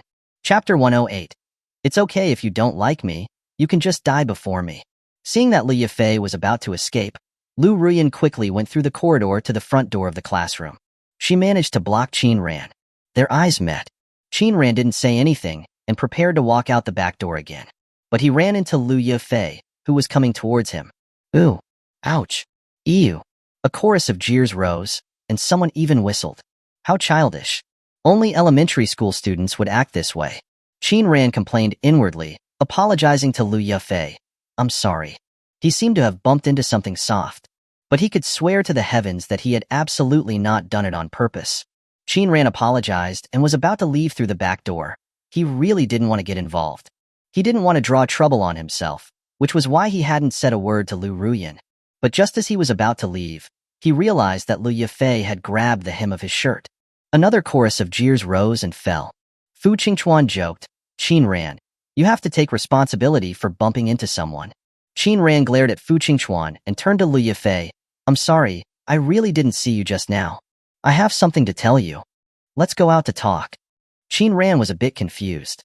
It had been almost half a semester since school had started, and he hadn't spoken more than 5 sentences with Liu Yifei. This was even with him being forced by the class advisor to be the vice class monitor. Both in his past life and in this life, Qin Ran wasn't very familiar with Liu Yifei. Although Liu Yifei's looks weren't bad, her presence was very low. Unless she was called on during class, she wouldn't speak. Compared to the attention-seeking Liu Ping in their class, Liu Yifei was like an invisible person. While Qin Ran was still confused, Chen Shuwen made her move. "Make way, good dogs don't block the way." With just those few words, Chen Shuwen had attracted all the attention. Liu Ruyuan's expression was full of anger. Wang Feifei quickly stepped up to protect her. "Who are you calling a dog? If it's not you, then why are you in such a hurry to jump out?" Liu Ruyuan said in a low voice, "Chen Shuwen, don't be so nasty, it's very unlikable, you know? I can't be liked by everyone." Chen Shuwen stared at the two and said, "After all, not everyone is human. Besides, I'm just like this until I die. If you don't like it, you can just die before me." Everyone was stunned as they stared at Chen Shuwen. Wow, damn, that firepower was extremely strong. Fu Qingchuan nudged Huang Zujia's arm and whispered, "Your girlfriend is still so fierce." She's my bro, don't talk nonsense." After a period of chatting and interacting, Huang Zujia had slowly put aside his thoughts of finding Chen Shuwen as his girlfriend. Initially, Huang Zujia had been attracted by Chen Shuwen's strong and assertive aura. But after interacting for a short while, he realized that he couldn't really handle it. He wasn't that afraid of people, but Chen Shuwen was a true social butterfly. The two had been moving towards developing a boyfriend-girlfriend relationship, but Huang Zujia wanted to hit the brakes. Relationships might break up, but good buddies were forever. He couldn't let a temporary crush get in the way of a lifelong friendship, including his own. Chen Shuwen's words were like knives. Liu Ruyuan was broken, and Wang Feifei was cut to pieces, unable to speak a complete sentence. It was so lonely without an opponent. Chen Shuwen walked past Liu Ruyuan directly and pushed Wang Feifei. And that was the path out. Qin Ran took the opportunity to leave. When he stopped outside, Liu Yifei had actually just left. "Hey, what was it that you wanted to tell me just now?" Liu Yifei didn't look back, waving her hand. "It's nothing." Qin Ran was a bit dumbfounded. If he hadn't been mistaken, he had just been used as a tool, and a tool that didn't even get to be used. But Liu Ruyuan and Wang Feifei were still nearby, so Qin Ran didn't have time to think too much about it and hurriedly left. He didn't even realize that he had been actively avoiding Liu Ruyuan. From an incomparable liking to all sorts of aversion now, it had only taken a short period of time. Fu Qingchuan caught up from behind. "Why are you walking so fast? Did you see Wang Feifei and Liu Ruyuan's faces just now? Amazing. Hee. Qin Ran shook his head, not wanting to discuss it any further. It wasn't that he felt sorry for them, it was that he didn't even want to waste his breath on them. Fu Qingchuan asked curiously, "What did Liu Yifei say to you just now?" "Nothing. That's really no fun. But don't worry, I will keep your secret for you, and won't tell Tong Xian or Lin Wanbai." "No, what secret are you keeping?" "It's impossible to hide being in love with one person, but you have to hide it if you're in love with 2 people. Fu Qingchuan patted Qin Ran's shoulder. "Keep it hidden. You were almost found out today." Qin Ran didn't know whether to laugh or cry. Go. What are you talking about?" The facts proved that Fu Qingchuan wasn't the only one with the same idea. After all, back in the classroom, quite a few people had seen Liu Yifei grab the hem of Qin Ran's shirt. And wasn't the reason that Liu Ruyuan argued with Liu Yifei because of Qin Ran? No one believed that there was nothing going on between them. And so, a love triangle rumor slowly spread. Liu Ruyuan was extravagant with money, borrowing a lot from online lenders, and asking for money everywhere. After entering college, Qin Ran broke up with Liu Ruyuan. Later, while Qin Ran was pursuing Lin Wanbai, he was successfully pursued by Liu Yifei, who had suddenly appeared out of nowhere. As a result, Liu Ruyuan was at odds with Liu Yifei and almost started fighting. Rumors usually had 2 characteristics. The first is that they get more and more exaggerated as they spread. And second, their credibility gets higher and higher. When 3 people say it, people would assume it's the truth. As long as a few more people were discussing it, the people who heard it later would all think it was true. After all, the people who were discussing it were talking with such confidence, as if it was real, so the people who were listening believed it. Qin Ran didn't expect that he would eat his own melon. He told Lin Wanbai that the rumors were false, and that he didn't know who was making up stories. Lin Wanbai only replied with 3 words. I believe you. Qin Ran was relieved. At least these kinds of rumors would gradually fade away in a few days. The school was like a small society, and new gossip would be born from time to time. Besides, there was really nothing between him and Liu Yafei. A week passed in the blink of an eye. No one mentioned the rumors about Qin Ran, Liu Yafei, and Liu Ruyuan anymore. However, the popularity of the male lead incident about Jibuqing was getting higher and higher. To be fair, Jibuqing's appearance and figure were both above average, not inferior to some unphotoshopped young idols. Left with no choice, Jibuqing had to report the case to the police. At the same time, Li Luo finally took action. If you don't want people to know, don't do it. Jibuqing's past blemishes were brought to the forefront. It wasn't right to judge a person's present with their past. But most people would have such thoughts.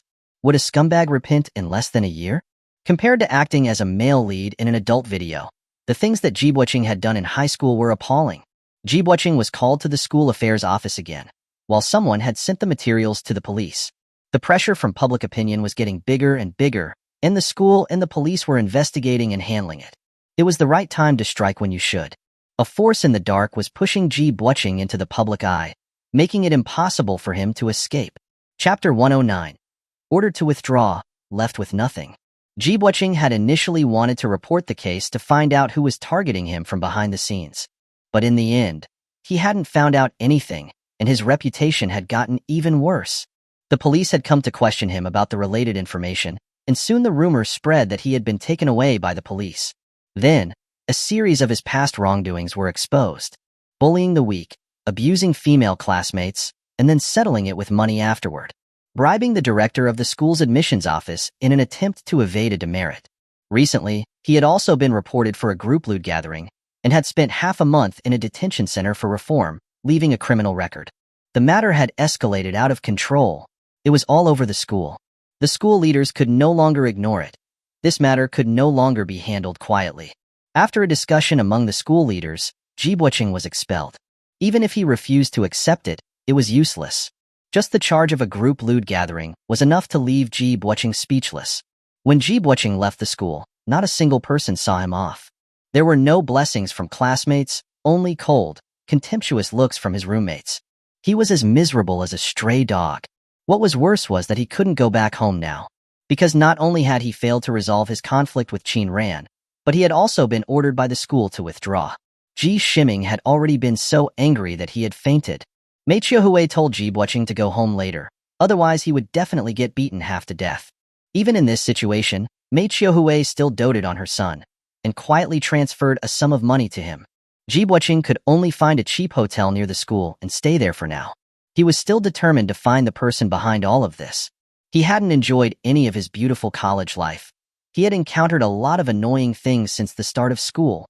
Jibuqing suspected Qin Ran and Li Luo. He had made enemies of both of them since military training. People like Fu Qingchuan and Huang Zujia were not on his radar. There were some minor conflicts, but no deep-seated grudges.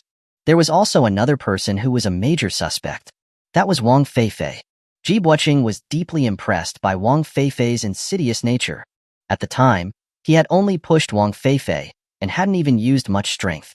But the latter had actually flown several meters backward, falling to the ground and crying loudly, attracting the attention of passers-by.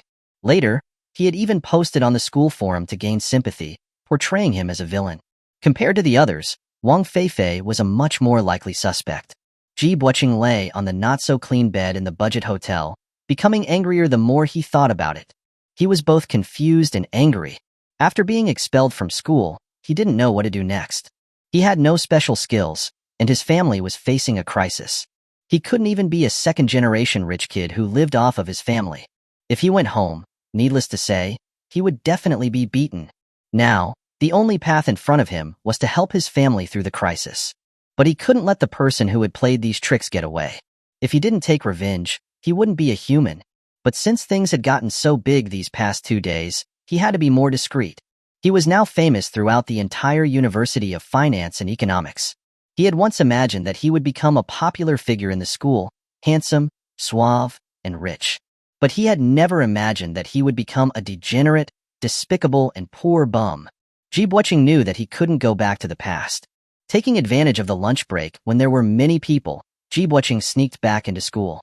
His hunched posture and downcast eyes were rather conspicuous, and the gazes of other people and the security guards made him feel like he was being poked with needles all over.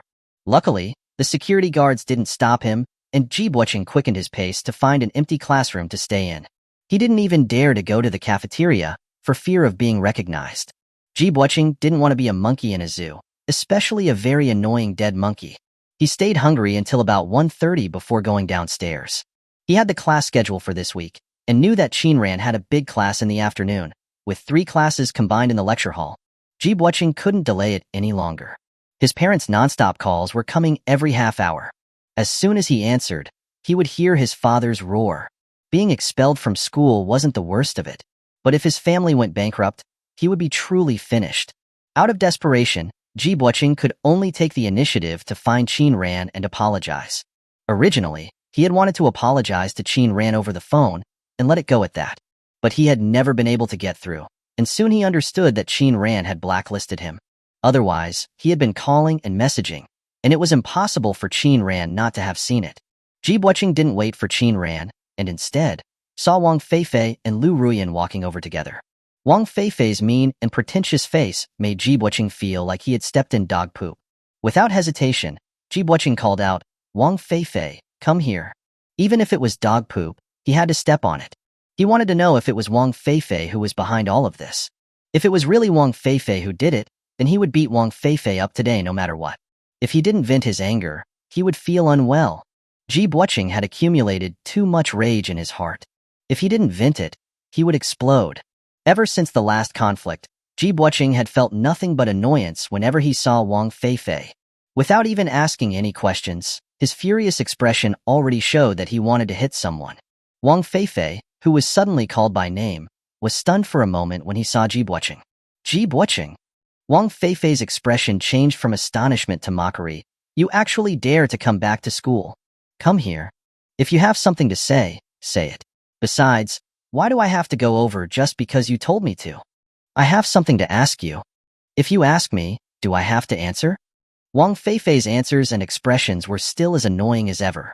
Ji Buoqing couldn't hold back anymore and quickly walked over. "He's hitting people. He's hitting people," Wang Feifei shouted. Many people were coming to class at this time, quickly attracting a crowd's attention. Ji Buoqing suppressed his anger. "Did I hit you? Why the hell are you yelling? You're a violent maniac. You hit people at the slightest provocation. I'm gonna." Liu Ruyuan stood between the two with a furrowed brow. "That's enough." Seeing Liu Ruyuan's pure and beautiful face, Ji Buoqing's anger dissipated a lot. "Ruyuan, all of this is someone intentionally targeting me. You wouldn't believe it, right? I've already reported it to the police, and my name will be cleared soon. I wasn't going to hit him. I just wanted to ask him if he was spreading rumors behind my back." Wang Feifei said angrily, "I didn't. Don't try to frame me. It's really not you. I, Wang Feifei, do things with honesty and integrity. When have I ever done anything like that?" Seeing that Ji Buoqing didn't dare to make a move, Wang Feifei's courage grew again, and he also showed off in front of Liu Ruyuan. But after listening, Ji Buoqing spat a wad of phlegm on the ground. "You have honesty and integrity? Ha!" Ji Buoqing sneered. "What are you pretending for?" "What am I pretending? It seems like it really was you. You little eunuch, you just wait for it. You're the eunuch, your penis is small." Liu Ruyuan glanced at Wang Feifei, who gave a sheepish smile. Ji Buoqing, who had been stabbed in a sensitive spot, glared at him.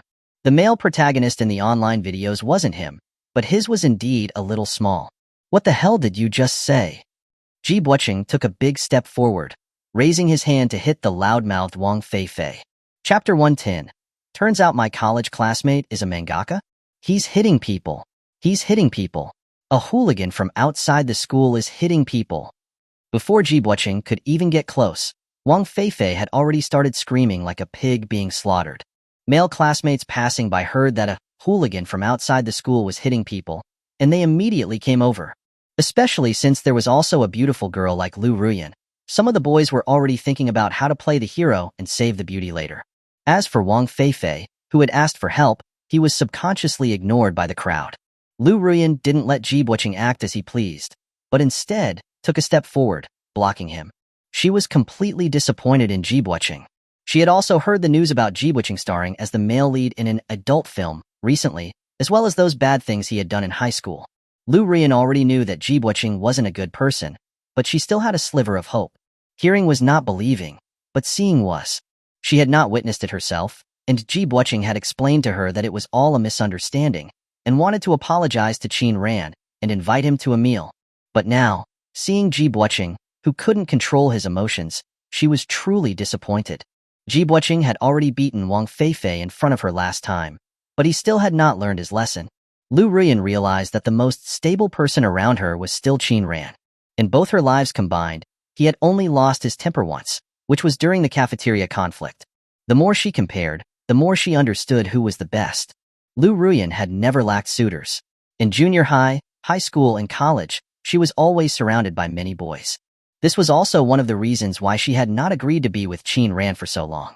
Looking at the two arguing, even on the verge of fighting each other, the expression on Liu Ruyuan's face gradually turned cold. Enough. Ji Buqing, just leave. Ji Buqing, whose hand was raised halfway, immediately froze. Ruyuan, let me explain. There's nothing between us, you don't need to explain to me. Feifei is my friend, just leave. Otherwise, I'll call security later. Okay. Ji Buqing's expression changed. Okay, fine. You just wait for it. You better be careful. You won't be so lucky next time. Just leave, otherwise it'll be even more embarrassing when you get kicked out. You just wait. You actually dared to mess with me. Before he could be surrounded, Ji Buqing quickly left.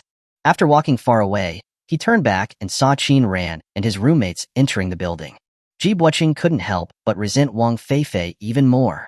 Because of Wang Feifei, he had missed Qin Ran, and he had also lost the chance to reconcile with Qin Ran. Ji Buqing hesitated about whether or not to wait for Qin Ran to get out of class.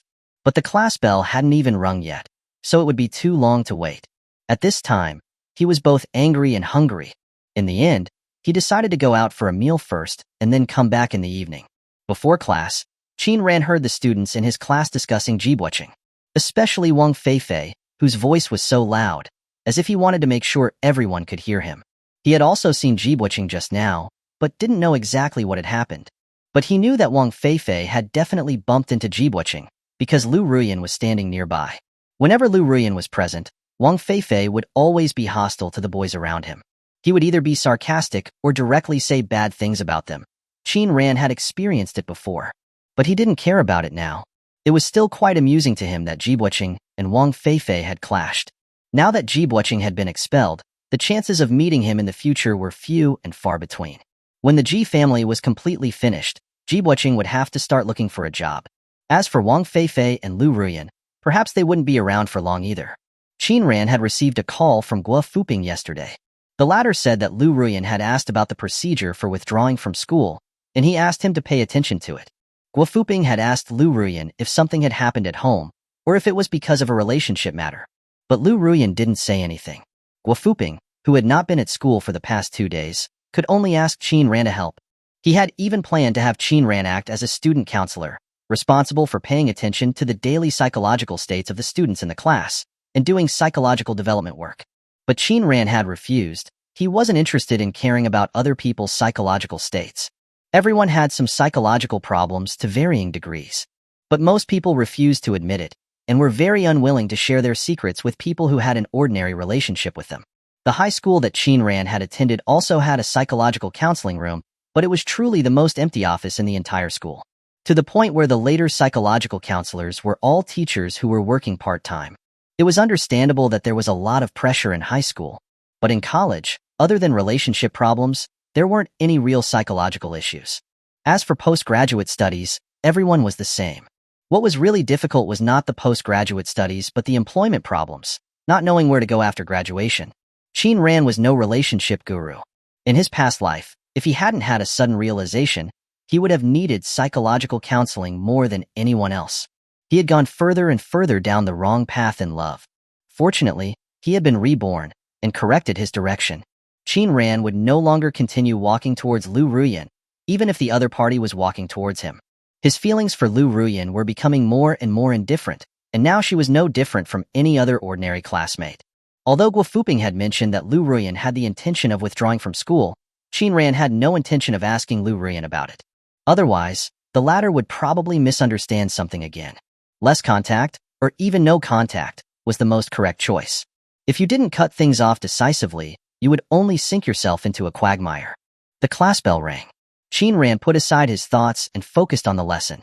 But his attention was quickly drawn to Liu Yifei, who was sitting in front of him. He had arrived late today, and since it wasn't a large class, he had only been left with a spot in a corner. Usually, he and Fu Qingchuan would sit behind Lin Wanbai and Tong Xian. But the seats were all random. You could sit wherever you wanted. For all the popular classes, the front seats were all taken. While listening to the lecture, Qin Ran suddenly noticed that Liu Yifei was drawing. To be exact, she was coloring a manga character on a tablet. What surprised Qin Ran was not Liu Yifei's drawing skills, but the manga character. If he remembered correctly, this seemed to be a very popular manga from next year, which was also later published. Huang Zujia thought the manga was very interesting and had recommended it to everyone in their dorm. Qin Ran had a deep impression of the name. Nima's College Life. If you didn't look at the words, you would think that it was cursing at someone. But it was indeed a pun. Qin Ran had read a lot of comics when he was a kid, including pocketbooks, but he had gradually stopped reading them after starting middle school. But he wasn't part of the manga circle. He only read manga, but didn't know the authors. And he hadn't heard anyone say that any of the classmates in their class had become a mangaka. Qin Ran wasn't sure if Liu Yifei was the author of the manga that he was thinking of.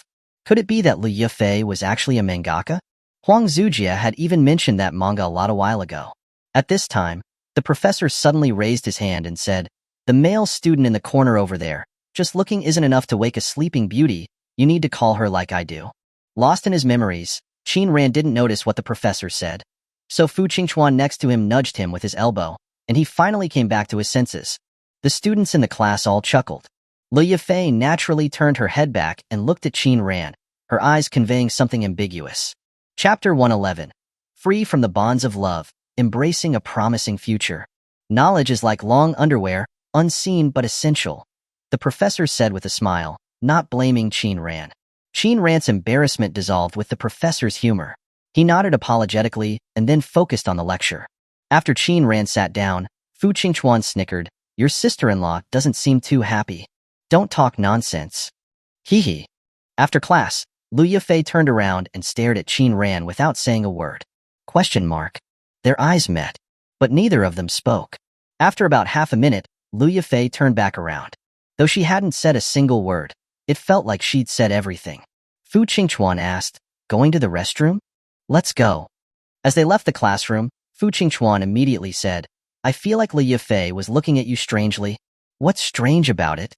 "I can't really explain it, but it just didn't seem normal." "It's nothing. Stop making things up." Qin Ran didn't want another rumor about him spreading. But that moment in class might have already led some people to misunderstand. After relieving themselves, they returned to the classroom to continue the lesson. After one more, they would change classrooms. University life seemed much freer than high school, but in reality, it was still a cycle of 3 main locations: classroom, cafeteria, and dormitory. And at even slightly better universities, the intensity of studies wasn't much lower. Applying for graduate school was also a fiercely competitive battle. But for Qin Ran, while campus life was simple and pleasant, there was no real need for him to pursue graduate studies or study abroad. Much of the material he was learning now was stuff he'd already studied before. He wasn't aiming for just passing grades. Getting an average of 80 was easy for him. Therefore, his campus life had zero pressure. Qin Ran would occasionally play games. He was quick to pick up any game, but he wasn't addicted to them. After class, seeing some people head to the cafeteria and others to the library, he couldn't help but wonder if he could be doing something more productive. Otherwise, things might get a bit boring. Even though he enjoyed chatting with Lin Wanbai, he couldn't just spend all day chatting and doing nothing else. Having been reborn, Qin Ran didn't want to focus all his energy on love again. People in love should rely on each other, while also being independent individuals. They should have their own time and space, as well as their own careers and hobbies. Only half a semester had passed since the start of school. There were still 3 more years. He couldn't possibly just spend his entire university life being a slacker. The second class was an elective. Qin Ran rested his chin on one hand and used the other to jot down potential trends for the next few years. Ever since the explosive popularity of shared bikes last year, with funding reaching tens of billions, the shared economy market had been booming. Shared cars, power banks, basketballs, and hotels were all popping up. The shared economy was interesting but not sustainable. Actually, aside from the brief glory of shared bikes, the others weren't doing too well. Later, only a few power bank companies did okay. Qin Ran wasn't planning on doing anything half-heartedly. If he was going to do it, he would do it big. P2P lending was a similar situation. Various venture capitalists were investing in it, but in a couple of years, a bunch of P2P platforms would collapse. High returns, but high risk, and it would also be easy to ruin your reputation, though reputation didn't seem that important. Short-form video was a good trend, and Qin Ran was already getting people to work on it. Even if Liu Ruyuan managed to get someone to develop Douyin successfully, she wouldn't be able to make it big. Without sufficient capital, it was impossible to compete. If you wanted to be the first to try something, the prerequisite was that nobody else wanted to try it. Liu Ruyuan was still daydreaming about becoming a billionaire through Douyin. But in the end, it would only be a dream. Qin Ran didn't remind Liu Ruyuan. Reality would give her the answer. There was also another emerging field that was driving venture capital circles crazy. That was blockchain. But Qin Ran quickly crossed it out. From obscurity to explosive popularity to the bursting of the bubble, blockchain's lifespan was less than a year. Not all investors were stupid, but this was a game of greater fool theory. Everyone who jumped into the blockchain industry thought they'd find a bigger fool to take the loss. But the reality was that the game was barely halfway through when the smart money pulled out with profits. This included the digital currency Liu Ruyuan was playing with. But the fact that Liu Ruyuan lost all her money was a whole other story. It was pure stupidity. Qin Ran added a capital S in front of the crossed-out blockchain and added Liu Ruyuan's initials afterwards. Marrying a foolish woman would bring more misfortune than blessings. Qin Ran wrote down a bunch of projects that would drive the world crazy in the next few years. But he understood that these were all just feasts for capital. After the frenzy, only chaos would remain. Qin Ran finally wrote the words "new energy vehicles" on the notepad. New energy vehicles were undoubtedly a golden opportunity with a huge market. But the entry ticket wasn't easy to get your hands on. Also, the startup was slow, and its peak wouldn't come for another 5 years. But building a car wasn't an easy task either. A 5-year car building plan was considered very fast for emerging EV companies. To enter the new energy vehicle industry, you had to know what you were doing. Qin Ran certainly couldn't do it alone. The rate of burning through cash would be too fast. He needed support from his family, and there was a high probability that it would also need approval from the board of directors. The Qin Group was not involved in the automotive industry. They had intended to enter the photovoltaic industry some time ago, but that was cancelled due to Qin Ran's indirect influence. Perhaps the funds originally earmarked for acquiring the photovoltaic company could be used to acquire a car manufacturer to research and build new energy vehicles. There was feasibility in that. Qin Ran's eyes brightened. The rise of new energy vehicles was an unstoppable trend. As early as 2009, the Automobile Industry Adjustment and Revitalization Plan had been issued. Zhonghai was one of the first cities to receive financial subsidies. The timing, the location, and the people were all on his side. There was no reason not to do this. Short-form video and real industry could be done at the same time, going 2 ways at once. If he couldn't convince his family, then he'd start with short-form video, quickly raise funds and get listed, and then do it himself. Qin Ran left himself multiple paths. But regardless, in order to seize the initiative, he needed to get into the new energy vehicle race as soon as possible. You can't get fat with a single bite, especially when it comes to building a car. Also, in the later stages, the competition in the new energy vehicle market would become too fierce.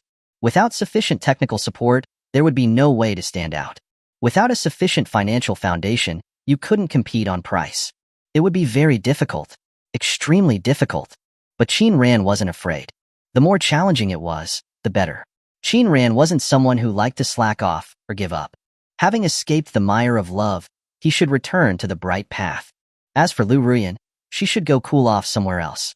Qin Ran wasn't planning on including Liu Ruyuan in the short-form video era. He could already predict the consequences of doing so. Liu Ruyuan would think that it was all her achievement, and she would consider Douyin as her own work, and would even ask him to hand over Douyin to her. Without the constraints of love, everything was so much more comfortable. Qin Ran circled new energy vehicles, deciding to give himself a graduation gift. Chapter 112, Disdain for Porsche Thai, Craze for Porsche Me? Having established his goal, Qin Ran was now faced with three options. First, build his own factory. Second, find a car manufacturer for contract manufacturing. Third, merge and reorganize a car manufacturer. The first option was very costly, required a lot of qualifications, and was both time-consuming and labor-intensive. Contract manufacturing was the most common scenario in later times. Many car manufacturers faced an increasingly severe problem: overcapacity. The utilization rate of car production lines was not high, which meant high costs. Each time a production line was stopped, the cost of labor and materials lost was high. Therefore, several long-established car manufacturers were starting to cooperate with others. Qin Ran was interested in cars and knew a lot of related information. For example, NIO, Xpeng, and others all used contract manufacturing. Some used a combination of contract manufacturing and their own factories. But the cost of research and development was extremely high. Car manufacturing was all about technological heritage. The tuning of a chassis alone had stumped many car brands. As a result, some geniuses simply didn't tune it, choosing a different approach: strong control. Qin Ran preferred the third option, merging and reorganizing along with self-research and development. If you wanted to go far, taking shortcuts was a major taboo. To truly enter the automotive industry in China, the qualification issue had to be resolved first. Qin Ran ultimately set his sights on Zodi. Zodi was at its peak 2 years ago, but now it had declined. It had its moment of glory, but it was not sustainable. Zodi was being mocked, while Porsche Me was being enthusiastically embraced. Whether it was a marketing issue was debatable for now. But Zodi did indeed have major problems. Its decline was mostly self-inflicted. The domestic industry was already competitive, and they chose not to improve. However, many people didn't know that Zodi was actually a real leader in new energy vehicles. Zodi was the first automobile company in China to conduct test runs of pure electric vehicles. It was also the first pure electric vehicle brand to sell to personal consumers. It was a pity that Zodi had the vision and was quick to act, but they never broke through technical bottlenecks and were always preoccupied with subsidies. Later, when subsidies were no longer available, they ended up deeply in debt. Qin Ran highly suspected that Zodi had never focused on R&D. Their so-called research institute was probably just for show. Otherwise, they wouldn't have been so stagnant all these years. In a few more years, Zodi, unable to survive, would be delisted. However, Qin Ran didn't care about Zodi's internal situation. He only needed their car production qualifications. Zodi had learned from its early mistakes, having obtained several qualifications in previous years. Qin Ran had his eye on the car production qualifications Zodi had in hand. Acquiring Zodi wasn't entirely impossible, but the cost was too high.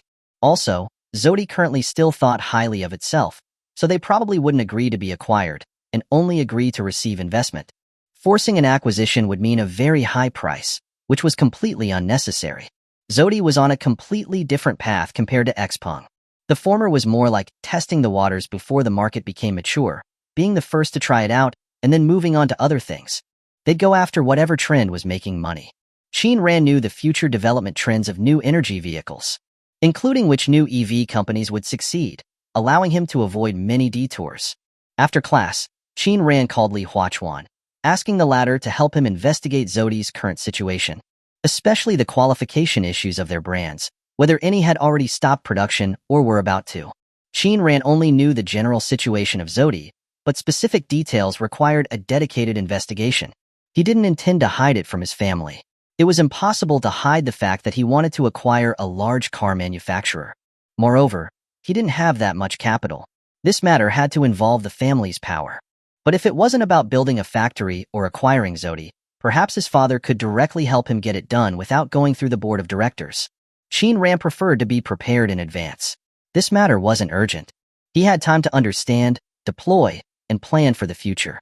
This was not only a graduation gift for himself, but also a gift for his parents. In his past life, he owed his parents a lot. He even delayed taking over the group because of love. Although Qin Yushan had always been in good health, he was always focused on being with Liu Ruyuan back then. Whenever Liu Ruyuan wanted to go abroad, he would agree, often leaving for 10 days or half a month before returning. If he had been constantly sleeping in a bed of roses, it would have been fine. But the reality was, he was not happy those few years. It was not until the engagement banquet that he finally woke up. Qin Ran sometimes thought, it would have been good if he hadn't been hit by a car and reborn. At least he wouldn't have really married Liu Ruyuan. He would have just made a fool of himself in front of others.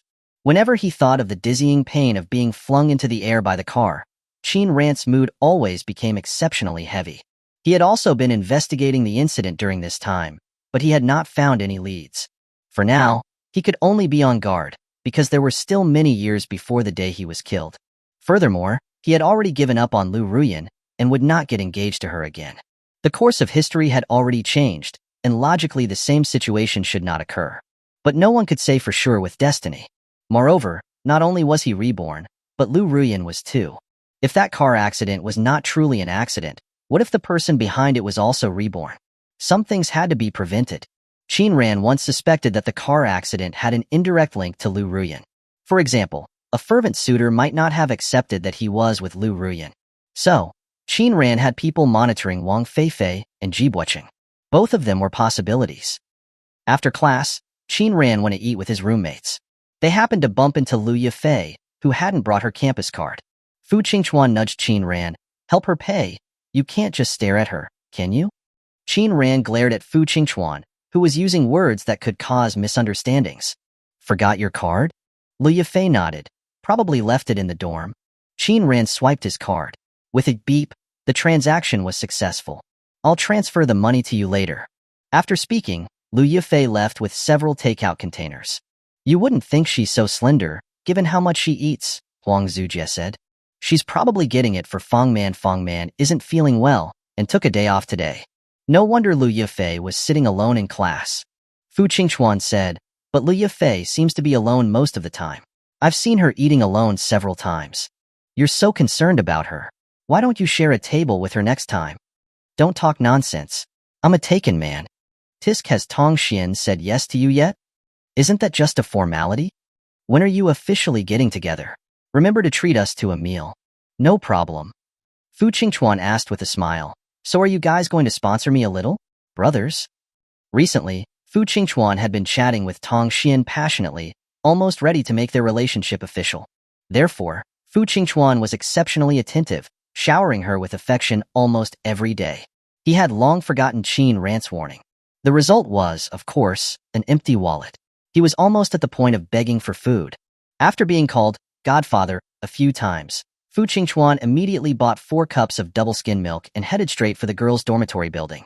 It was true that one guy could support an entire girls' dormitory. Fu Qingchuan went to the campus couples dating hotspots with Tong Xian. The two inevitably talked about the class incident during the day. What was really going on between Qin Ran and Liu Yifei? Chapter 113. When love is gone, it's gone. Tong Xian was of course asking on behalf of Lin Wanbai. Although there were rumors in the class that Qin Ran and Liu Yifei were close, Lin Wanbai didn't believe it. In fact, those who were somewhat familiar with Qin Ran knew it was not true. But that didn't stop Tong Xian from being curious. Generally, girls rarely have physical contact with a boy unless they are close to him. It was said that Liu Yifei had a conflict with Liu Ruyuan because of Qin Ran. And Liu Yifei stood behind Qin Ran. Many people saw it. Tong Xian wondered, could Qin Ran really have something going on with Liu Yifei? How could that be? Absolutely not. Don't let Fu Qingchuan's actions in the cafeteria, encouraging Qin Ran to help Liu Yifei, make you think otherwise. When it came down to it, he was definitely going to speak up for Qin Ran. In reality, Fu Qingchuan also preferred that Qin Ran and Lin Wanbai get together. The two seemed like a match made in heaven. Moreover, Lin Wanbai and Tong Xian were best friends. If Qin Ran suddenly abandoned Lin Wanbai, then there would undoubtedly be a rift between him and Tong Xian. But if Qin Ran really liked Liu Yifei, Fu Qingchuan would verbally condemn it while secretly supporting it. In any case, he still had to pretend a little. Fu Qingchuan thought, bro, this is all I can do to help you. Tong Xian gave Fu Qingchuan a suspicious look. His reaction was a little too exaggerated. But since he had said so, then there shouldn't be any problems. Besides, she could tell Lin Wanbai when she got back. In fact, Fu Qingchuan didn't even need to help cover for him. Qin Ran and Liu Yifei didn't have anything going on between them. Other than being a little surprised that Liu Yifei was a manga artist, Qin Ran didn't have any other thoughts. He and Liu Yifei were completely innocent. However, others didn't think so. Inside the girls' dormitory, room 308. The atmosphere was very heavy. Not a single person inside was speaking. Only the occasional sound of voices from the hallway could be heard. Fang Man glanced at Liu Fei, who seemed normal as usual. She had her headphones on and was fully immersed in her drawing. Liu Ruyuan, on the other hand, was sitting in a chair with her arms crossed, her pretty face clouded with anger. Anyone could tell that Liu Ruyuan was in a bad mood. Even Li Huihui, who usually loved to gossip, was not trying to chat with Liu Ruyuan. To be precise, Li Huihui had spoken to Liu Ruyuan just a moment ago, but Liu Ruyuan's attitude was very cold. Therefore, Li Huihui muttered a few words and focused on eating and playing on her phone. The frustrated Liu Ruyuan couldn't calm down. Her mind was filled with the scene from the daytime. Once upon a time, no matter what happened, Qin Ran would stand in front of her.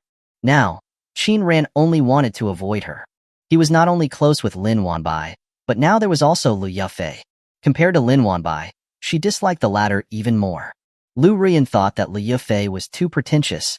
She always put on an aloof and unique act. Not lending her money was fine, but why would she go around talking about it, embarrassing her?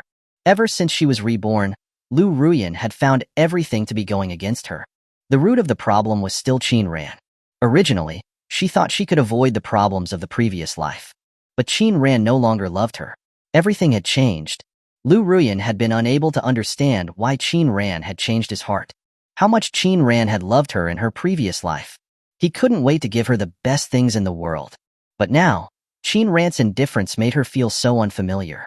In her eyes, even if Qin Ran was reborn, he should have still worshipped her like before. Liu Ruyuan suspected that Qin Ran had not been reborn, but that another soul had entered his body. However, after interacting with him recently, she found that other aspects of Qin Ran were still the same as before. The only difference was that he no longer loved her. Liu Ruyuan couldn't help but guess that Qin Ran had also been reborn. Perhaps he was reborn on the day of the engagement banquet, which would explain why Qin Ran had suddenly changed. Because she didn't attend the engagement banquet, but went to Wang Feifei, he was angry. The more Liu Ruyuan thought, the more likely she thought it was. But her understanding of the situation hadn't completely shifted yet. Even if she had really made a mistake, that she shouldn't have missed the engagement banquet, Qin Ran should have been more forgiving. Liu Ruyuan furrowed her brow. She decided to go ask. Any problems could be solved by talking. Liu Ruyuan knew that she had made a mistake, but she didn't think she had made a very big mistake. She and Wang Feifei were just good friends. Sometimes, she didn't even treat him like a boy, but like a girlfriend. The person she loved was still Qin Ran. She had dedicated her heart and body to Qin Ran. Otherwise, why would she have agreed to the engagement? She had many things bothering her lately, but Liu Ruyuan understood that as long as she made up with Qin Ran, all the problems would be easily resolved. These trivial matters didn't count for anything. Liu Ruyuan wanted to ask Qin Ran out, but she realized she was still on his blacklist, and her phone number was still blocked. She had to contact Qin Ran through Wang Feifei. Liu Ruyuan called Wang Feifei out.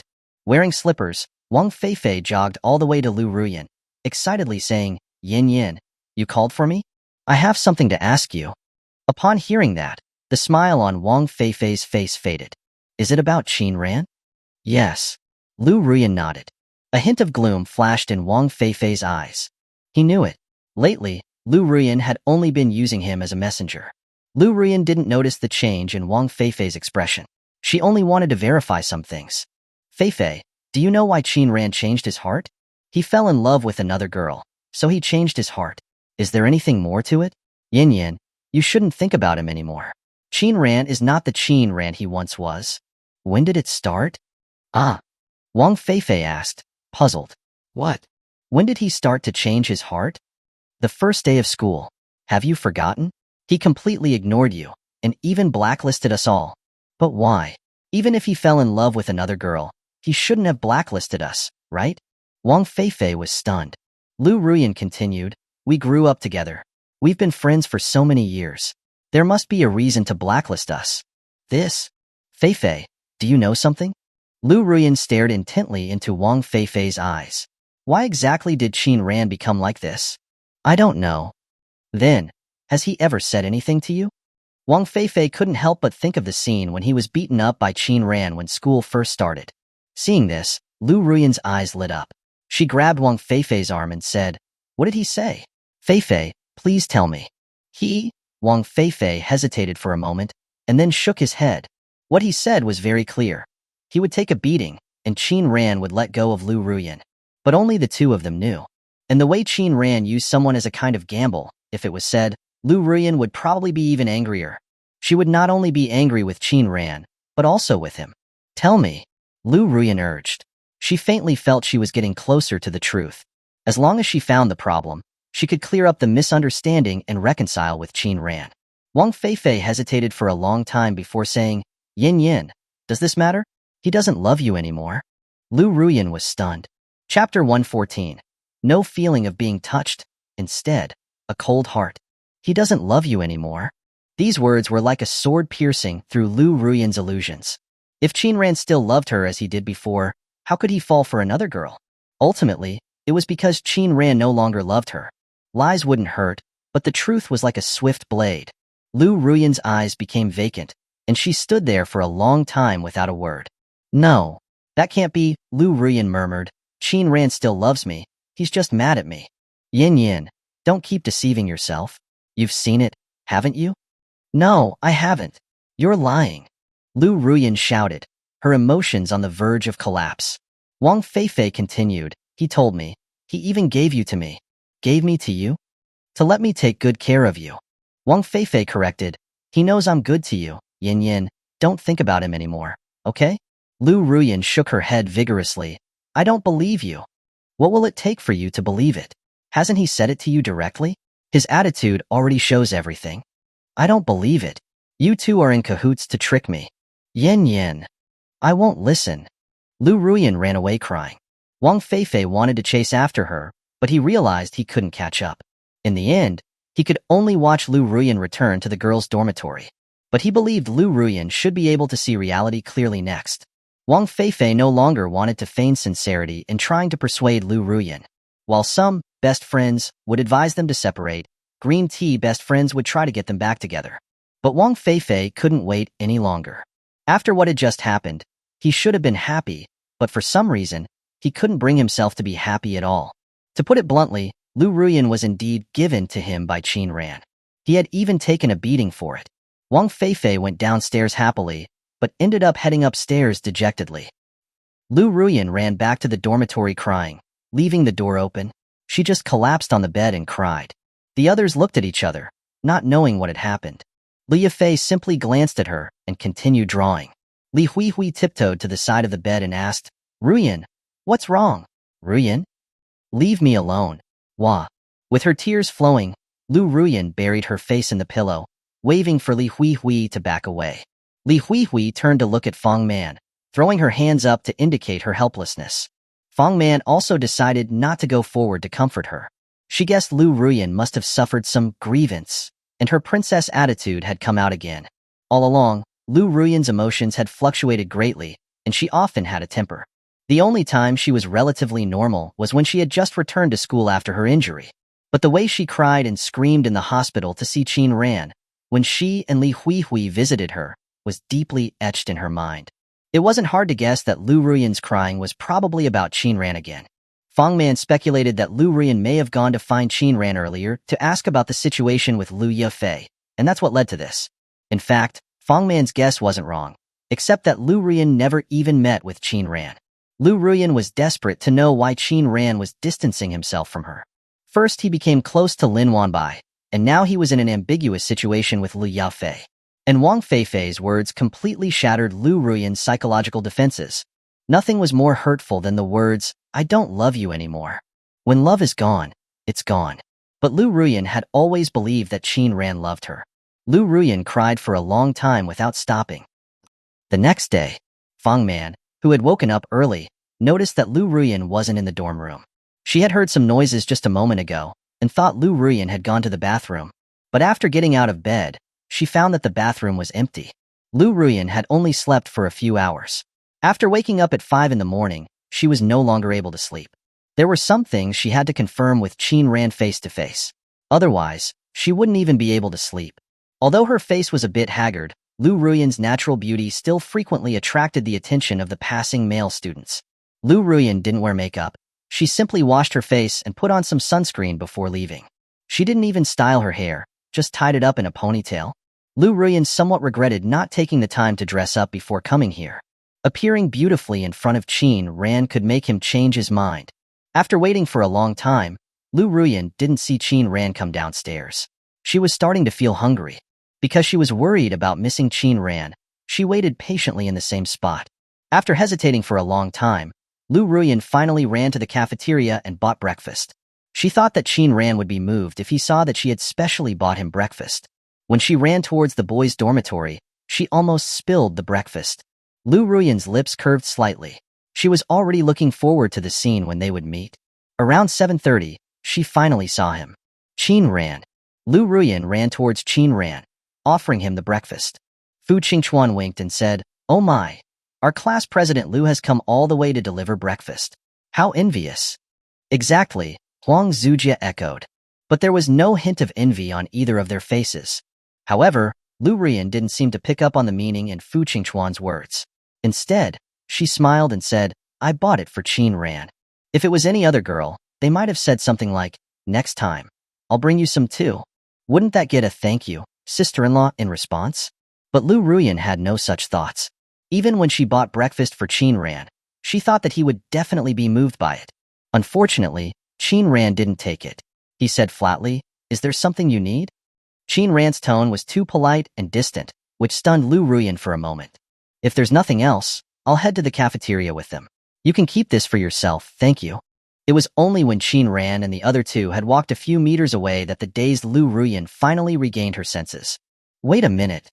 Fu Qingchuan pursed his lips. "We'll go eat first. Want us to get you something?" "Yeah, a bag of soy milk, black rice cake, and a boiled egg." "Okay, we're going now." Liu Ruyuan heard the whole conversation between the two. The breakfast that she bought specifically was in her hands. Why wasn't he moved at all? And why was he treating her like this? What had she done wrong? Liu Ruyuan suddenly had the urge to throw the breakfast on the ground and leave. But she held back. When she saw Qin Ran's indifferent eyes, Liu Ruyuan was stunned. There was no love in his eyes, nor his usual doting look. Liu Ruyuan realized that Qin Ran looked at her just like a stranger. "Qin Ran, what is it? Just say what you need to say." Was there still a need to say anything? It seemed like she didn't need to anymore. Liu Ruyuan said with difficulty, "Why? Why what? You used to love me so much, saying you'd be with me forever, dote on me for a lifetime. Why have you become like this now? I really don't have anything going on with Feifei." Qin Ran looked at Liu Ruyuan silently. He had indeed said that he would love Liu Ruyuan for a lifetime. But he had already fulfilled his promise. He had done it in his past life. So in this life, he wanted to live for himself. After a long silence, Qin Ran slowly said, "Do you know that I don't like eating pumpkin?" Liu Ruyuan looked down at the pumpkin cakes in the bag in her hand. Her mouth opened, but she didn't know what to say. Chapter 115. We are no longer friends. Liu Ruyuan carefully recalled the past, but couldn't find any memories of Qin Ran not liking pumpkin. She suddenly realized with horror that she didn't even know what foods Qin Ran liked, or what fruits he didn't like. But Qin Ran could accurately list all her favorite things, including but not limited to food. When they went out to eat, Qin Ran would choose a restaurant for her to pick from, all of which were her favorite types of cuisine. When ordering food, Qin Ran would specify no onions or cilantro, because she didn't like them. If the food came with onions, Qin Ran would carefully pick them out one by one. But she was completely unaware of Qin Ran's preferences. It seemed she had never asked him.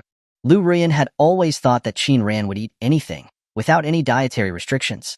When they went on trips, they would often go to the food streets to try the local delicacies. If there was something she didn't like, Qin Ran would finish it. When she found out about Qin Ran's true family background, she was even surprised by this. Qin Ran's answer was that it was bad to waste food, and that he was taught that from a young age. And there was no need to waste money, that money should be spent where it's needed, and saved to do other things. Such as investing, in some steady income businesses, even small ones were good. At the time, Liu Ruyuan had thought Qin Ran was hinting that she was spending too much, and she had thrown a tantrum because of it. So she went to the shopping district and bought a lot of clothes. He didn't say anything and still swiped his card for her. As long as she was happy. The memories of the past came flooding in like a tide. Liu Ruyuan was speechless. But Qin Ran didn't have the patience to wait any longer. True love will indeed accommodate and tolerate the other person. But love isn't infinite. Once love is exhausted, it's no longer the same. Qin Ran wouldn't waste his words arguing about anything, and he wouldn't care to haggle. He had truly loved Liu Ruyuan. To nitpick would be to disrespect his past love. To continue to entangle with her now would be to disrespect his present self.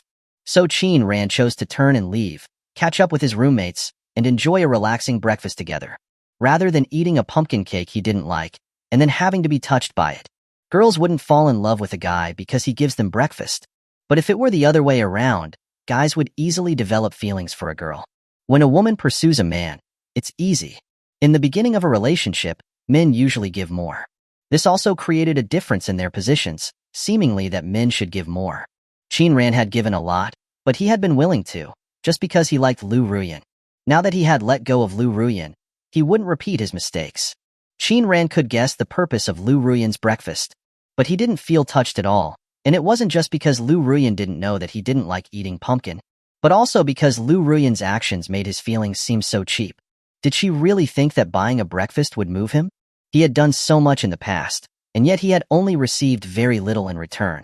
In the end, it was considered as his responsibility. Wasn't it laughable? Qin Ran never thought love was a laughable thing. Perhaps because of that, he had lost so miserably in his past life. But he wouldn't demean love because of it. He would just be more careful. He still yearned for a love that was mutually devoted, a love where they treasured each other and supported each other. Liu Ruyuan was not that her. Qin Ran knew this clearly, so his departure was so decisive and unwavering. Liu Ruyuan stood there holding the white plastic bag, stunned. It was only when Qin Ran's back was no longer visible that she came back to her senses. Her heart felt very uncomfortable, but she didn't know the source, and she didn't know how to release it. Liu Ruyuan gradually realized why Qin Ran had let go. Perhaps it was because she had long been used to Qin Ran's kindness and didn't cherish it, and had failed to treat him better. If only she had known this sooner, if only she had valued Qin Ran more, respected their love, then she wouldn't have missed the engagement banquet, and all the subsequent events wouldn't have happened. Liu Ruyuan was so regretful. The little impatience she had felt from waiting, as well as the little bit of anger at Qin Ran being close to other girls, had all disappeared. What remained was endless remorse. Liu Ruyuan knew how good Qin Ran was. She had it, and had enjoyed it. But in the end, she had ruined it herself. Now that she wanted to cherish it, she was drifting further and further away from Qin Ran. She didn't know what to do anymore. Yin Yin? An unexpected yet pleasant voice sounded. Wang Feifei ran to Liu Ruyuan. Why are you here? Waiting for me? Liu Ruyuan slowly raised her head, her eyes stopping on Wang Feifei's face. Why did you have an accident on the day of my engagement with Qin Ran? Why? Wang Feifei's face changed drastically. Then, he asked, confused, Yin Yin, what are you talking about? What engagement? We're just freshmen. Are you dreaming? Liu Ruyuan gave Wang Feifei a cold look. We're no longer friends. After speaking, Liu Ruyuan threw the breakfast in her hand to the stray dog that the barber shop owner was raising, and then left without looking back. Wang Feifei was thunderstruck. What had Liu Ruyuan just said? No longer friends? Did she mean to break all ties? But why? Was it because of the engagement banquet? Wang Feifei's features twisted in anger. Yin Yin, you're mine. You can only be mine. No one can take you away. Qin Ran, I really hate you. Why are you still bothering Yin Yin after leaving? Can't you just leave completely? People who passed by saw the raving and muttering Wang Feifei and quickly walked away. Cafeteria number 4. Fu Qingchuan was a little surprised to see Qin Ran walking over. You're done chatting already? Yeah. You didn't bring breakfast. Looks like it wasn't a pleasant conversation. Fu Qingchuan handed the breakfast he had just bought to Qin Ran. The latter took it, but didn't say much. His situation with Liu Ruyuan couldn't be explained in a sentence or two, so it was better to just leave it, and for them to lead their own lives. Qin Ran ate the black rice cake. The taste wasn't great, but at least it wasn't something he disliked. Huang Zujie suddenly whispered, Hey, Liu Ruyuan's coming over. Fu Qingchuan and Wen Yonglong looked up together at Liu Ruyuan, who had sat down at the next table. Good morning, Liu Ruyuan smiled slightly, but her eyes were a little red. It was obvious that she had been crying. Morning, Huang Zujie replied, and then was kicked under the table by Fu Qingchuan. Huang Zujie bared his teeth and glared at Fu Qingchuan. But because the atmosphere was both awkward and strange, he didn't retaliate. Liu Ruyuan said to herself, I haven't had breakfast yet. I'll just eat a little. I'll have to go back to the dorm later. Fu Qingchuan silently asked Qin Ran, What's going on? The latter shook his head. He didn't quite know why Liu Ruyuan had followed him again, looking like nothing had happened, but he wouldn't ask her anything. Liu Ruyuan ate very little.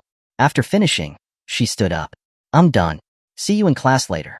Fu Qingchuan, you brought the wrong book. Fu Qingchuan looked at the books the others had on the table and shouted, Holy crap! Qin Ran, I'm going back to get my book. If I'm late, can you help me mark my attendance? Chapter 116. What a little cutie. Qin Ran glanced at Liu Ruyuan, who was leaving. He could sense that she had changed again. When Qin Ran walked into the classroom, he felt a pair of eyes lock onto him. Turning around, he saw Wang Feifei looking at him with a resentful expression. Qin Ran frowned slightly. He didn't know what Wang Feifei was going on about, but he knew it must be related to Liu Ruyuan, and that it had probably hurt Wang Feifei's pride. Usually, Wang Feifei would hide his small emotions. Even if he disliked someone, he wouldn't show it too obviously.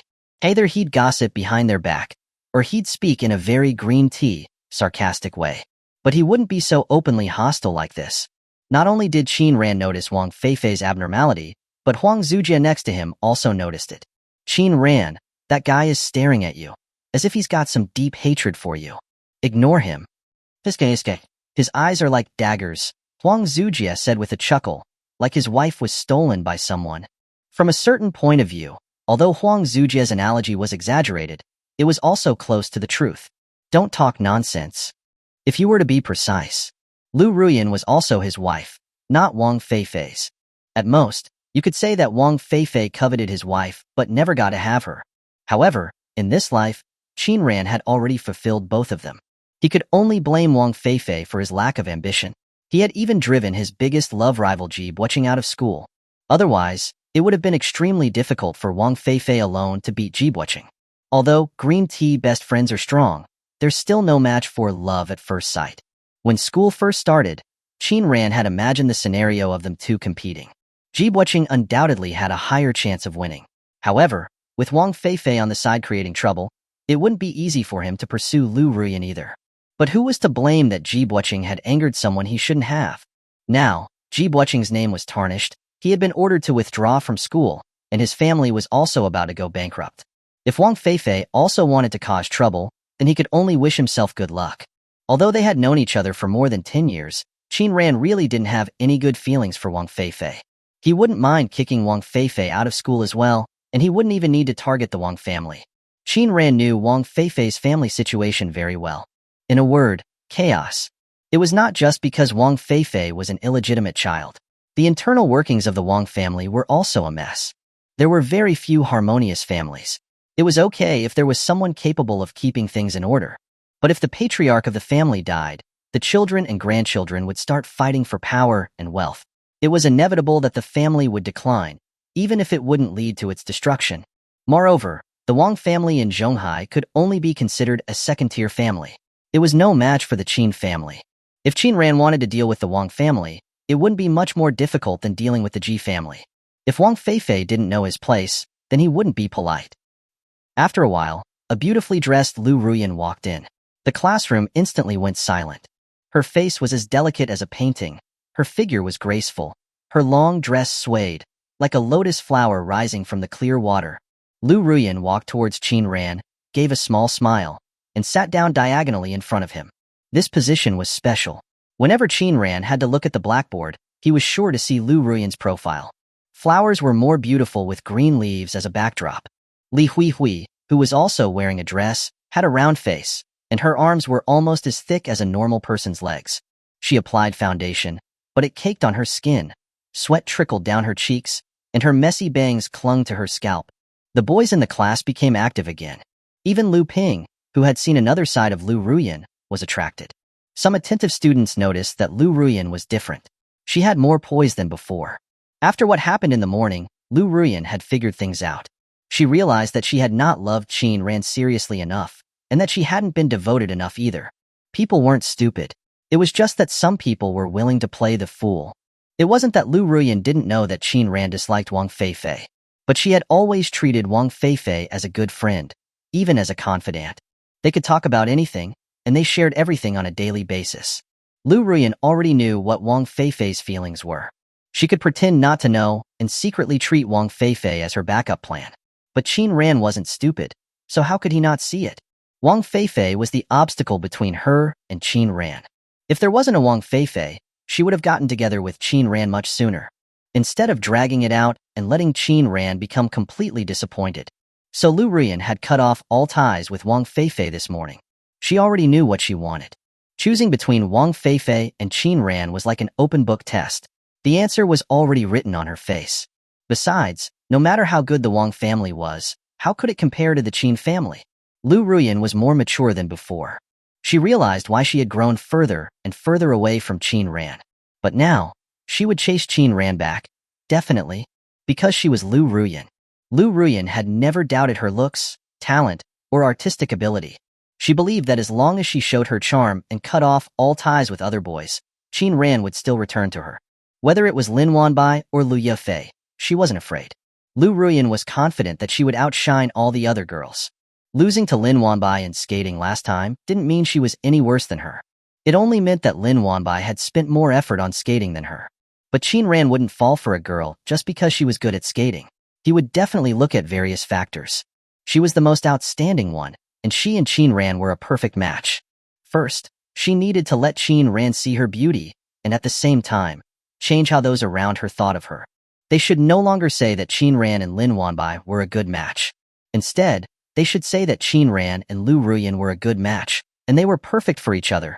Liu Ruyuan had woken up. It was useless to only look back at the past. Regardless of whether Qin Ran had been reborn, she had to make the current Qin Ran fall in love with her. Liu Ruyuan admitted that she had previously ignored Qin Ran's kindness and had taken everything for granted. Now, she would respond to and cherish Qin Ran's efforts. She could even take the initiative as long as Qin Ran was willing to turn around and embrace her. In addition, Liu Ruyuan had also decided to develop her career. Even if she wouldn't surpass the Qin family, as long as she could achieve something, she would be satisfied.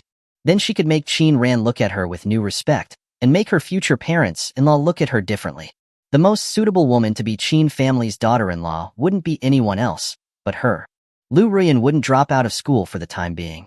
That idea was too naive and also completely unnecessary. If she left school, the chance of reconciling with Qin Ran would become even slimmer. Liu Ruyuan truly loved Qin Ran in her heart. For the sake of their love, she wouldn't mind putting in a little more effort. She understood Qin Ran. As long as Qin Ran turned around, he would definitely be 10 times, or even 100 times better to her. He would turn back into the Qin Ran who only had her in his eyes and his heart. During class, Liu Ruyuan turned her head back and winked at Qin Ran. In middle school, she had made the same expression in class. It was an unspoken understanding between them. But in Qin Ran's eyes, it no longer had its original playfulness. He even couldn't help but mutter to himself, "What on earth is Liu Ruyuan doing? Did she really think that she looked cute by doing that? What a little cutie." Chapter 117. What happened to the biting rabbit in the end? Qin Ran ignored Liu Ruyuan, his gaze passing over her to focus on the blackboard. Throughout the entire class, he did not make eye contact with Liu Ruyuan. When you like someone, your gaze is always unconsciously drawn to them. That's why it's often said that you can't hide it when you like someone, but deep gazes can be faked. Qin Ran no longer liked Liu Ruyuan, so his gaze no longer lingered on her. When class ended at noon, Qin Ran was just about to head to lunch with his roommates when he was stopped by someone.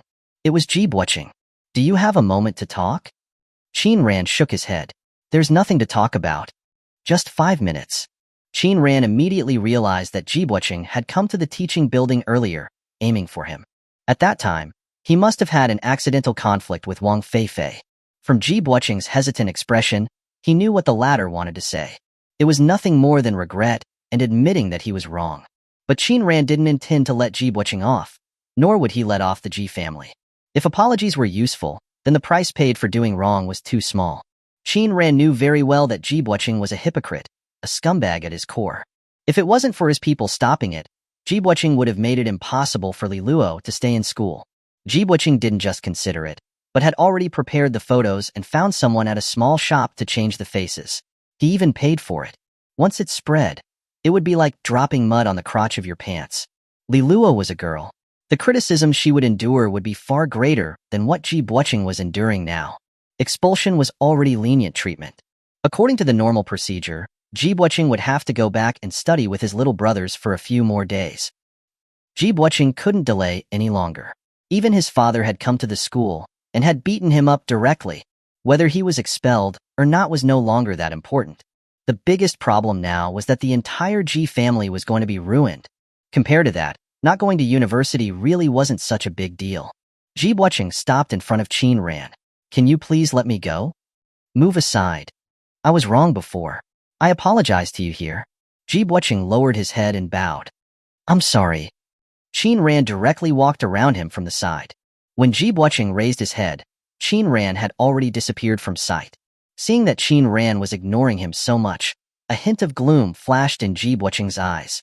But he didn't put on an ugly, defiant expression. Instead, he circled around to stop in front of Qin Ran again. "Can you give me one more chance? I've already been expelled. You walk your sunny path, and I'll walk my narrow bridge. I won't appear in front of you again." "Okay."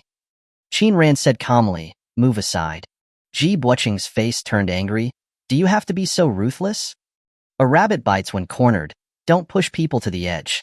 Otherwise, you won't have it easy either." Qin Ran wasn't surprised that Ji Buqing would resort to threats after his apology was rejected. This was Ji Buqing's true nature, and not at all surprising. Qin Ran quietly looked at Ji Buqing without the slightest hint of fear. "Do you know what happens to a biting rabbit in the end?" Ji Buqing was stunned. Was that a threat? Qin Ran's indifferent gaze made him feel a chill down his spine. In Qin Ran's eyes, he seemed not to be a person, no different from an object. By the time Ji Buqing regained his senses, Qin Ran had already walked far away. His attempt to reconcile had failed. Ji Buqing didn't know where to go.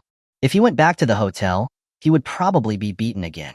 He still had a bank card that Ji Shiming had given him in his pocket, but he didn't even have the chance to use it. To be precise, Ji Buqing didn't want to use it. He wanted to keep the money for himself. Now, he had no school to go to, and he didn't want to work like a slave either. His family's factories were being forced to shut down. He needed some money to ensure his future. Even now, Ji Buqing still didn't quite believe that Qin Ran had so much power. And was it really worth it? Just a small conflict, and he was destroying the other person's family. Ji Buqing had never encountered this situation before. A ruthless person. Not someone who looked fierce on the surface, but someone with ruthlessness in their bones. Ji Buqing couldn't tell that Qin Ran was this ruthless type of person, but he had to admit that he was actually a little scared. Now he suspected that his expulsion was also related to Qin Ran, but he didn't have any evidence. Ji Buqing was caught in a dilemma.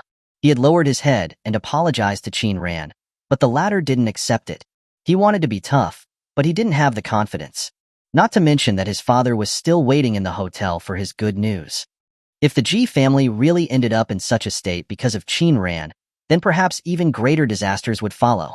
At that moment, a drizzle began to fall from the sky. Ji Buqing's clothes were soon soaked by the rain. He walked aimlessly in the rain, like a walking corpse. 2 months ago, he was still thinking of enjoying himself after entering university. But before the semester was even over, he was no longer related to university. And because of him, his entire family had been implicated. Ji Buqing didn't know where to go. Qin Ran didn't take Ji Buqing's matter to heart. He planned to go to the cafeteria to eat. But the rain that was gradually getting heavier forced him to find a place to hide. Not far away was the campus supermarket, but there were already several people standing at the entrance. Qin Ran looked around and walked towards the printing shop. Standing under the eaves, Qin Ran stared blankly at the gray sky in the distance. The weather forecast really was the most inaccurate. It was a pity that he was delayed by Ji Buqing. Otherwise, he would be in the cafeteria eating by now, and then he could run back to the boys' dormitory with his roommates.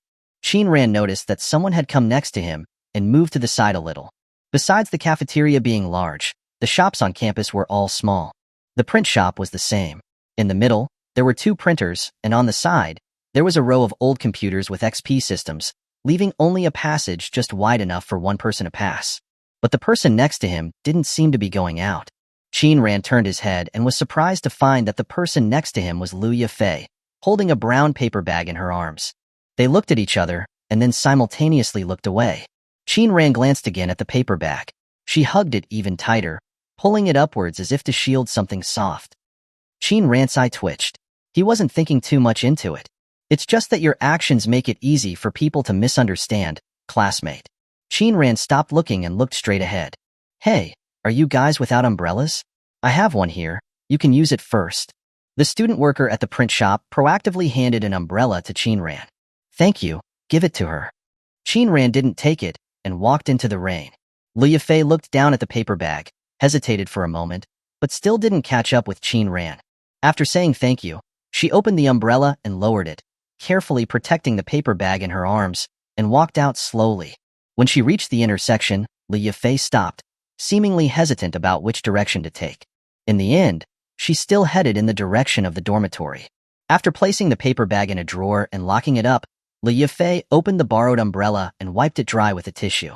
Then she took her own umbrella and returned the borrowed one. Coincidentally, when she passed by the cafeteria, she ran into Qin-ran, who was also preparing to return to the dormitory. Chapter 118. A need for a messenger, but not someone on her side. Liu Fei looked at the takeout container in Qin-ran's hand and stepped forward to help him hold the umbrella. Thank you. Since Liu Fei had already held the umbrella over his head, Qin-ran didn't stand on ceremony. Otherwise, it would have seemed a bit affected. Which dorm? Turn right at the front. Liu Fei nodded and kept pace with Qin-ran. The backs of the two, walking in the rain, sharing one umbrella, were seen by Li Huihui and Liu Ruyuan, who had just finished eating. Ruyuan, isn't that Liu Fei and Qin-ran? Liu Ruyuan didn't say anything and followed them directly. Hey, wait for me. Li Huihui opened her umbrella and chased after Liu Ruyuan. Although it was a double umbrella, it was only enough for Li Huihui to use alone. Being shorter, Li Huihui held the umbrella lower, and the umbrella spokes would occasionally poke Liu Ruyuan's head. Annoyed, Liu Ruyuan pushed the umbrella away. I don't need it, you go back first. Let's go together, it's still raining. But Liu Ruyuan didn't care about the rain at all. The two in front were strolling in the rain, sharing one umbrella, looking very much like a young couple. Before, she hadn't felt that there was anything special between them. But seeing this scene before her, she couldn't help but overthink. Li Huihui, who was next to her, kept asking if the two were dating, which made Liu Ruyuan even more irritated. She couldn't help but quicken her pace, wanting to hear what the two were talking about. But soon they arrived at the boys' dormitory where Qin-ran lived. In reality, other than the few words they said at the beginning, the two hadn't spoken later. The only unspoken understanding between them was that they were walking in step. Thank you. Qin-ran thanked her again, noticing Liu Ruyuan not far away. But he only glanced at her before looking away and heading upstairs. He and Liu Fei had only met by chance, and he didn't need to explain anything to Liu Ruyuan. Otherwise, Wang Feifei might appear from some corner, staring at him with a look of resentment. Qin-ran didn't want to pay attention to Liu Ruyuan, and he especially didn't want to pay attention to Wang Feifei. Liu Fei turned around and also saw Liu Ruyuan. But she also had no intention of explaining, and walked past her directly. Li Huihui stepped forward to help Liu Ruyuan hold her umbrella. Ruyuan, let's go back, the rain is getting heavier. But Li Huihui didn't understand that Liu Ruyuan's heart, covered by dark clouds, was also raining, and it was a downpour. The light rain outside could only wet her clothes. Qin-ran's figure had already disappeared from sight. She had briefly made eye contact with Qin-ran just now, but she had barely begun to smile when Qin-ran turned away. He didn't look at her again. Liu Ruyuan wanted to know why.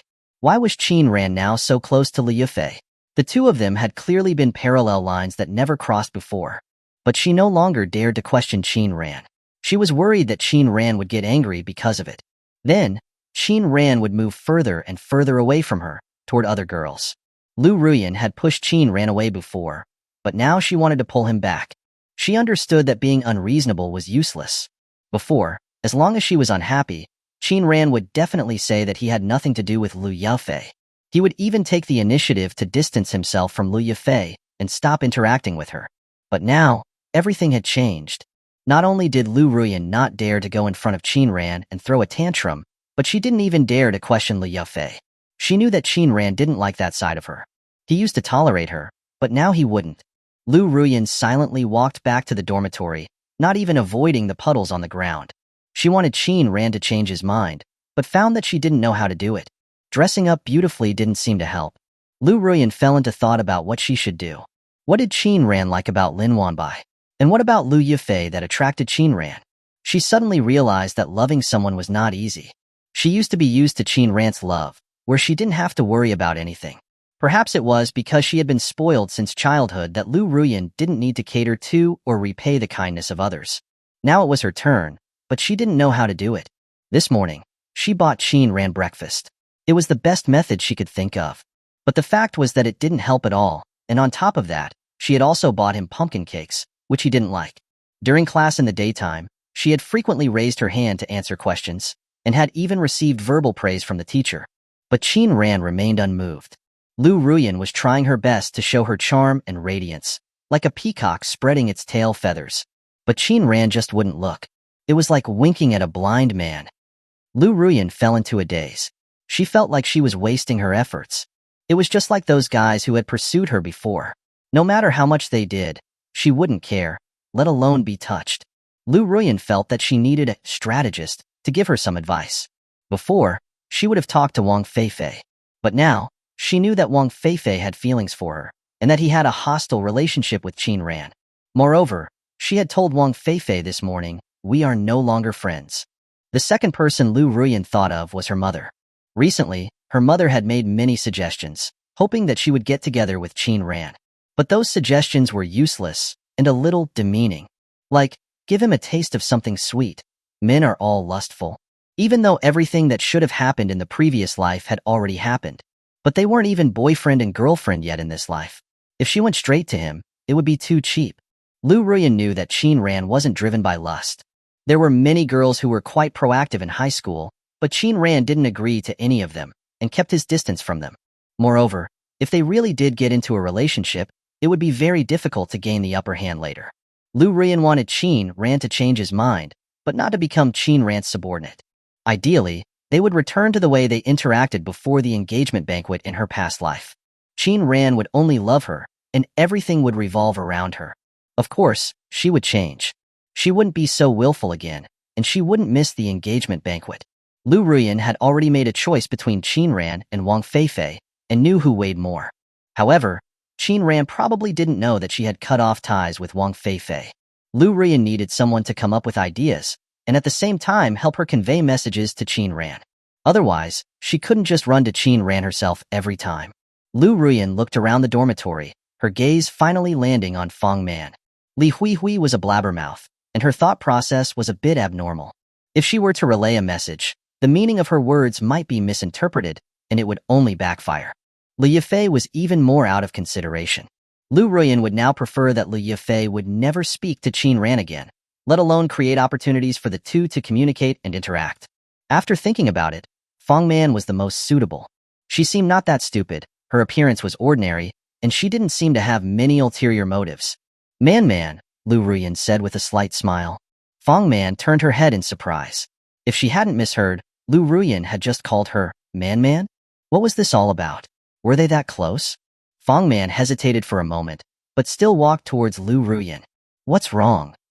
Let's go buy some water. It's my treat. You reap what you sow. Liu Ruyuan didn't give Fang Man a chance to refuse and pulled her out. Upon hearing that there was food, Li Huihui's enormous body became agile, and she immediately followed the two. But Liu Ruyuan didn't give Li Huihui a chance and quickened her pace to go downstairs with Fang Man. After Fang Man roughly understood Liu Ruyuan's intentions, her expression turned strange. She had been trying to match up Qin Ran and Liu Yifei, so why was she asking her to be a messenger? Chapter 119. Indeed, I didn't misjudge her. Although Liu Ruyuan hadn't said it explicitly, Fang Man had heard the meaning behind her words. She felt that Liu Ruyuan was a little strange, and her thoughts kept changing. One moment she said she didn't want to pay attention to Qin Ran. The next she wanted her to help pass on messages to bring them back together. When school first started, Liu Ruyuan had said that Qin Ran had pursued her for several years. But what she had seen was the opposite of what Liu Ruyuan was saying. This made Liu Ruyuan seem like she was just talking to herself and being a little dramatic. Fang Man was hesitant about whether to refuse. After all, feelings were a matter for two people, and besides, forced melons were not sweet. But Liu Ruyuan's attitude was exceptionally good, and she was too embarrassed to refuse. It was just a matter of passing on a message, not a big deal. Fang Man agreed. But she would only be a messenger, not a salesperson. Delivering a message was fine, but nothing more. Besides, Fang Man also wanted to know who Qin Ran liked. It certainly wouldn't be Liu Ruyuan. Everyone in the class knew, but only Liu Ruyuan didn't know, and was still deceiving herself. She almost died laughing after hearing Liu Ruyuan and Wang Feifei talking before. Fang Man felt that Qin Ran and Lin Wanbai had a better relationship. When she went to the library last time, she had seen the two of them going out to have fun as a couple. Everyone in the class knew that Fu Qingchuan and Tong Xian were together. But only Qin Ran and Lin Wanbai, who were so close, hadn't announced that they were together. There had been several instances where the class tried to start something during class, but their reactions had been very calm. In terms of appearance and temperament, the two were undoubtedly a match made in heaven. Otherwise, even the class teacher wouldn't have been shipping them as a couple. But Fang Man always felt that there was a lack of sparks. It was too calm. It didn't seem like they were dating at all. Which girl didn't dream of love? Fang Man also wanted to have a love affair in college that was passionate and unforgettable. If it were her, she would definitely not act like that. If you like each other, then you should be together with each other. Being happy while you are with each other is the meaning of dating. They were not looking for companions to supervise each other and check in. Why would they be so polite? Fang Man had agreed to Liu Ruyuan, mostly out of curiosity. She found a reason to add Qin Ran as a friend and opened his moments. As a result, she found a blank page, with nothing under the landscape pictures. Fang Man was a bit disappointed. She also wanted to know what kind of posts Qin Ran usually made. A person's moments could more or less reveal their personality traits and daily hobbies. However, most people had a carefully curated, finished product as their moments, while their real lives were unfinished. Fang Man randomly used a class-related reason to deliver Liu Ruyuan's message. Qin Ran's reply was very standard. And then there was nothing after that. Fang Man couldn't help but look at Liu Ruyuan's bed. She thought, it's not that I'm not helping you. Qin Ran is really not interested in you. Seeing Liu Yifei packing up her drawing tools and getting out of bed, Fang Man, led by a sudden impulse, asked Qin Ran, what do you think of Yifei? After clicking send, Fang Man regretted it. She pressed and held the message, trying to retract it, but she also wanted to know the answer. In the 502 dormitory, Qin Ran looked at the message on his phone and fell into thought. He had originally thought that Fang Man was a spokesperson for Liu Ruyuan, but he didn't expect that Fang Man would suddenly ask him what he thought of Liu Yifei. Qin Ran had encountered similar situations several times in middle school. Most of the time, it was because some girl was too shy to confess to him, so she would ask her best friend to talk to him. They'd start by asking what he thought of that girl. There had even been times where they had helped send love letters. Why was Fang Man asking this suddenly? Could it be that Liu Yifei? Qin Ran also felt that it was unlikely. He hadn't interacted that much with Liu Yifei, but he could more or less see something from her attitude. After thinking for a moment, Qin Ran replied, she's pretty good. Qin Ran's answer was very ordinary and polite, with absolutely no other meaning. But when Fang Man saw it, her eyes widened instantly, and she covered her mouth. It was like she had discovered something amazing. The fact was, girls were born to overthink. What was clearly just a normal answer, Fang Man had forced herself to see a different meaning. Regardless of gender, everyone likes to play matchmaker. Fang Man was no exception. She admitted that Lin Wanbai was very beautiful, but she was closer to Liu Yifei. Objectively, she was more inclined to Liu Yifei. She would be very happy to see Liu Yifei and Qin Ran together. As for Liu Ruyuan, she couldn't say that she disliked her, but she didn't have any good feelings for her either. Feelings were a matter of mutual consent. Fang Man absolutely supported Liu Yifei in stealing Qin Ran away. So she sent a message to Liu Yifei. Cough cough. Fang Man coughed lightly twice. When Liu Yifei turned her head, she immediately gestured for the latter to look at her phone. After seeing the message, Liu Yifei raised an eyebrow slightly and then put it down. This made Fang Man very anxious. Sis, I'm helping you build a bridge. Okay? What are your thoughts? You should tell me. Fang Man climbed down from her bed and walked to Liu Yifei, who was brushing her teeth, and whispered, Qin Ran thinks you're very good. Liu Yifei paused, looking at Fang Man with a puzzled expression. The latter held up her phone. Look. Liu Yifei sighed helplessly and shook her head. She didn't say a word, but the meaning was clear. You're so bored. Fang Man grabbed Liu Yifei's arm and shook it. Yeah. Liu Yifei put down her toothbrush and pushed the matchmaker out of the bathroom. Looking at herself in the mirror, a scene of her sheltering from the rain with Qin Ran flashed through her mind. After washing up, Liu Yifei ignored Fang Man at the door. The paper bag was still in the drawer. Liu Yifei applied some moisturizer, climbed onto her bed, closed the mosquito net, and shut out everything. If she was really asked what she felt about Qin Ran, she didn't feel anything special. But she felt that Qin Ran had boundaries, and that he also had a rather unique pair of eyes. The next day, before the bell rang, Fang Man pulled Liu Yifei to sit in front of Qin Ran. Upon seeing this, Liu Ruyuan's eyes lit up. It seemed that she had picked the right person. She hadn't misjudged Fang Man. She was an ordinary but useful tool. Liu Ruyuan still chose to sit in the position where Qin Ran could see her when he looked at the blackboard. Today, she was even more dazzling and eye-catching than yesterday. But when Lin Wanbai, wearing a white dress, walked into the classroom, her aura was inevitably dimmed a bit. Liu Ruyuan narrowed her eyes and scrutinized Lin Wanbai. The biggest obstacle between her and Qin Ran was now Lin Wanbai. However, Lin Wanbai's gaze didn't linger on Liu Ruyuan. When Tong Xian saw that Liu Yifei was sitting in front of Qin Ran, she couldn't help but overthink and her heart suddenly became tense. Wanbai, let's sit in the back. The two of them sat at the desk next to Qin Ran. Tong Xian gave Fu Qingchuan a look and asked him in her phone, "What's the situation?" A confused Fu Qingchuan asked, What situation? Why are Liu Yifei and Fang Man sitting in front of you? Can't we sit wherever we want? Don't play dumb with me. I really don't know what's going on. Fu Qingchuan thought that he was really going all out for his buddy. He wasn't stupid, but he had to pretend to be. All the guys had the same unspoken understanding about this. Chapter 120. Hard to find a soulmate, everyone doing their own thing. Qin Ran realized that Liu Yifei really didn't pay attention during class. She just drew by herself during class. But if the teacher walked off the platform, Liu Yifei would skillfully hide her drawing and look as if she was listening intently in class.